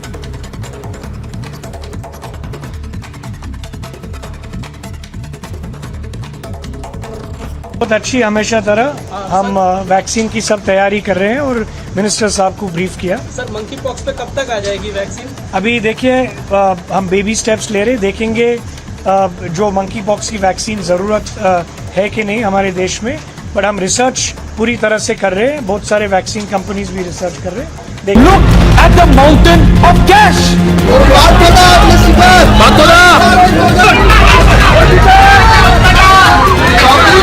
Rahul Gandhi को हिरासत में लिया जा रहा है। बड़ी खबर, बड़ी जानकारी।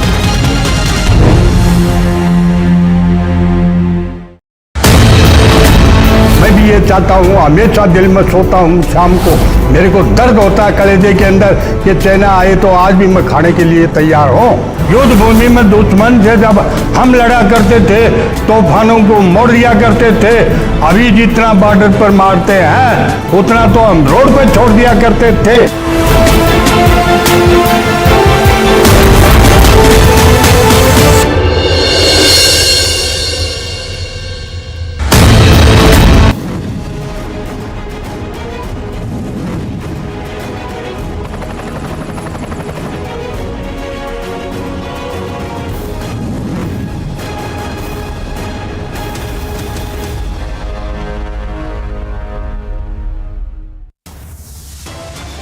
We come in friendship. We thank you for your leadership. We want the world to recognize that. Nancy Pelosi meets the Taiwanese President Tsai Ing-wen, says, want the world to recognize Taiwan's leadership.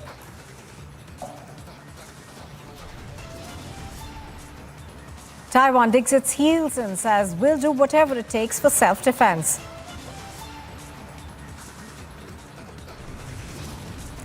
China, on war footing, escalates mega military drills near Taiwan.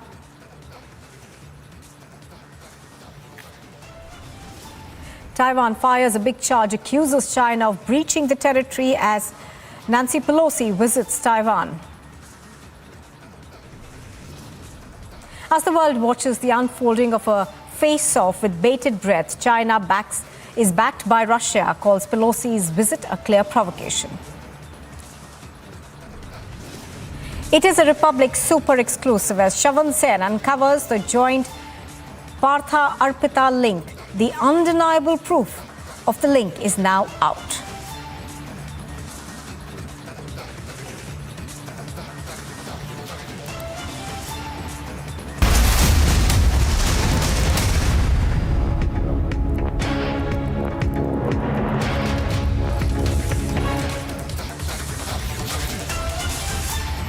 Good morning and thank you for staying with us on Republic TV. This is live and breaking. I'm Nupur Talwar Suri. Now, in fact, a massive political face-off is brewing over the Tiranga Yatra. The opposition, of course, chose to boycott the Tiranga Yatra that was held earlier this morning. This was a bike Tiranga Yatra that was held in the national capital earlier. It was held from Red Fort to Parliament, and where we saw several of the BJP leaders, that's MLAs as well as MPs, traveling on bikes. The opposition has chosen to boycott this Tiranga Yatra. Now, this was part of the events that have been held to commemorate India's 75th year of independence. In fact, this was an event that was organized by the Culture Ministry and was flagged off by the Vice President Venkaiah Naidu. We also saw several senior ministers participate in this rally. I think there was several senior ministers, including Meenakshi Lekhi, Smriti Irani, as well as Anurag Thakur. So all of them were part of this rally. And the word that we were getting at that point in time also was that the opposition parties have chosen to boycott this bike rally. Thereafter, of course, we are now getting more reactions from the opposition over why they have chosen to boycott this rally.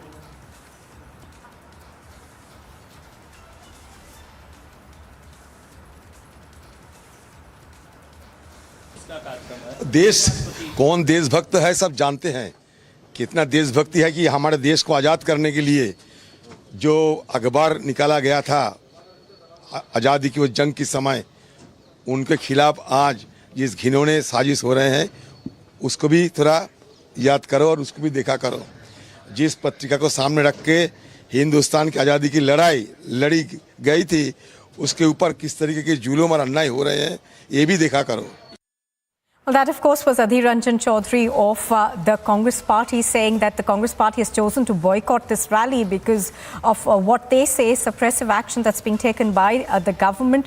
So Adhir Ranjan Chaudhary over there among those leaders who boycotted the several events that the government is planning for the 75th year celebrations. Now, all these events that are being planned across the country are part of the Azadi Ka Amrit Mahotsav, which is being celebrated by the centre. Now, we have, of course, also seen voices of opposition come in against the Har Ghar Tiranga program that has been launched by the union government, and similar opposition now coming into these events that are being held. Earlier this morning, of course, there was a Tiranga Yatra, a Tiranga rally that was held in the national capital. This was from the Red Fort to Parliament. Let's quickly listen into a reaction that we are now getting into the opposition's boycott as well.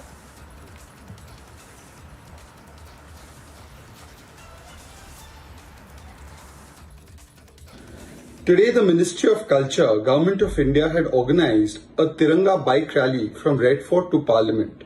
This was meant for all MPs, but it is very unfortunate. As per media reports since morning, only the BJP NDA MPs came to the program, and the other MPs from various opposition parties, Congress, Samajwadi, Aam Aadmi Party, NCP, TMC, all of them chose to boycott this program, chose to boycott the Tiranga. The Tiranga does not belong to one party. The Tiranga does not belong to BJP, nor was this program a BJP program. It was clarified by the Parliamentary Affairs Minister and other authorities that this was a program for the entire country, for all parliamentarians. Yet, some who believe in Parivar Tantra perhaps feel that insulting the institutions and symbols of Lok Tantra is the best way to do politics and to do Rajniti over issues of Rashtra-niti. These are the same people who sometimes make questions on the Rashtrapati, who sometimes make questions on Supreme Court, on Election Commission, on Sansad, and now even the Tiranga. It is unfortunate that even something as pious and as important a symbol like the Tiranga, which reflects the collective consciousness of 135 crore Indians, was sought to be politicized. Perhaps this could have been avoided. Will these people not put up the Tiranga in their display pics of social media or outside their houses between 13th to 15th August merely because they hate one party or one person?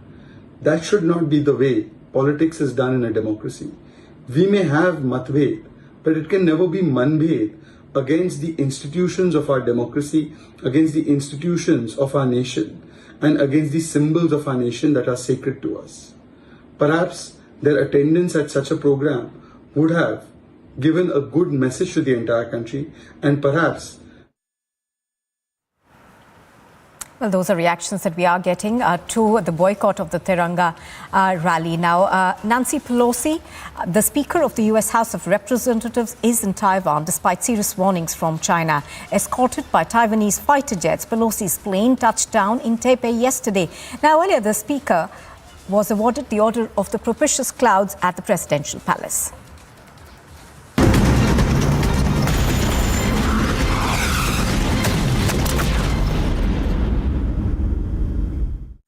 Well, there have, of course, been meetings between the Taiwanese President Tsai Ing-wen and Nancy Pelosi, the Speaker of the U.S. House of Representatives. There was earlier also a joint news conference that was held a short while ago, where Nancy Pelosi, of course, played down the controversy around her visit to China and said that Beijing had not responded similarly when other U.S. legislators had visited earlier. Now, the U.S., of course, says that the kind of response this visit is getting from China may perhaps be overreactive. Do remember that China has announced military drills will continue for the next week, not just in the Taiwanese Straits, but also at other parts. Let's listen in to reactions that we have been getting.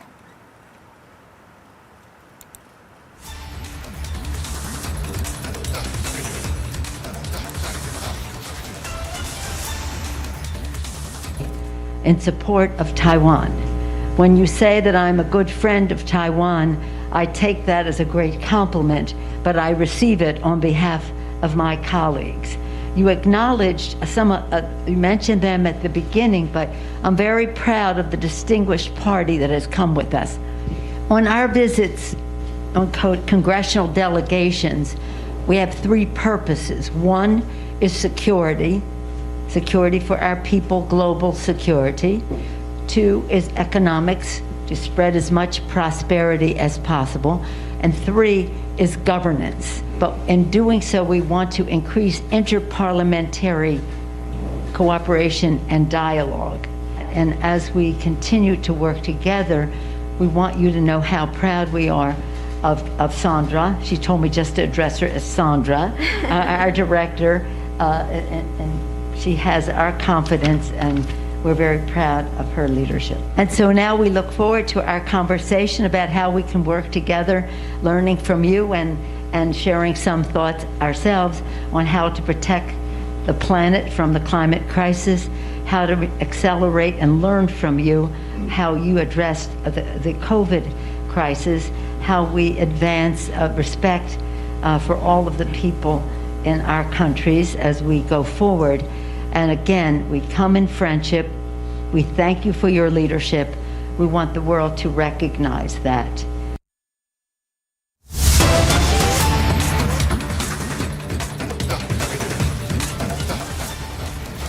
Well, news just coming in. We are now learning that the ED has taken more action in the Yes Bank DHFL case. That ED has attached assets worth over 400 crore rupees. So more action coming in from the ED in terms of the Yes Bank DHFL case. We are given to understand that the ED has issued 2 provisional attachment orders under the provisions, I beg your pardon, of the Prevention of Money Laundering Act, attaching assets worth about 250 crores of Sanjay Chabaria and assets worth about 164 crores of Avinash Bhosle. Now, this, of course, is fresh action that we are taking from the Enforcement Directorate in the Yes Bank DHFL case.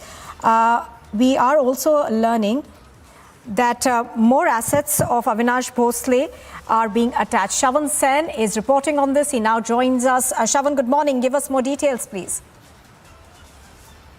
Well, in fact, this is a massive action that has now been taken by the Enforcement Directorate, where we have basically carried out a provisional attachment. In fact, there are 2 provisional attachments that have come in, attaching assets worth about 251 crore rupees of Sanjay Chabaria, as well as 164 crore of Avinash Bhosle. Now, this is a total asset of 415 crore in the Yes Bank DHFL case.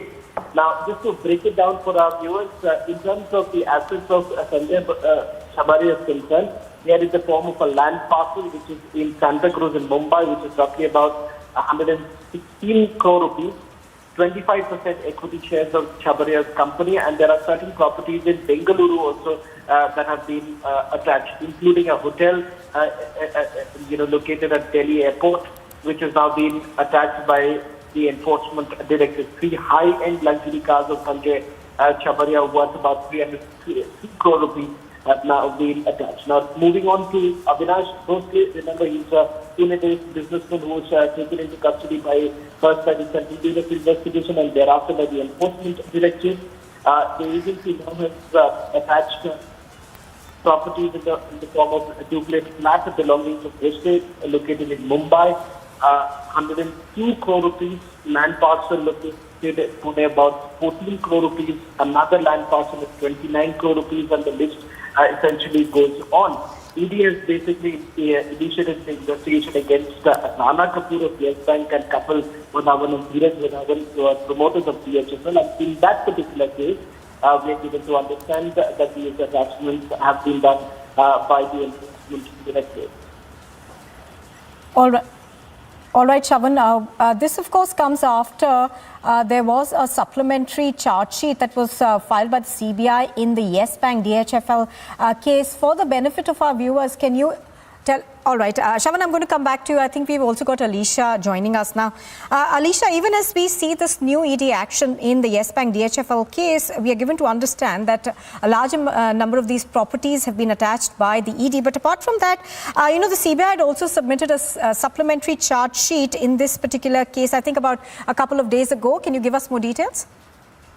Well, it was last week when Central Bureau of Investigation has already submitted supplementary charge sheet in Yes and DHFL fraud case. But the action that has been initiated by the Director of Enforcement, that they have issued two provisional attachments that is dated on 2nd of August 2022 under the provision of the Prevention of Money Laundering Act, where they have attached a search worth rupees 251 crore of Sanjay Chhabria and a search worth rupees 164 crore of Avinash Bose, and the total a search worth rupees 415 crore in Yes Bank DHFL fraud case. If I read out the statement that has been issued by Enforcement Directorate, which clearly mentioned that the attached search of Sanjay Chhabria are in the form of land parcel located in Santa Cruz, Mumbai, worth rupees 116.5 crore, 25% equity sales of Chhabria company, land in land parcel located at Bangalore, that is worth rupees 115 crore, and also a flat located at Santa Cruz worth rupees 3 crore. So what is further mentioned in the press release that has been issued by ED, which mentioned that profit receivable from hotel belonging to Chhabria located at Delhi airport, that is worth rupees 13.67 crore, and the further attached asset of Avinash Bhosle are in the form of a duplex flat belonging to Bhosle located in Mumbai, worth rupees 102.8 crore, one land parcel located at Pune, that is worth rupees 14.16 crore, and one more land parcel located in Pune for worth rupees 29.24 crore, a land located in Nagpur, that is for 15.52. So in action that has been initiated by Enforcement Directorate in Yes Bank and HDFL fraud case, where on 2nd of August, that is yesterday, where Enforcement Directorate has attached a property of Avinash Bhosle and Avinash Bhosle and Sanjay Chhabria, where 251 crore of Sanjay Chhabria and 164 crore of Avinash Bhosle, that is in total goes to 415 property asset that has been attached by Enforcement Directorate in Yes Bank and DHFL fraud case. All right, Alicia reporting on that from Mumbai. Thank you for joining us. And here's a quick look at some other top news that we are following this morning. The U.S. House Speaker Nancy Pelosi on Wednesday morning met with Taiwan's President Tsai Ing-wen and reiterated Washington's support to the island country and said that the U.S.'s determination to preserve Taiwan's sovereignty is ironclad. During her meeting with Tsai Ing-wen at the presidential office, Pelosi termed Taiwan as flourishing and said that Taipei had proved the world that hope, courage and determination can build peaceful and prosperous future despite challenges. A struggle between autocracy and democracy in the world. We cannot back away from that. And so as China goes and uses its soft power, money and whatever, into many countries in order to get their support at the UN and other bodies, we have to recognize if that has some effectiveness, because it's a lot of money and it's promises that may or may not ever be kept.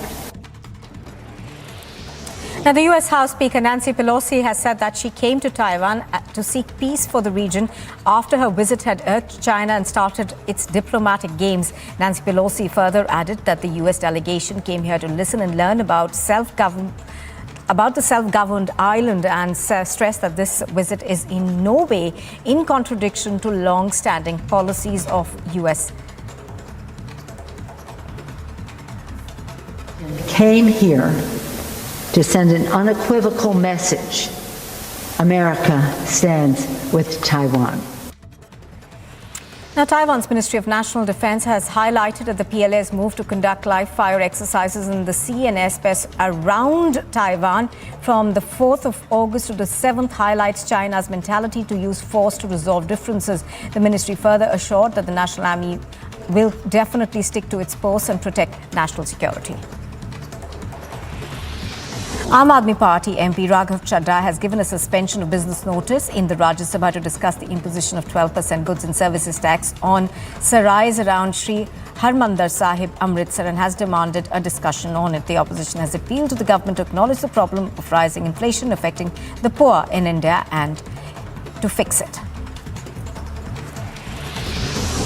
Following the poisonous gas leak incident in a company in the Brandix area of Andhra Pradesh's Achatapuram, a total of 53 people have been admitted to hospital so far. Hemant, the district medical and health officer, has added that most of the patients have complained about difficulty in breathing, nausea and vomiting that has been caused due to the gas leak.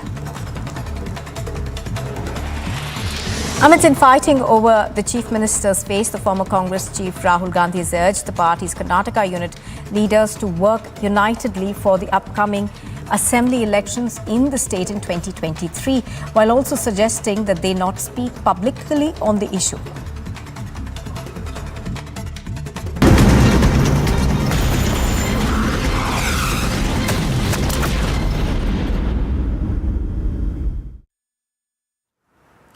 Well, pictures on your screen are coming to you from Taiwan. Now, this is Nancy Pelosi's visit to Taiwan, and we are given to understand that she will be visiting the White Terror Memorial.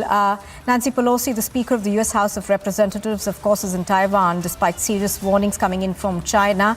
Earlier, she touched down in Taipei yesterday, and thereafter, of course, there have been a host of meetings between Nancy Pelosi and not just the Taiwanese President Tsai Ing-wen, but also other leaders. Now, of course, we have seen threats coming in from China as well. And as far as this visit is concerned, we are given to understand that after this White Terror Memorial, she's expected to have lunch and then leave the island. She is, of course, on a brief to Taiwan. She arrived there late last night and will be departing from there this morning. Now, there was, of course, a lot of secrecy around this visit of Nancy Pelosi, and it wasn't really till the touchdown last evening that we heard that she will finally be reaching here. All right, Major General Dhruv Katorch is joining us right now on the broadcast. Major General Katorch, thank you for speaking to us on Republic TV. Major General Katorch, I wanted to ask you, how far do you think will China really go in the adverse kind of reactions that we are seeing? Do you see this largely as saber rattling, or do you think that they could go further this time? Thank you. No, I don't think China will go further. They made a threat. They were hoping that the Americans will back down, but it has not worked out that way. So I think now, as far as China is concerned, they have been left red-faced and in a most embarrassing situation because Xi Jinping has promised to act. But what is available to him are very limited options. So in my view, he will restrict it to trade and economic sanctions against Taiwan, to some extent against America, but every single sanction which he puts against both the United States and against Taiwan will also hurt Chinese interests. He can step it forward to perhaps even diplomatic sanctions, withdraw his ambassador to the United States, but I don't think he will go that far. I think he has bitten off a bit too much. He didn't expect this form of reaction from the Americans, and now he will have to face the consequences. But Major General Dhruv Katoch, many would argue that America would have had to go ahead with this visit because they did need to send a stern warning across to China. And given, of course, China's internal problems, this was the best time for this visit. Actually, the visit had been planned earlier, and the Chinese have been objecting to it for quite some time. So if the Americans had backed out, it would have sent a very wrong signal to their allies. So I don't think the Americans were in a position to back down. Earlier too, say 25 years earlier, the speaker had visited Taiwan, and even otherwise there have been high-flying, high-profile visits to Taiwan from the United States side. China never objected. This time they took it a step up. They were under the impression that the Americans will back down. It is to their bad luck that the Americans said, okay, the Chinese are given a threat, let's take them on.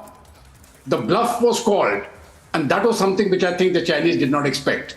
If they ratchet up the case and get onto military action, I'm afraid the consequences to China will be far worse than what they have imagined. They will suffer a humiliating military defeat. So in my view, they will not go down that course, and they will do a little bit more saber rattling, but after that, they will stop.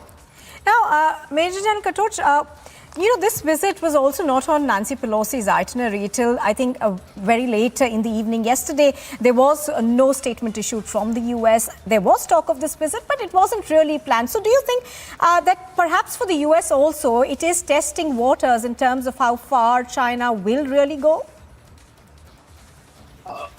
I think, yes, the US is also testing waters. But more importantly, you see, once the Chinese gave a threat, I think that was a mistake, because once the Chinese are given a threat, you have left the United States with no option at all but to go ahead with the visit. So I think, in my view, Xi Jinping has played his cards wrong. He has not been advised correctly by his whomsoever advises him in China, and I think he will face the consequences when the third party when the party meets again to elect the leader for the third time. So whether he gets his third term or not, we will see. But I think his prestige will be badly hit after this incident.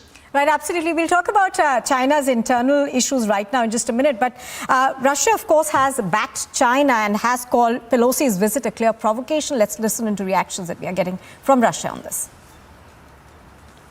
Yet again, their desire to prove that they are immune and that they have free reign. They can do whatever they want. I don't see any other reason behind this, behind creating this flashpoint out of nowhere, while we're very well understanding what this means to China. I don't know. I'm not really in a position to talk about what their motivation was, but it does reflect the line that I've mentioned regarding Ukraine. And I have no doubt about it. This is, yet again, their desire to prove that they are immune and that they have free reign. They can do whatever they want. I don't see any other reason behind this, behind creating this flashpoint out of nowhere, while we're very well understanding what this means to China. I don't know. Well, that, of course, has been Russia's response to this visit. Russia, of course, is firmly backing China on this, going on there to say that this is a clear provocation that is coming in from the United States of America. Nancy Pelosi, of course, currently is visiting a memorial, and thereafter we are given to understand that she will have lunch and then perhaps leave for the U.S.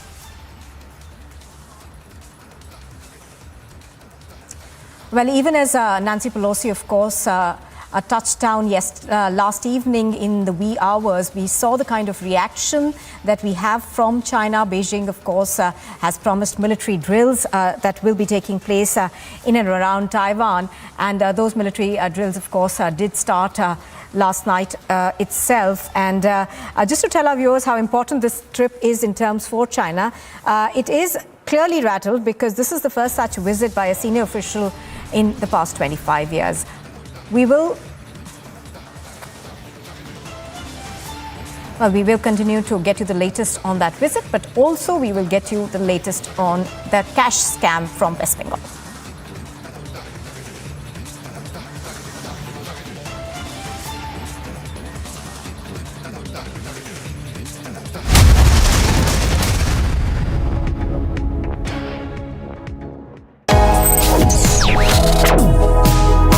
reading allows us to become familiar with ourselves. We don't read, we won't know what is knowledge. I just find it very interesting to know people's lives, how they went through certain situations, how they dealt with things. So wherever you want to go in life, if you read books along those lines, then that would really help you in growing. Reading could mean a million different things to every individual. What does it mean to you? Visit readindia.info to find out more. मैं भी ये चाहता हूँ, हमेशा दिल में सोता हूँ शाम को, मेरे को दर्द होता है कलेजे के अंदर कि चाइना आए तो आज भी मैं खाने के लिए तैयार हूँ। युद्ध भूमि में दुश्मन से जब हम लड़ा करते थे, तूफानों को मोड़ दिया करते थे। अभी जितना बॉर्डर पर मारते हैं उतना तो हम रोड पे छोड़ दिया करते थे।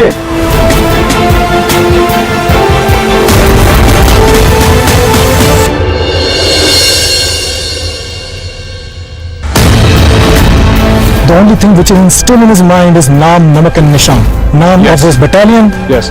Namak, of course, he is eating off the banner, and the Nishan of the banner he is carrying.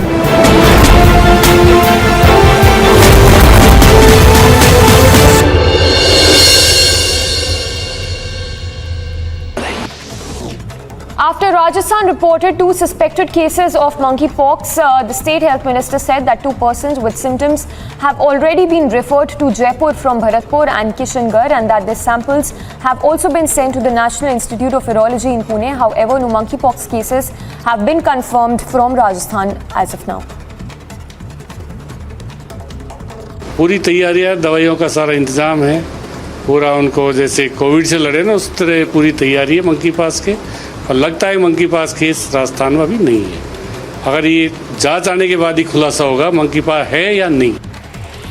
Even as the national capital reported its 3rd case of monkeypox, a total of 70 isolation rooms have been set up across 6 hospitals in the national capital to tackle the monkeypox situation. The Uttarakhand Health Department on Tuesday issued an advisory to all the district magistrates and chief medical officers of the state regarding monkeypox. The director of the National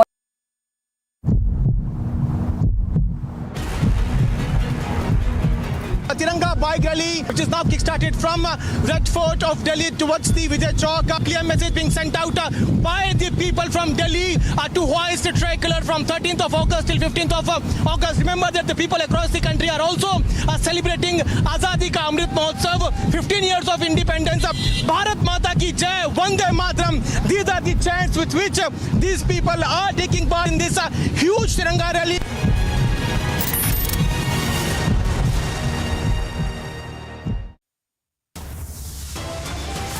We come in friendship. We thank you for your leadership. We want the world to recognize that. Pelosi meets Taiwanese President Tsai Ing-wen, says what world to recognize Taiwan's leadership. Military exercises are unnecessary responses. Taiwan has always been open to constructive dialogue, and we will work with stakeholders to bring about stability and peace in the region. Taiwan digs its heels, says we'll do whatever it takes for self-defense.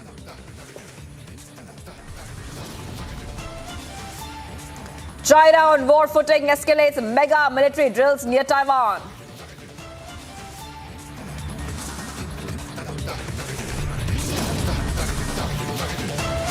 Taiwan fires big charge, accuses China of breaching the territory as Pelosi visits Taiwan. As world watches the unfolding of mega face-off with bated breath, Russia backs China, calls Pelosi's visit a clear provocation.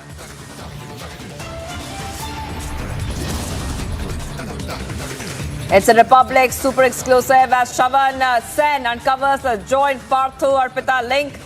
The undeniable proof of the link is out now.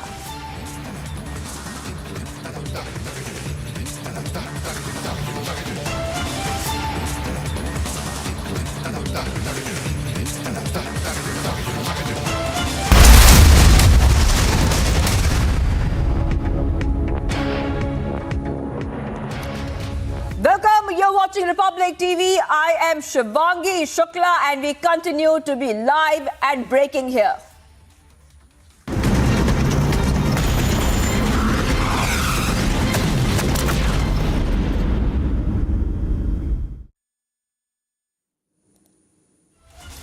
Viewers, a U.S. Speaker of the House, Nancy Pelosi, is now visiting the White Terror Memorial.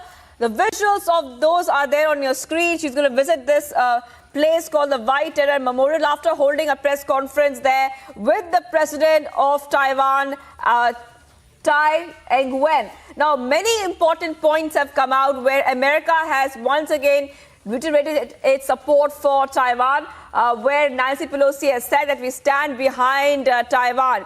And she has made many important points as well, saying that a trade agreement between Taiwan and the U.S. is a possibility. So essentially, viewers, that America, despite China being rattled by the visit by Nancy Pelosi, they're making it very clear, and also President Tai of Taiwan making it extremely clear that we continue to support Taiwan. And time and again, for many years now, US has said that in case China makes an aggressive move against Taiwan, they will back Taiwan. And we see that the same thing, the same statements there being repeated in this visit of Nancy Pelosi here in Taiwan. The visit continues and she will be visiting the White Terror Memorial after she met President Tai. Even though Beijing remains furious. Okay, we have been joined by Major General Dhruv Katoch. Thank you for joining us here, Major General. What do you really make out of the statements there made by Nancy Pelosi? And just after the statement was made, the Chinese FM said China will not be the first one to use nuclear weapons. So where do you see the tensions between China, US and Taiwan at this point of time? Right. In my view, I think what the Chinese are really doing now is saber rattling. The American stance has been very clear. They have made it clear that they still stick to their one China policy, but that does not mean that they will not support Taiwan as far as their democratic aspirations of the people of Taiwan are concerned. And that has been a very consistent stand of the United States. In my view, I think if China continues on this path of aggression, then the time will come when the United States and other countries of the world will say, we do not support a one China policy, and there will be many Chinas. So it is up to the Chinese now as to how to take this forward. They did saber rattling. They wanted to pressurize the Americans to back off and get a moral victory.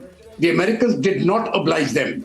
So now the Chinese, the Xi Jinping has been left holding the baby, and he will continue with the saber rattling. But if he goes on a military offensive, or if he attempts a military offensive, I think he will be looking at a very humiliating defeat. So he will not go on that path. They will continue saber rattling, and they will do something like economic sanctions on Taiwan or perhaps against the United States. But I don't see them going further than that. Right. Also, Russia has also released a footage of the offensive operation joint drills with Syrian troops. Major General, if you can see that, we want our viewers to also see it. As China is holding the drills, viewers, Russia has released the footage that you see there on your screens of offensive operation joint drills with Syrian troops. Large-scale exercise on water and land held in Syrian soil for the first time in history. What do you make of this video which is coming in, Major General? I think what Russia is doing is really, the Chinese helped them as far as Ukraine was concerned, but by being on their side. And the Russians are now simply repaying that debt. So they told the Chinese, well, you helped us, then we'll help you now. But I don't think that the Russian stand is a very moral one. I think they are hopelessly wrong on this particular case. They may have had some justification as far as Ukraine is concerned, but I don't see any Russian justification in trying to support the Chinese on the issue of Taiwan. All that the Americans have done is a senior leader has visited Taiwan, and I think it is not up to the Chinese to tell anybody in the world who can and who cannot visit Taiwan. So here the Americans were totally on the moral high ground, and I think the Russians need to introspect. As far as the exercise in Syria is concerned, they are trying to give a message that okay, we can ratchet up the situation here also. But I think these are simple messaging. Russia is not going to go on that course. They will simply give moral support the way the Chinese gave them moral support in Ukraine. The Russians are returning the favor now. I will simply put it in that language. Right. Also, if you could explain to our viewers, how big is the issue of independence in Taiwan? Why is China rattled? If you could just put this in perspective for our viewers, Major General. You see, China has always maintained that, when Chiang Kai-shek, when he was defeated and Mao's army moved in, Chiang Kai-shek moved with the Chinese army and all his personnel, and they went to Taiwan. And they established a government there. For many years, he established leadership till finally democracy came into Taiwan.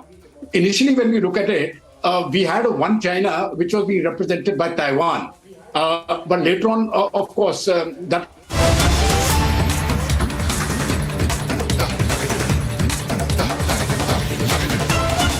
1350 हो गया है। जलालाबाद के हमले के समय 1500 सिख थे। अब उसके बाद लोगों ने ये सोचा कि हम यहाँ नहीं रह सकते। तालिबान के सत्ता में लौटने से 300 लोग और कम हो गए, 300 सिख और कम हो गए हैं। अब केवल वहाँ पे 150 के आसपास। प्लीज हरभजन जी 0 और को 3 मिनट ही टाइम देते। आपने अच्छा महत्वपूर्ण विषय उठाया, मगर नहीं मैं अलाउ करूंगा, मगर वो रिकॉर्ड पे नहीं जाएगा। देख रहे तो साफ होता है। राइट, जो ये चीजें हो रही हैं उसके ऊपर थोड़ा सा और गंभीरता से अगर ध्यान दिया जाए। राइट, हरभजन जी हमारा जाने माने क्रिकेटर है, सबको मालूम है। जो इन्होंने विषय उठाया वो महत्वपूर्ण विषय है, तो मेरे ख्याल से विदेश मंत्री उसके ऊपर और ध्यान देंगे। श्री जौहर सरकार, डॉक्टर अमी याज्ञिक। Thank you, sir, for giving me this opportunity to raise a very important issue. Sir, the issue relates to cancer patients.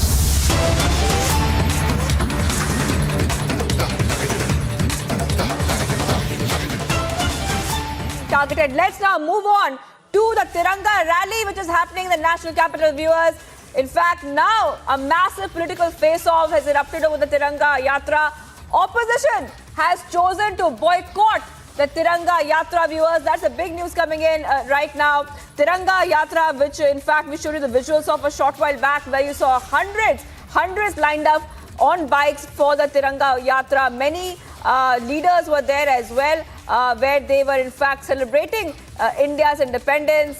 This is the big news coming in, but the opposition is now politicizing the Tiranga Yatra, which in fact took place a short while back. Now they are saying, and they have boycotted the Tiranga Yatra. This is the big news coming in at this point of time, viewers. Remember that this is the Har Ghar Tiranga campaign, which was launched by PM Modi. PM Modi has also changed his Twitter DP to the tricolor, and the Tiranga Yatra was not just for the BJP, but it was for all the parties to come together. Despite whichever party you belong to, does not matter. Then the call was made from the Vice President that everyone from all parties should come together and take part in the mega Tiranga rally. But what we are seeing is that the entire incident is being politicized by the opposition. There's a big face-off happening after the opposition has now chosen to boycott the Tiranga Yatra. That's the big news coming in at this point of time. And all this is happening as India is getting to celebrate the 75 years of independence. So this is, of course, will happen on August 15th. And efforts are on, viewers, right now to get more people to join the Har Ghar Tiranga campaign from August 13 to 15 to mark Azadi Ka Amrit Mahotsav. Let's have a look at all the reactions coming in on this big story.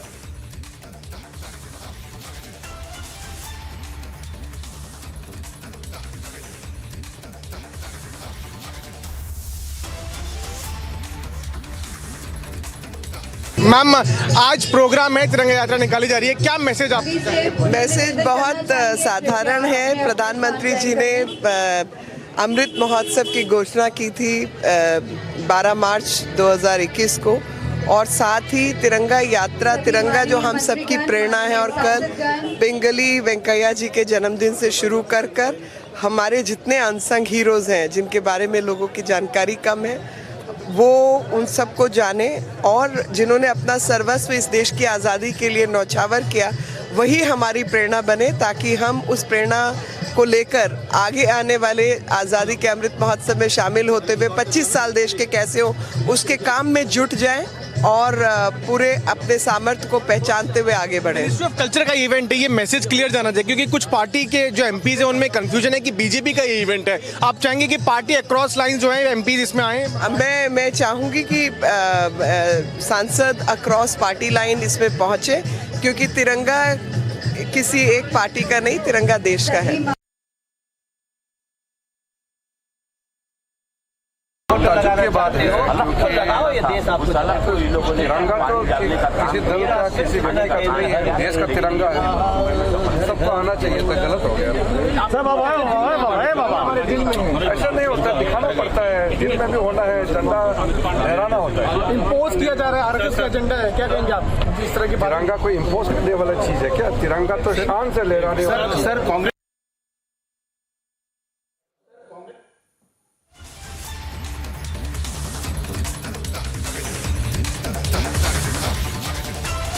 So viewers, you just heard the reactions coming in right over there of the Tiranga Yatra, which was held just a short while back, and the opposition has politicized it.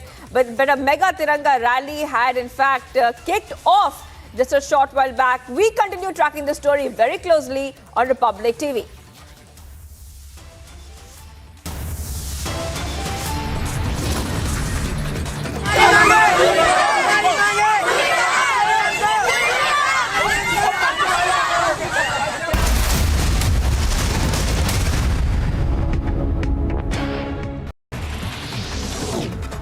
The Uttarakhand Health Department on Tuesday issued an advisory to all the district magistrates and chief medical officers of the state regarding monkeypox. The director of the National Health Mission issued orders instructing officials to strictly monitor the situation, strengthen the surveillance and also keep the health system on alert mode. Amid cases of monkeypox being reported in different parts of the country, Karnataka's Health Minister Sudhakar said that there is no need to panic about monkeypox and also assured that the government is taking all precautionary measures, including thermal screening at airports and strict surveillance in district bordering Kerala. People need not panic, as it is this infection. This arises because of the same virus family as that of smallpox. So it is, first of all, it is not a very life-threatening disease, and this is not as contagious as what we have observed in COVID. As a monkeypox cases tally rises to 8, Union Health Minister Mansukh Mandaviya addressed the Parliament over the disease, claiming that monkeypox is not a new disease and that it is being witnessed by the world, and also assured that a detailed probe is, in fact, the research is also being conducted on monkeypox. 8 case और ये disease deep contact से spread होता है। माँ को होता है तो बच्चे को होने की संभावना होती है, हस्बैंड को होता है तो वाइफ को होने की संभावना होती है। कोई स्पेसिफिक समुदाय या तो स्पेसिफिक को ही हो ऐसा नहीं है, डीप कॉन्टैक्ट जिसको हो उसको होने की संभावना होती है, और इस तरह से ये केस फैलता है। The protesters are trying to exert force on the barricades and trying to break it down. Mr. Chatterjee, would you like to report? Sonia Gandhi coming out of the, and we can see Priyanka Gandhi also here, along with Sonia Gandhi. Sanjay Rao Singh outside his residence. He has come out. He has come out.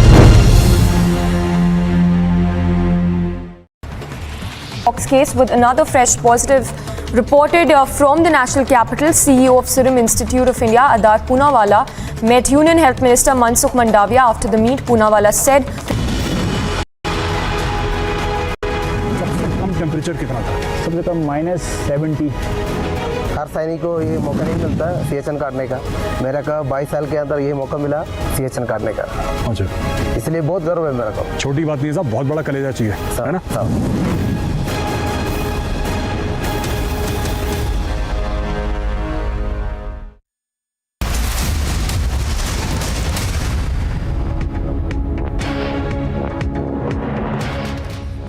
Continue to be live and breaking on Republic TV. China plans to carry out military drills and missile tests off the Taiwan coast between August 4th and August 7th in wake of Pelosi's visit. Here is an explainer on that. Now, in response to Pelosi's visit to Taiwan, Chinese military will launch targeted military operations near Taiwan. The extensive and unprecedented military drills and military tests from August 4th till the 7th of August can be seen as one of the most serious show of force by China around Taiwan since at least 1995. This essentially means that China will undertake long-range live-fire exercises in the Taiwan Strait and in waters off Taiwan's east coast. And if reports are anything to go by, 21 Chinese aircraft have already entered Taiwan's defense zone. The Taiwan's defense ministry, meanwhile, condemning the Chinese provocation, said that the move will not help China's international image and will also hurt people on both sides of the strait. Now, let's understand what does the large-scale military drills as well as military tests around Taiwan would essentially mean. Take a look at this map released by Chinese media that shows how China plans to carry out live air and sea exercises in the Taiwan Strait from all directions. China also intends to lob conventional missiles off the eastern coast of Taiwan. So Taiwan will face military exercises and missile tests from its north, south, east as well as the west. The Chinese PLA, remember, has become much more active over the past year in the east coast of Taiwan. During the military drills, relevant ships and aircraft should not enter the above seas and airspaces during this period. To sum it all, with its military operations and lobbing of missiles, China wants to put military and economic pressure on Taiwan. It would also result in blocking trade routes to Europe and the Middle East. It would also exacerbate existing supply chain woes as it would lead to sanctions on goods supply by China and other countries to Taiwan. Time for top sports updates. Australia's gold rush in the Commonwealth Games. Swimming pool continued with the team picking up gold medals in the 6 of the day's 10 events. Ariane Titmus picked up her third gold of the week, winning the women's 800-meter freestyle in a new Commonwealth Games record time. Australia enjoyed more success on the athletics track, with Nina Kennedy winning the women's pole vault.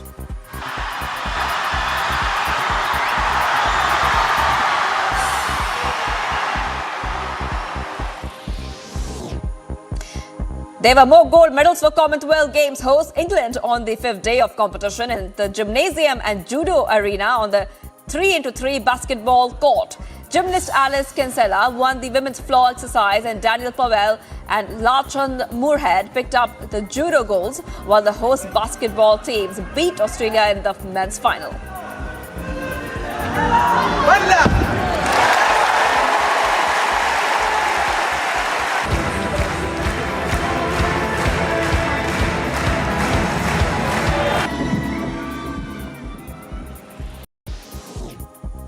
After the Indian badminton mixed team suffered a defeat against Malaysia in the finals and had to settle for the silver medal, the double Olympics medalist PV Sindhu said that she's very important to come back stronger in the game. Indian badminton team claimed the silver medal in the mixed group match of the Commonwealth Games 2022.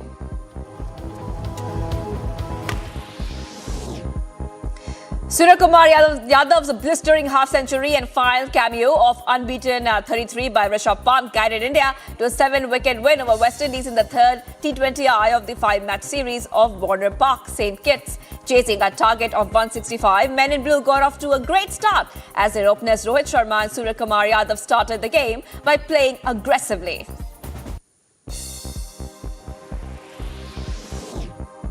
Star India opener Smriti Mandhana has moved up one spot to clinch her career-best third position among batters in the ICC Women's T20I player rankings after a match-winning half-century against Pakistan in the ongoing Commonwealth Games in Birmingham. Mandhana, who was earlier top-ranked batter in ODIs, has been ranked third in the T20Is in the past two.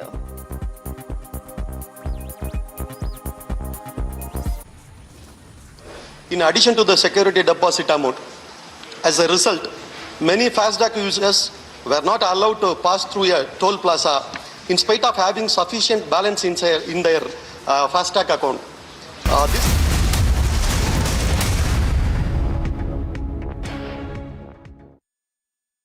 The protesters are trying to exert force on the barricades and trying to break it down.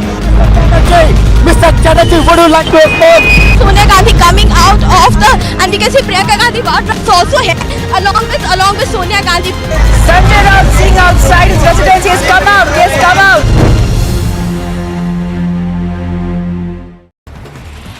Case with another fresh positive reported from the national capital. CEO of Serum Institute of India, Adar Poonawalla, met Union Health Minister Mansukh Mandaviya. After the meet, Poonawalla said that research and preparations are being conducted for a monkeypox vaccine.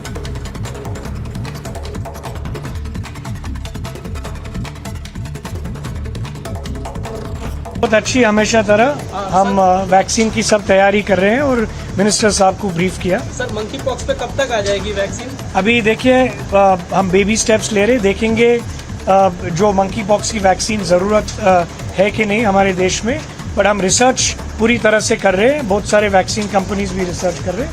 Look at the mountain of cash.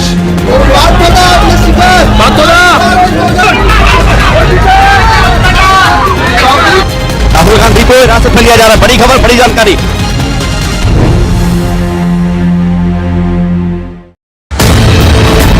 मैं भी ये चाहता हूँ, हमेशा दिल में सोता हूँ शाम को, मेरे को दर्द होता है कलेजे के अंदर कि चाइना आए तो आज भी मैं खाने के लिए तैयार हूँ। युद्ध भूमि में दुश्मन से जब हम लड़ा करते थे, तूफानों को मोड़ दिया करते थे। अभी जितना बॉर्डर पर मारते हैं उतना तो हम रोड पे छोड़ दिया करते थे।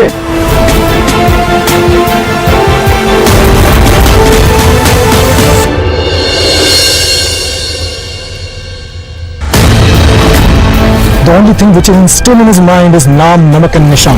Naam of his battalion. Yes. Namak, of course, he is eating off the banner and the Nishan of the banner he is carrying.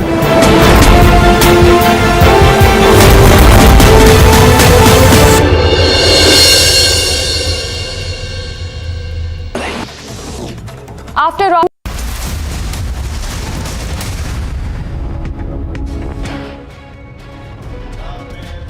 Jammu and Kashmir's Lieutenant Governor Sinha urged the devotees visiting the Amarnath Shrine to complete their trips before the 5th of August. While stating that the yatras to the shrine were planned till the 11th of August, he warned of the bad weather conditions in the state in the coming days.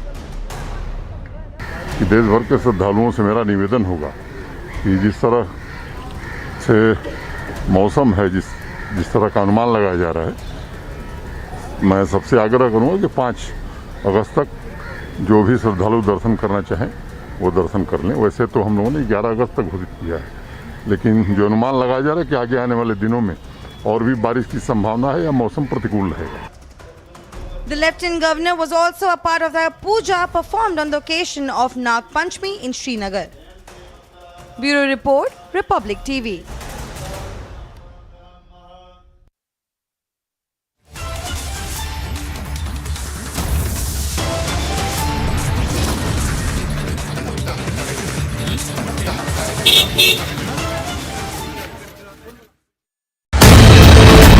मैं भी ये चाहता हूँ, हमेशा दिल में सोता हूँ शाम को, मेरे को दर्द होता है कलेजे के अंदर कि चाइना आए तो आज भी मैं खाने के लिए तैयार हूँ। युद्ध भूमि में दुश्मन से जब हम लड़ा करते थे, तूफानों को मोड़ दिया करते थे। अभी जितना बॉर्डर पर मारते हैं उतना तो हम रोड पे छोड़ दिया करते थे।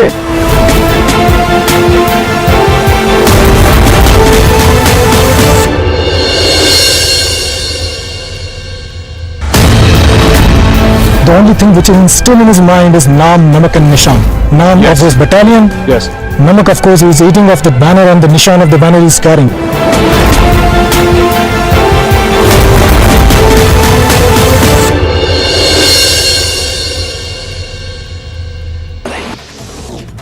After Rajasthan reported 2 suspected cases of monkeypox, the state health minister said that 2 persons with symptoms have already been referred to Jaipur from Bharatpur and Kishangarh, and that their samples have also been sent to the National Institute of Virology in Pune. However, no monkeypox cases have been confirmed from Rajasthan as of now.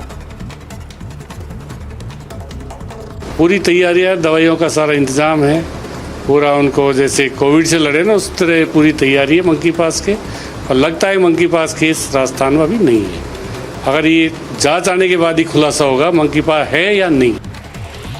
Even as the national capital reported its 3rd case of monkeypox, a total of 70 isolation rooms have been set up across 6 hospitals in the national capital to tackle the monkeypox situation. The Uttarakhand Health Department on Tuesday issued an advisory to all the district magistrates and chief medical officers of the state regarding monkeypox. The director of the National Health Mission issued orders instructing officials to strictly monitor the situation, strengthen the surveillance, and also keep the health system on alert mode. Amid cases of monkeypox being reported in different parts of the country, Karnataka's Health Minister Sudhakar said that there is no need to panic about monkeypox, and also assured that the government is taking all precautionary measures, including thermal screening at airports and strict surveillance in districts bordering Kerala. People need not panic, as it is this infection. This arises because of the same virus family as that of smallpox. So it is, first of all, it is not a very life-threatening disease, and this is not as contagious as what we have observed in COVID. These protesters have blocked the main ITO road. Nancy Pelosi lands and she's coming down now. Nancy Pelosi.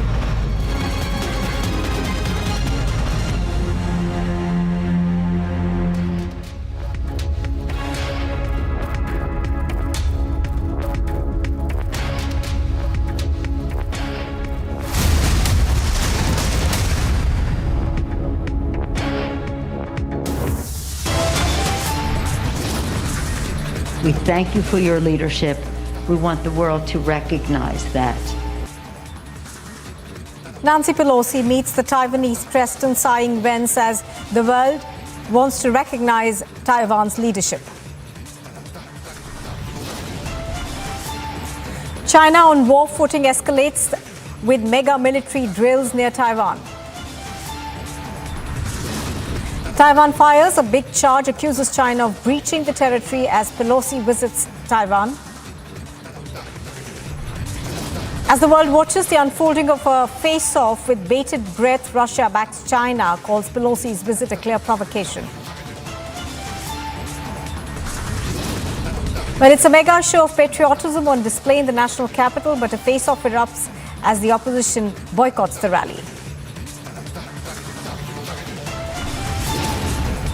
And it is a Republic Super exclusive as Shavan Sen uncovers the joint Partha Arpita link. The undeniable proof of the link is now out.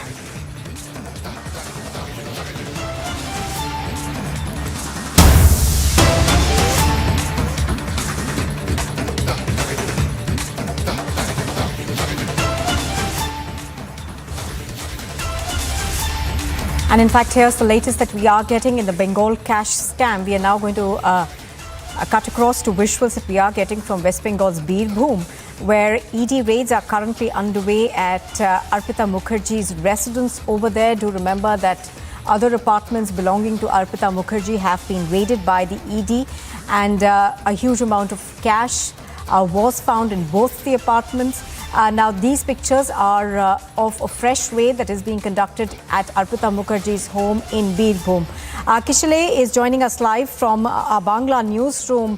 Kishale, take us through what's happening in Birbhum. Pictures on our screen, of course, are of an ED raid that's currently on. Well, yeah, Nupur, right now what we are showing is that ED teams has reached Birbhum district in West Bengal, and all these teams are right now in different locations, and one of the location is this Opa house, which is named after probably Orpita and Partha. That is the name of that house, and in this house right now the ED team is inside and they're looking for more evidences and probably cash if it is found. We saw how for the first time when they raided different flats of Orpita Mukherjee, when they raided different apartments of Orpita Mukherjee house, stacks of piles of cash were recovered repeatedly. And now right now this is the Birbhum Shantiniketan flat apartment house in which Orpita and Partho allegedly they came for vacations, and there were different news reports about how they used to spend long times in this house in this particular place, because anyways this is a tourist destination, Shantiniketan in West Bengal. They have a big house here and different other houses which are also here in the same district of Birbhum. Right now the ED team, enforcement director team, is inside this building, inside this particular house, and they are looking for more evidences which can be found within this house as per ED sources. Also, we are learning that within Birbhum district, there are several important locations where the ED team is right now looking for other evidences, like right now the ED team is in one of the TMC leaders' house who also deals with stone crusher business. Also, there are different other locations where the ED team has reached right now in Birbhum. Apart from that, another update is that Partho and Orpita both are right now taken out of the CGO office, ED office, and right now they are heading towards medical checkup, after which they'll be produced in Bangshal court today. The ED will probably seek for extension of the custody of Orpita and Partho because the custody ends today, and then the investigation will continue. Right now ED teams are in different locations in Birbhum right now raiding, and one of that location is Opa building, Opa house of Orpita and Partho, and Orpita and Partho are taken to Joka ESI for medical checkup, after which they will be produced in Bangshal court. That's the update. Nupur. Absolutely, as you're pointing out, of course, just to remind our viewers that the ED's custody of Partha as well as Arpita Mukherjee ends today. They will be taken to court later in the day. Of course, Kishale is bringing us the latest on that aspect as well. But pictures on your screen are of the house in Birbhum, which is being raided again. Now, this house in Birbhum essentially draws a clear link between Partha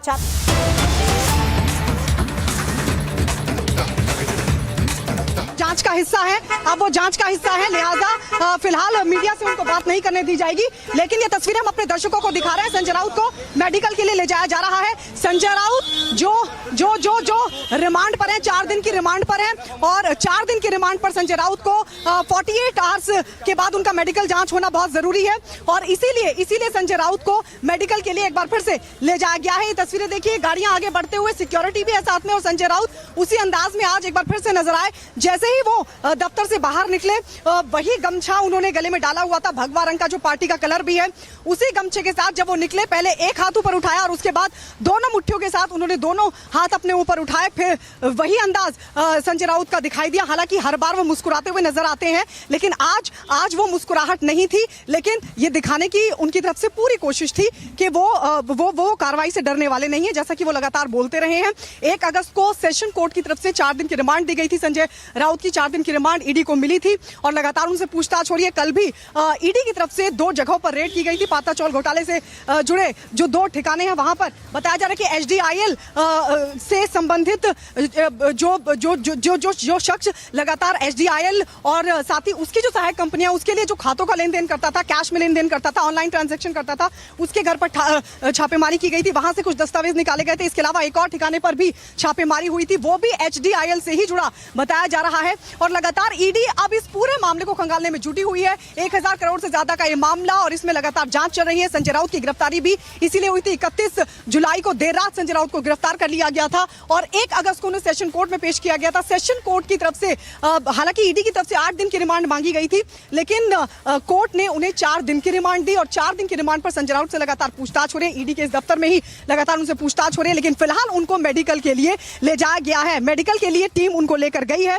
वहाँ medical होगा। 1 से 1.5 घंटा medical में लग सकता है। वही routine checkup इससे पहले 1 अगस्त को भी उनका कोर्ट जाने से पहले मेडिकल हुआ था और एक बार फिर से, क्योंकि 48 आवर्स में मेडिकल जरूरी है, ये कानूनी प्रक्रिया है और इसी कानूनी प्रक्रिया के तहत ईडी की टीम एक बार फिर से उनको मेडिकल के लिए लेकर गई है। तो लगातार इस घोटाले के जो तार हैं उनको, जो कड़ियां हैं उनको जोड़ने की ईडी पूरी कोशिश कर रही है।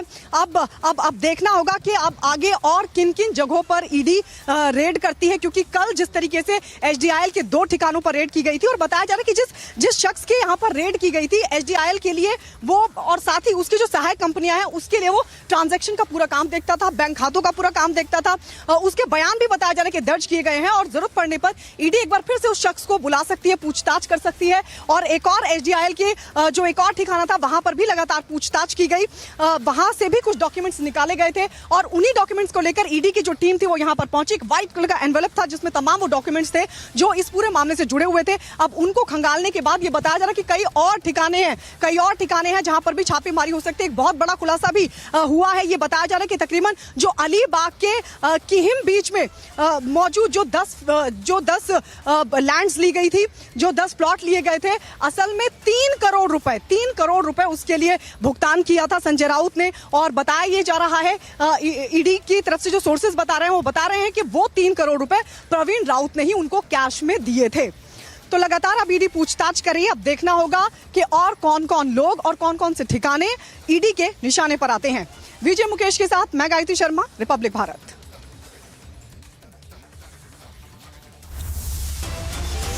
Well, pictures on your screen are of Sanjay Raut being taken for a medical test. This, of course, is procedural. He is currently in the custody of the ED. He was remanded to the ED's custody till 4th August. That's tomorrow in a money laundering case. He was, of course, produced by the ED at a special court earlier. Now he's continuously being questioned by the ED in the Patrachal case. Patrachal, of course, was said to be redeveloped by the Maharashtra Housing and Development Authority around 2007 and 8. Now, this construction work is still, of course, continuing, and the residents at that point in time were asked to vacate their homes in 2008.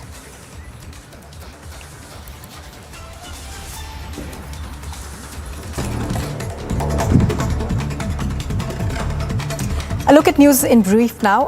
The Bahujan Samaj Party chief Mayawati has announced that her party will support the NDA's candidate for the vice presidential elections, Jagdeep Dhankar, in the upcoming polls that take place on the 6th of August. Taking to Twitter, the BSP Supremo said that she's taken the decision keeping in mind the wider public interest and its movement in the election being held for the post of the vice president. The 34th batch of the Amarnath Yatra left for the holy shrine from Bhagwati Nagar base camp in Jammu. A total of 226 pilgrims left for the holy caves, which included 152 pilgrims from the Pahalgam base camp and 74 pilgrims from the Baltal base camp.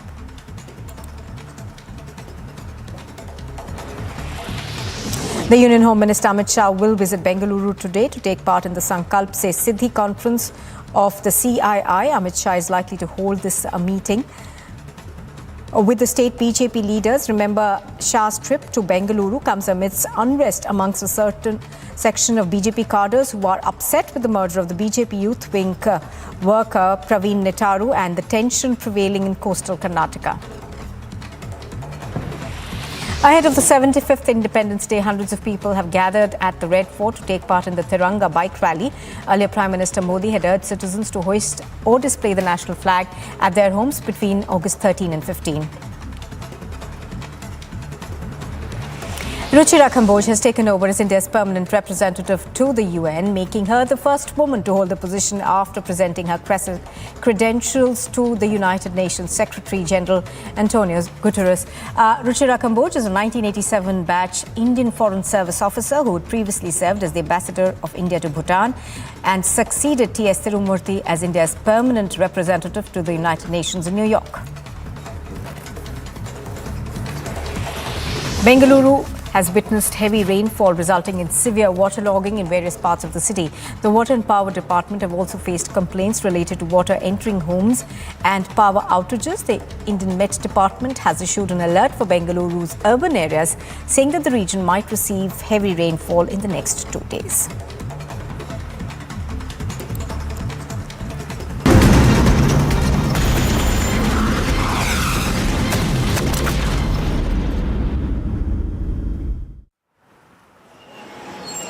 The pictures on your screen, I think, are of the cavalcade of the U.S. House Representative Speaker Nancy Pelosi. I think she's making her way from the White Terror Memorial Park. She was scheduled to visit the White Terror Memorial Park.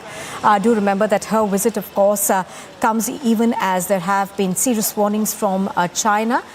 This visit, of course, has gathered a considerable reaction from China, which has criticized the US's decision and the Speaker's decision to go ahead with this visit. Do remember that Nancy Pelosi is the second Speaker of the United States of America's House of Representatives to make this visit. The last visit was made about 25 years ago. Now, she, of course, is a top U.S. Democrat.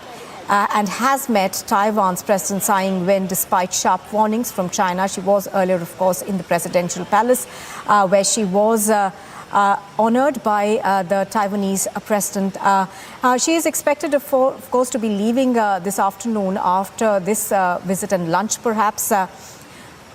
China has retaliated sharply to this, and the Chinese army will be holding military exercises in areas around Taiwan from Thursday until about Sunday, according to its state media. The U.S., however, has said that there is no need to turn this visit into a crisis, with the Pentagon spokesperson John Kirby emphasizing that America supports the status quo that exists. Beijing, of course, sees the self-ruled Taiwan as a breakaway province that will eventually be part of the country. But apart from that, we have been seeing a lot of sharp reactions coming in from China. We've also been hearing about how China is not just putting in place military drills that essentially amount to a blockade, but also perhaps putting in economic measures. I think pictures on this screen are of Nancy Pelosi visiting that memorial. Niranjan Narayan-Swamy also on the phone line. Niranjan, I think these pictures do depict that Nancy Pelosi will complete her visit despite the rhetoric that we've been seeing from China. Well, absolutely, and irrespective of all the saber rattling, the sort of posturing, it appears that she will complete her visit, and in all likelihood, it's going to be a successful visit. And nothing that China could really do or say, except of course do a little bit of posturing. They've also begun their military drills off Taiwan. And they've also begun live military drills close to the Taiwan Strait. And this is in direct response to the U.S. House Speaker Nancy Pelosi's visit. The U.S. House Speaker and a delegation arrived in Taiwan last evening amid fierce protests and promises of countermeasures from Beijing. But none of those countermeasures really have been effective, have they? Because she's landed successfully. She's gone about her entire diplomatic agenda. She's sent a message. She's spoken. She's visiting one place after another, meeting one dignitary after another to show America's solidarity with Taiwan. The Chinese Foreign Ministry, meanwhile, has also summoned U.S. ambassador after Pelosi landed in Taipei as an official protest, and they've also warned that Washington will pay the price. Now, what that price will be, nobody knows. Will we know whether Washington will really pay a price? Well, China knows that they can't really do much for now. And the U.S. is also, meanwhile, at the same time, while China holds its military drills, the U.S. has increased its military presence near Taiwan with its USS Ronald Reagan carrier strike group, which is reportedly heading to waters southeast of the island, could be very close to where the Chinese drills are also happening. So they are going there. They're not backing off. And we're also hearing at the same time from the Chinese mouthpieces, the claim is that the PLA Eastern Theater Command has organized joint drills featuring Navy, Air Force, Rocket Force, Strategic Support Force, and Joint Logistics Support Force in the sea and airspace in north, southwest, and southeast of Taiwan. Right, absolutely. In fact, let's also bring in Jason Lee, who's been covering this visit for Republic TV from Taipei. Jason, we are, of course, now seeing perhaps the final hours of her visit. She should be heading back after lunch. But right now, I think we are witnessing this visit to a memorial. Can you tell us more? Yes, there's a human rights memorial museum in Xindian. It's very old, and I believe that it's a former jail for political prisoners. Right, and do you think that this visit to this particular human rights memorial sends across a sharp message to China, because the US has repeatedly condemned China's human rights record? Oh, no, it doesn't at all, because this is this jail was run by the former KMT government, so it's has nothing to do with the Chinese Communist Party, which has not governed Taiwan before. All right.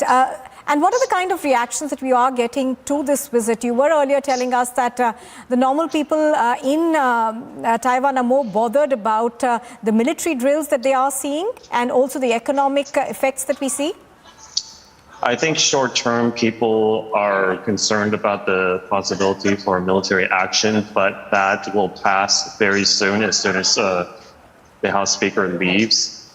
The sanctions are the more long-term story, because we're just 4 months away from the year-end local elections in Taiwan, and if mainland China really wants to flex its muscles and show everyone in Taiwan, including the government and Taiwan herself, they will probably go down that path, as we've already seen today that they're starting to ban certain food industries. And this could create a ripple effect for the ruling party in the year-end local elections, where it would make it very difficult or not believable for them to win big. And Taiwan needs these local elections to win big. So in my opinion, the Pelosi visit will help Taiwan in the short run, but we will see in the next few months that it may not be so beneficial to her.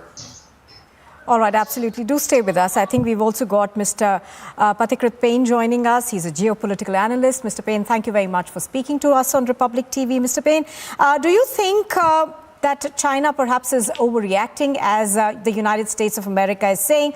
Or do you think that, China's reaction will continue and perhaps it will be a graded response and may hurt economic interests of Taiwan? Well, I think, they will try to do something. It's not that they will just leave it there, because you had this kind of drills even in the past as well.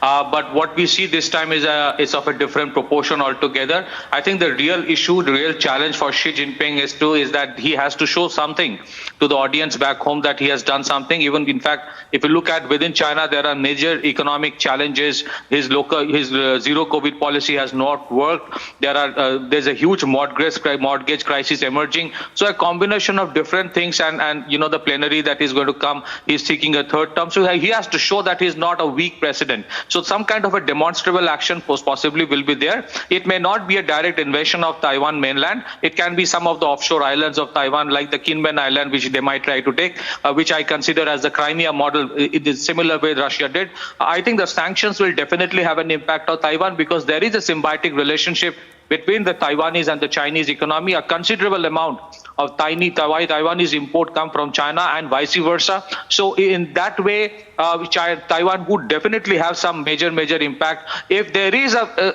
invasion, I think as of yet it's very unlikely, because an amphibious assault or invasion by China of Taiwan will be suicidal for China for the time being, because they are still 5 to 7 years away in terms of having that kind of capability. And the Ukrainian war has actually shown that it is easy to start a war, but actually it's far more difficult to keep it that way. If there is a war, it would have impact on Chinese economy also, because there will invariably be sanctions on China by countries like United States, just as China is imposing sanctions on Taiwan. And globally, it would have severe impact in terms of much more uncertainty in the realm of commodity prices, speculation related to the price of oil, in the component manufacturing sector, in the realm of chip manufacturing. But as things stand today, it is actually Xi Jinping trying to show that he is not a weak president, that he would try to do something. What he would do, what kind of demonstrable action, we still don't know. But whatever it is, Right. it will not be good for the world as a whole. Now, Mr. Payne, what do you think was the US's motive in going ahead with this visit? Because we saw a lot of dithering till yesterday, and we weren't really sure whether she's going to touch down in Taiwan at all or not. It was very last moment. There was no itinerary that was released. So in that sense, do you think that the US is just trying to test waters?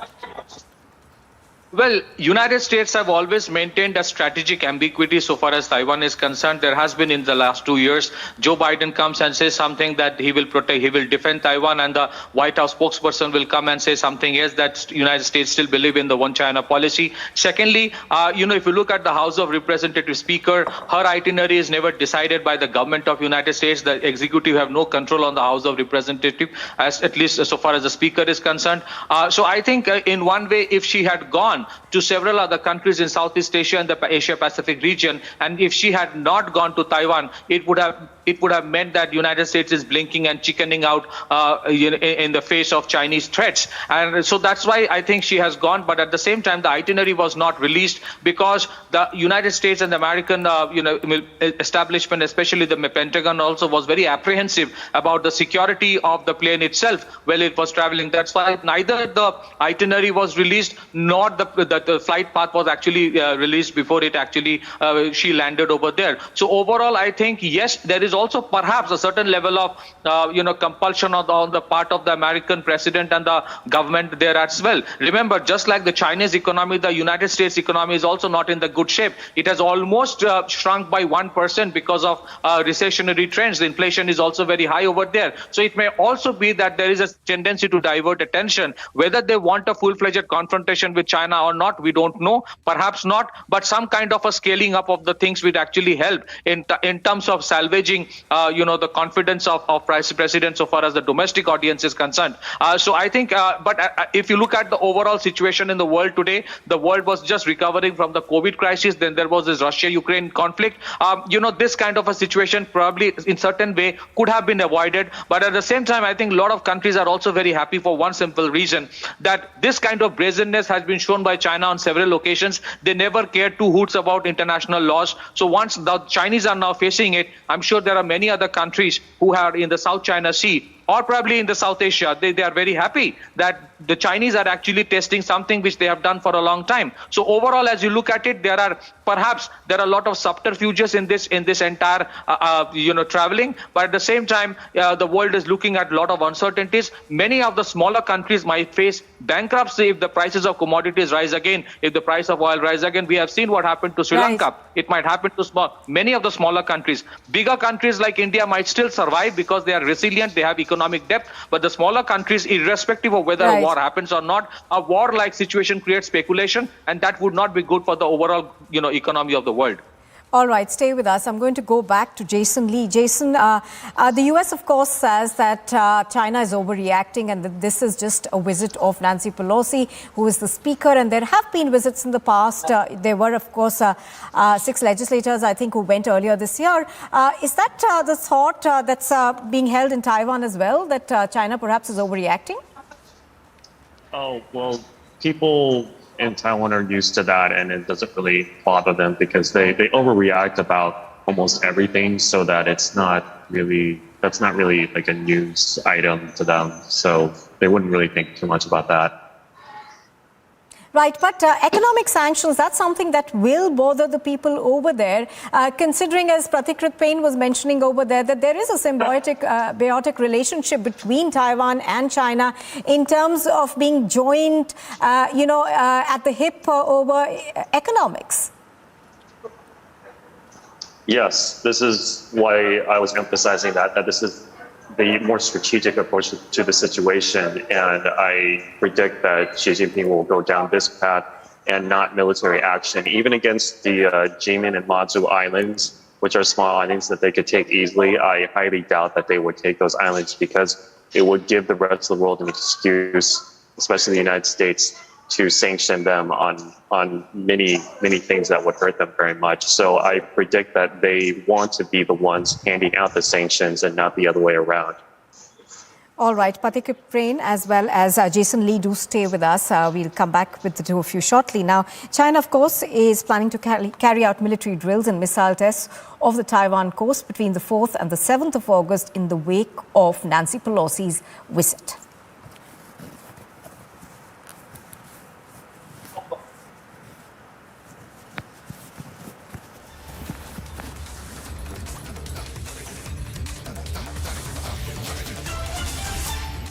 Now, in response to Pelosi's visit to Taiwan, Chinese military will launch targeted military operations near Taiwan. The extensive and unprecedented military drills and military tests from August 4th till the 7th of August can be seen as one of the most serious show of force by China around Taiwan since at least 1995. This essentially means that China will undertake long-range live-fire exercises in the Taiwan Strait and in waters off Taiwan's east coast. And if reports are anything to go by, 21 Chinese aircraft have already entered Taiwan's defense zone. The Taiwan's defense ministry, meanwhile, condemning the Chinese provocation, said that the move will not help China's international image and will also hurt people on both sides of the strait. Now, let's understand what does the large-scale military drills as well as military tests around Taiwan would essentially mean. Take a look at this map released by Chinese media that shows how China plans to carry out live air and sea exercises in the Taiwan Strait from all directions. China also intends to lob conventional missiles off the eastern coast of Taiwan. So Taiwan will face military exercises and missile tests from its north, south, east as well as the west. The Chinese PLA, remember, has become much more active over the past year in the east coast of Taiwan. During the military drills, relevant ships and aircraft should not enter the above seas and airspaces during this period. To sum it all, with its military operations and lobbing of missiles, China wants to put military and economic pressure on Taiwan. It would also result in blocking trade routes to Europe and the Middle East. It would also exacerbate existing supply chain woes as it would lead to sanctions on goods supply by China and other countries to Taiwan. You are watching Republic TV, and still to come, a mega show of patriotism is on display in the national capital, but the face-off erupts as opposition boycotts the rally. And it is a Republic Super exclusive as Shavan Sen uncovers the joint Partha Chatterjee Arpita Mukherjee link. The undeniable proof of the link is now out.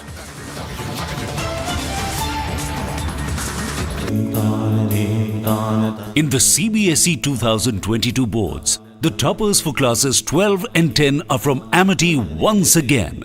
At Amity, we are privileged to educate brilliant students and express our gratitude to our teachers and school leaders who passionately work for the success of our children.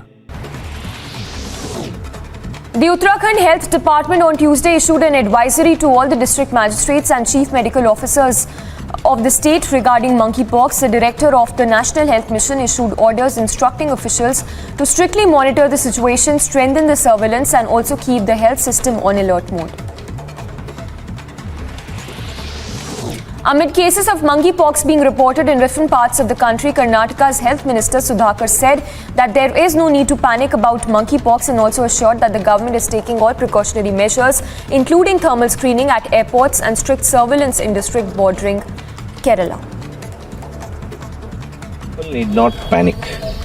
As it is, this infection, this arises because of the same virus family as that of smallpox. So it is, first of all, it is not a very life-threatening disease, and this is not as contagious as what we have observed in COVID.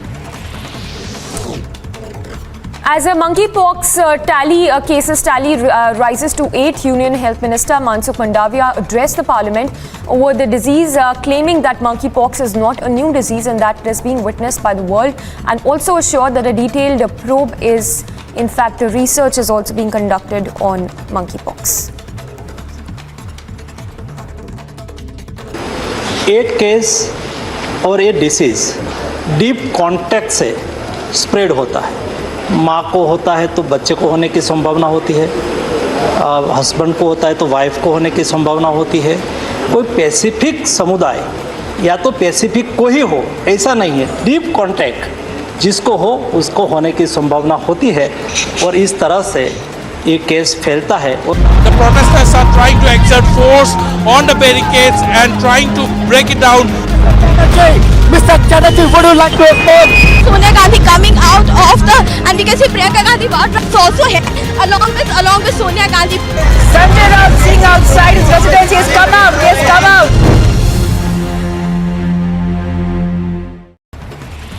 Case with another fresh positive reported from the national capital. CEO of Serum Institute of India, Adar Poonawalla, met Union Health Minister Mansukh Mandaviya. After the meet, Poonawalla said that research and preparations are being conducted for a monkeypox vaccine.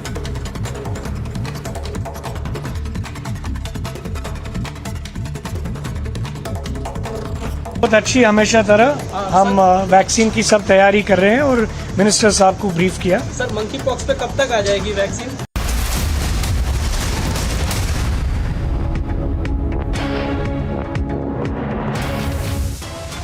Common friendship. We thank you for your leadership. We want the world to recognize that.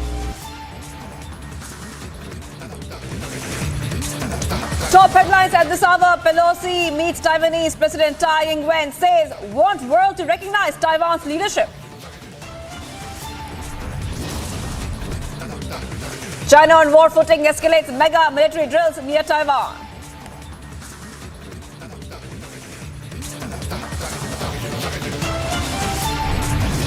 Military exercises are unnecessary responses. Taiwan has always been open to constructive dialogue, and we will work with stakeholders to bring about stability and peace in the region. Taiwan fires a big charge, accuses China of breaching the territory as Pelosi visits Taiwan.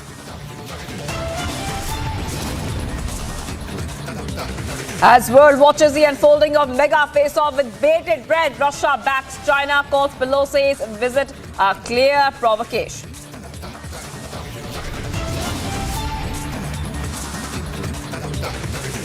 Mega show of patriotism on display in the national capital, but face-off erupts as opposition boycotts rally.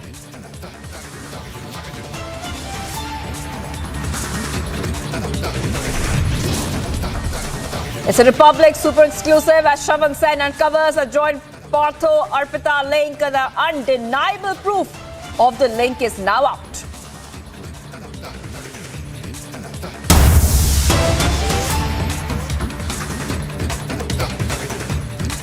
Viewers, we're getting in visuals right now for opulence, pomp and show for Siddharamaia's birthday. 5 lakh descent for Siddharamaiya show. 5 lakh descent for his birthday. The visuals there on your screen of the veteran Congress leader Siddharamaiya. He is in fact throwing a big bash. As you can see that this is happening on his birthday. And in fact, on your screen, you can see many visuals of opulence and show, and 5 lakh descending for Siddharamaiya. I want to go straight back to Niranjan. Niranjan, that this looks like a repeat of his 2005 show last time. So does that mean he's trying to project himself as a leader, a tall leader once again? Well, he is one of the tall leaders already. So, you know what he's now trying to project himself as, and you're looking at the pictures, you know, on the Surface device in the newsroom, tells you how well this has been planned. But people who understand Karnataka politics and are watching Karnataka politics, if you can take the visuals right now on the Surface, you will see that thousands and thousands of people, 5 lakh people almost have gathered, right? 5 lakh people have almost gathered for this Siddharamaiya 75th birthday bash. Now, the thing is, why are we doing this story? We're doing this story because Congress is hurtling towards chaos in another state. There are 3 Congress chief ministerial candidates. There are 3 Congress chief ministerial candidates, and all 3 of them want to be the chief minister. DK Shiv Kumar, he's actually the Congress president there, and tradition has it that usually the Congress president or the KPCC president becomes the chief minister if at all they win, you know, the elections, right? Now, here's the situation in Karnataka. There is a BJP government in the state, and the BJP is really fighting hard to retain the state of Karnataka. And at a time when the BJP is fighting hard to retain the state of Karnataka, even before the elections, even before they win the elections, even before they contest the elections, even before the chief ministerial face is announced, there are three, not one, not two, but three chief ministerial candidates for the Congress party in Karnataka. There's DK Shivkumar, there's Siddaramaiah, and then there is Patil. Now there is a history to it. The reason why we're telling you the story is that Rahul Gandhi is descended here because even Rahul Gandhi knows that if there is one state where perhaps they have a chance, it's in Karnataka. They have a chance, they can fight. But even before the fight, there is a huge fight on who will be the face of the Congress party. Siddaramaiah until recently was, until a few years back was in the JDS. He jumped ship from the JDS to the Congress party. So there was opposition even before he became the chief minister. People said he's an outsider. Why was he being made the chief minister? He, however, was made the face, and he was on the chair for several years before the BJP came back to power. But now, there is also DK Shivkumar. He's a very tall leader. He's the KPCC president. Like I said, traditionally, it's usually the KPCC president who usually, if any party wins, if the Congress party wins, traditionally he becomes the chief ministerial face. But then there is another leader, contender in the ring with Veerappa Moily, a very senior leader, former union minister, also throwing in the name of Patil, SR Patil recently. So it's complete chaos. I think Dr. Shankara Guha is joining us on the phone line.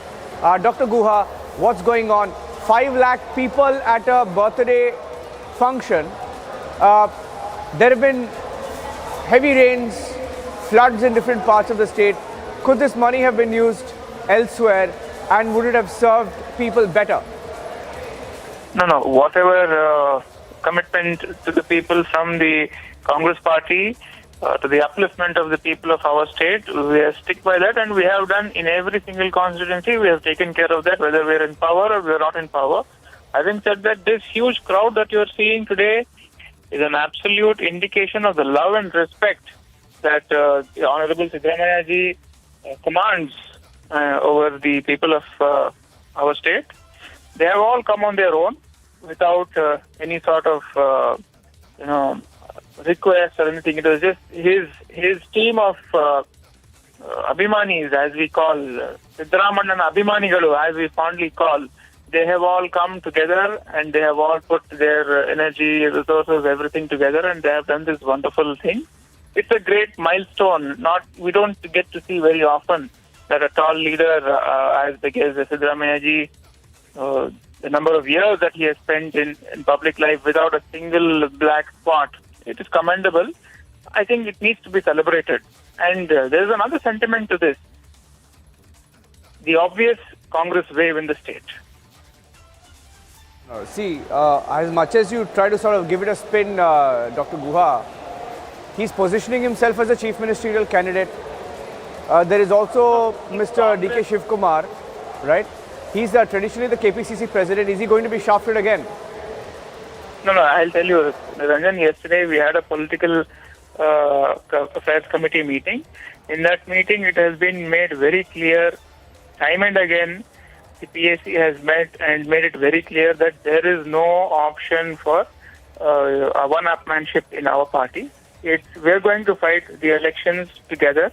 We're going to win the elections together. And whatever is going to be the voice from Delhi, from the High Command, that will be followed here. That has been the tradition of Congress. So we will adhere very strictly to the party lines and to the party discipline. And whatever little small incidents that have happened, they have been taken care and they have been told very strictly to stick to the party lines. So what is your view on Siddaramaiah releasing a video today, positioning himself as the chief minister? Okay, wait, stay with me. No, Dr. Guha, wait. Dr. Guha, wait. S. Prakash of the BJP also joining us on the phone line. S. Prakash. Yes, sir. 5 lakh people, we are told, are attending this event in Davangere in Karnataka, right? 5 lakh people, and I don't know how much of money has been spent, because it takes money to ferry people, bring people in trucks, buses, etc. Now, by conservative estimate, how much do you think is being spent? And what do you have to say about this show for a 75th birthday? Half the state is marooned. More than 20 people have lost their lives in Karnataka. In just 2 days, more than 10 people have died due to the floods. Thousands are homeless today. Lakhs are suffering due to the floods. Mr. Siddaramaiah, an ex-chief minister of the state, instead of celebrating his birthday, he should have reached out to those affected people and provided relief to those who are suffering today. However, he has chosen to celebrate his birthday by spending more than 200 to 300 crores by mobilizing 2-3 crores lakhs of people in Davangere. It is very 300 crore? Sensitivity No, 1 minute. is lost. Are you saying 200, 300 crore? How are you getting that number? No, that's just a random figure. He got that figure in his mind just now. So he just said that. Mr. Prakash, you being a very senior man, I think you should understand that we are not the BJP. We don't have the sort of resources that you have. I don't need your certificate. Okay, it is your own party. I am sure you don't need my certificate. The certificate will be given. I am not by the people seeking of your Kolkata in the certificate. next I election. don't even know Neither who do I you need are. your certificate, sir. I don't know who you are.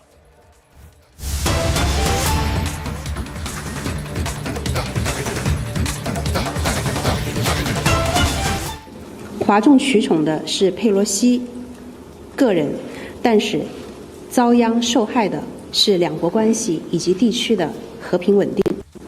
佩洛西的民主不过是一件爬满了虱子的袍子，乍看华丽，近看不忍卒。我们从国会山冲击事件，从弗洛伊德之死，从罗布枪击，从死于新冠肺炎疫情的100多万民主的虚伪和冷酷，我们也从美军在伊拉克、叙利亚所作所为，以及喀布尔大撤。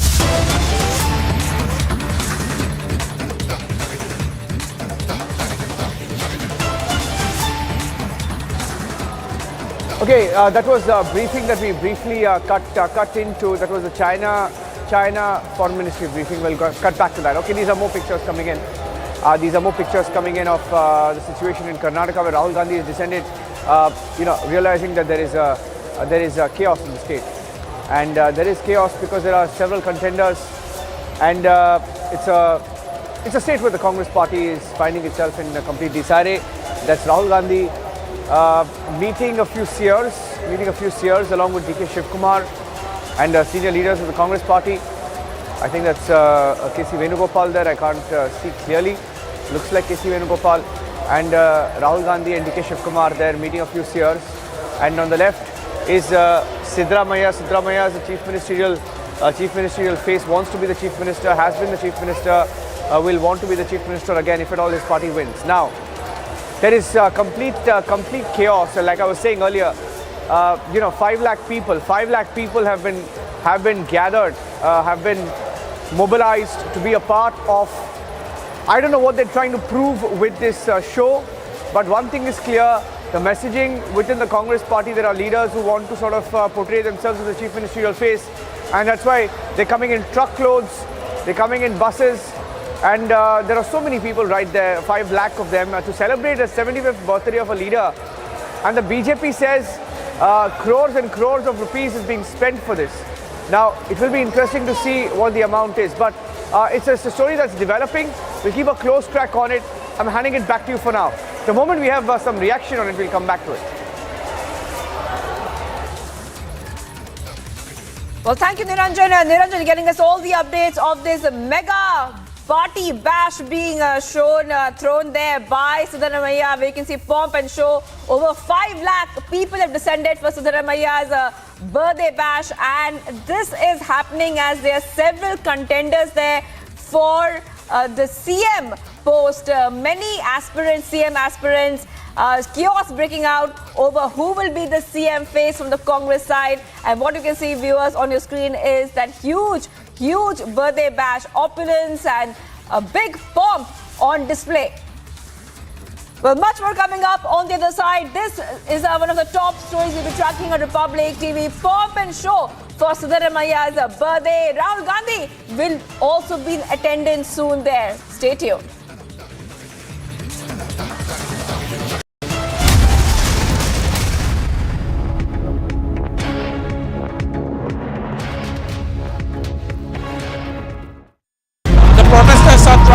exert force on the barricades and trying to break it down. Mr. Chatterjee, would you like to respond?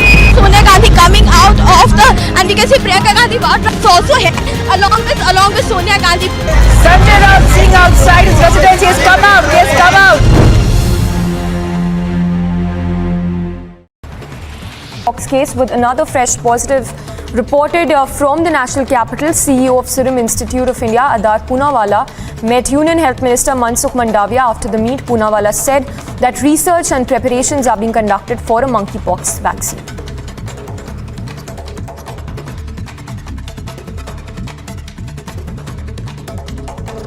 बहुत अच्छी हमेशा तरह हम vaccine की सब तैयारी कर रहे हैं और मिनिस्टर साहब को ब्रीफ किया। सर मंकी पॉक्स पे कब तक आ जाएगी वैक्सीन? अभी देखिए हम बेबी स्टेप्स ले रहे, देखेंगे जो मंकी पॉक्स की वैक्सीन ज़रूरत है कि नहीं हमारे देश में, बट हम रिसर्च पूरी तरह से कर रहे हैं। बहुत सारे वैक्सीन कंपनीज भी रिसर्च कर रहे हैं। Look at the mountain of cash.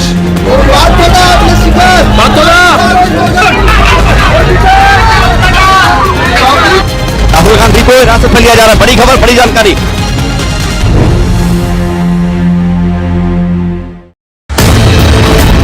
मैं भी ये चाहता हूँ, हमेशा दिल में सोता हूँ शाम को, मेरे को दर्द होता है कलेजे के अंदर कि चाइना आए तो आज भी मैं खाने के लिए तैयार हूँ। युद्ध भूमि में दुश्मन से जब हम लड़ा करते थे, तूफानों को मोड़ दिया करते थे। अभी जितना बॉर्डर पर मारते हैं उतना तो हम रोड पर छोड़ दिया करते थे।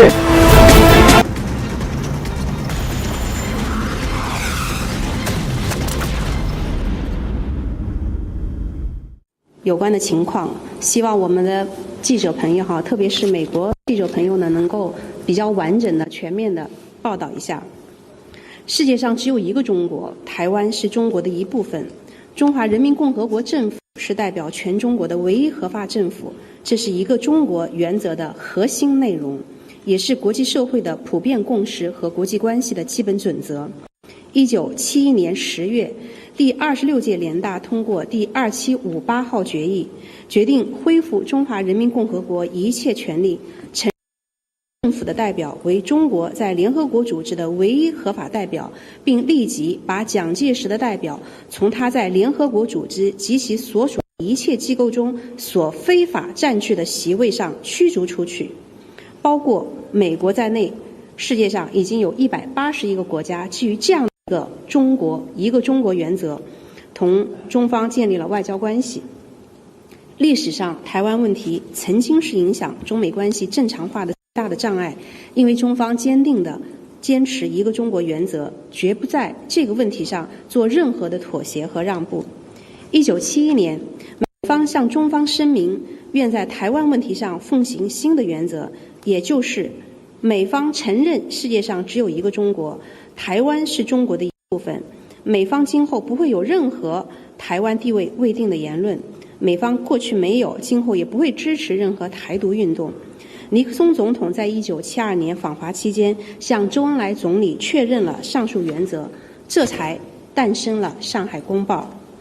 美方在1972年发表的《上海公报》中明确地表示，美国认识到在台湾海峡两边的所有中国人都认为只有一个中国，台湾是中国的一部分，美国政府对这一立场不提出异议。美方的上述承诺开启了中美关系正常化进程。美方在1978年建交公报中明确表示，美国承认中华人民共和国政府是中国的唯一合法政府，承认中国的立场即只有一个中国，台湾是中国的一部分。美方在1982年发表的817公报中明确表示，美利坚合众国承认中华人民共和国政府是中国的唯一合法政府，并承认中国的立场即只有一个中国，台湾是中国的一部分。美国政府无意侵犯中国的主权和领土完整，无意干涉中国的内政，也无意执行两个中国或者一中一台政策。正是基于上述3个联合公报，中美关系在过去40多年里总体实现了稳定的发展。然而近年来，美方说一套做一套，不断的歪曲、篡改、虚化、掏空一个中国原则，企图越红线、搞突破，不择手段打台湾牌，偷梁换柱，炮制与台湾关系法对台6项保证，并且将其作为美方一个中国政策的前提后缀，删除美国务院网站“台湾是中国的一部分”等关键表述，明目张胆地提升美台关系，变本加厉地推进对台军售，为台独分裂活动撑腰打气。对于美国政府3号人物串台企图，美国政府本应该严加约束，但却放任纵容，这才是当前台海局势紧张的根本原因和事实真相。台湾问题的历史经纬明明白白，两岸同属一个中国的事实和现状清清楚楚，国际社会对此也是看得非常的清楚。连日来，很多国家的领导人、各界人士都纷纷发声，反对佩洛西窜访台湾。联合国秘书长发言人刚刚表示，联合国将继续坚持2758号决议及一个中国政策，这说明公道自在人心。中国政府和中国人民在台湾问题上的立场一以贯之，坚决维护国家领土主权，是14亿多中国人民的坚定意志。实现祖国完全统一是全体中华儿女的共同心愿和神圣职责，民意不可违，大势不可逆。任何国家、任何势力、任何人都不要错顾中国政府和人民捍卫国家主权和领土完整，实现国家统一和民族复兴的坚强决心、坚定意志和强大能力。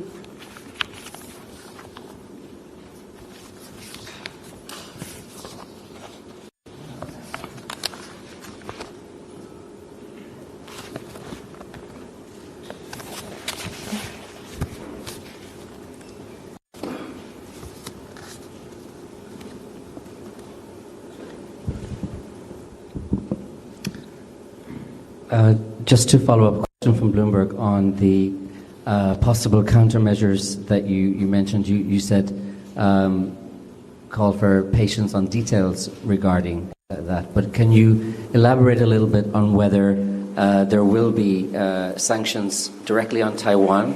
Will there be sanctions on Nancy Pelosi as an individual? And all right, viewers, we just heard the Chinese Foreign Ministry there on Taiwan.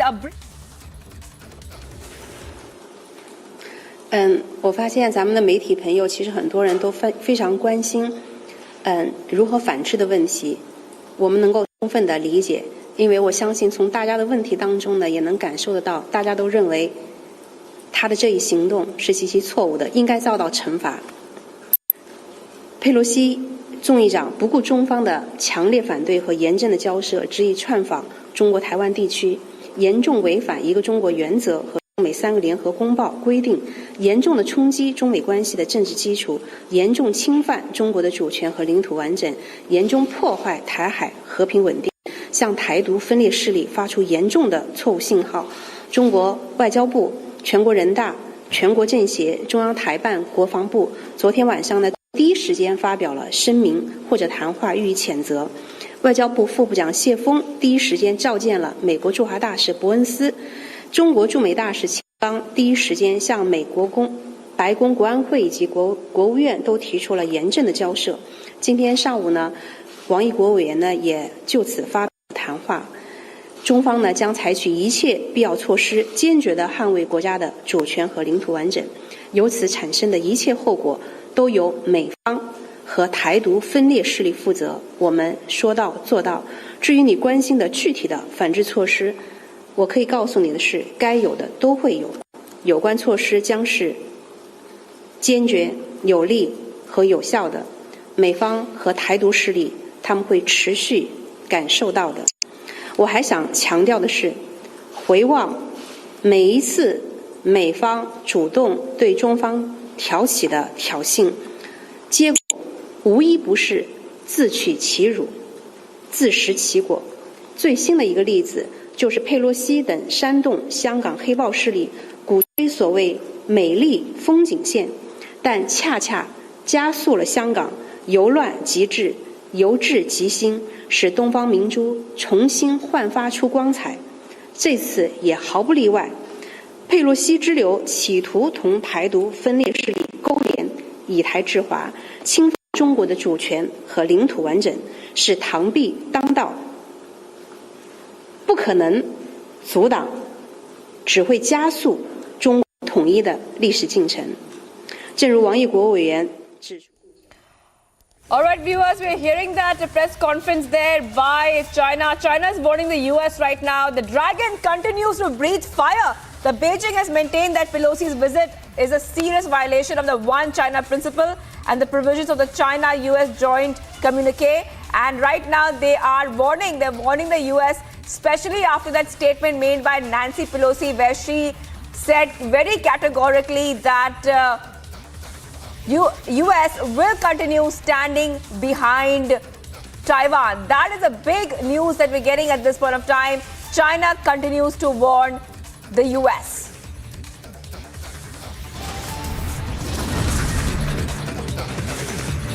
Well, much more coming up on the other side, viewers. Rattle, China is in a flux right now after Nancy Pelosi said that US will continue standing behind Taiwan no matter what.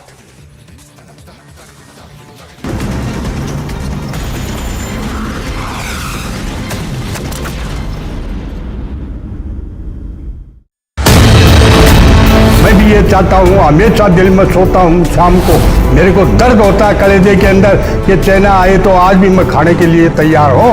युद्ध भूमि में दुश्मन से जब हम लड़ा करते थे, तूफानों को मोड़ दिया करते थे। अभी जितना बॉर्डर पर मारते हैं उतना तो हम रोड पे छोड़ दिया करते थे।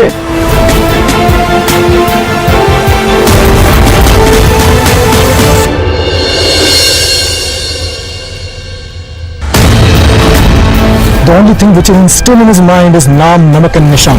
Naam of his battalion. Yes. Namak, of course, is thinking of the banner and the Nishan of the banner he's carrying.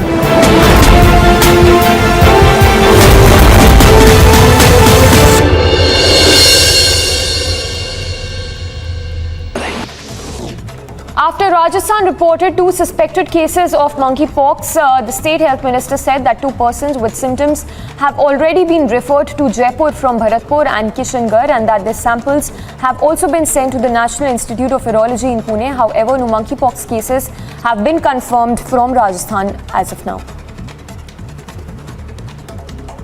पूरी तैयारियां, दवाइयों का सारा इंतजाम है, पूरा उनको जैसे कोविड से लड़े ना उस तरह पूरी तैयारी है मंकी पास के, और लगता है मंकी पास केस राजस्थान में अभी नहीं है।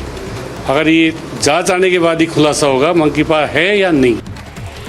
Even as the national capital reported its 3rd case of monkeypox, a total of 70 isolation rooms have been set up across 6 hospitals in the national capital to tackle the monkeypox situation.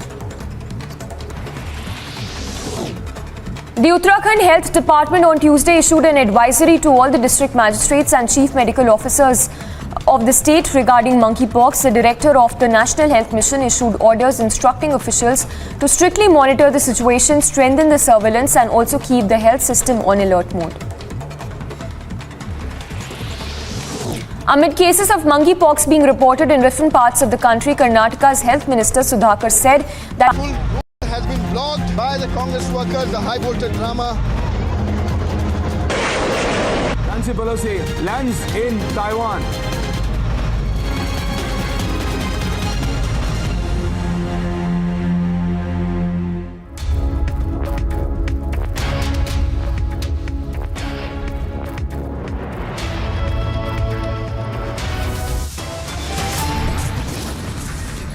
Top headlines at 1 p.m. Mega show of patriotism on display in the national capital, but face-off erupts as opposition boycotts rally.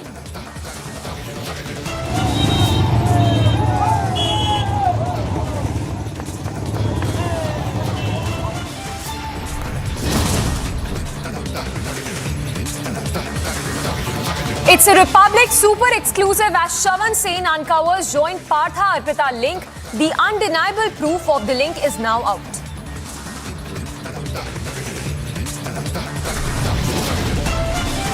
Opulence, pomp and show, and it's all for a birthday. 5 lakh descent for Siddaramaya's birthday as chaos ensues over CM face.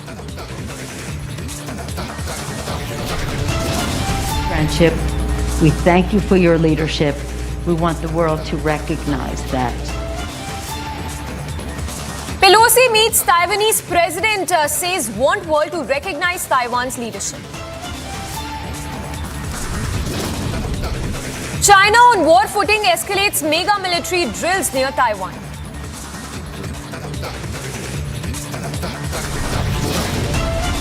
Taiwan fires big charge, accuses China of breathing the territory as Pelosi visits Taiwan.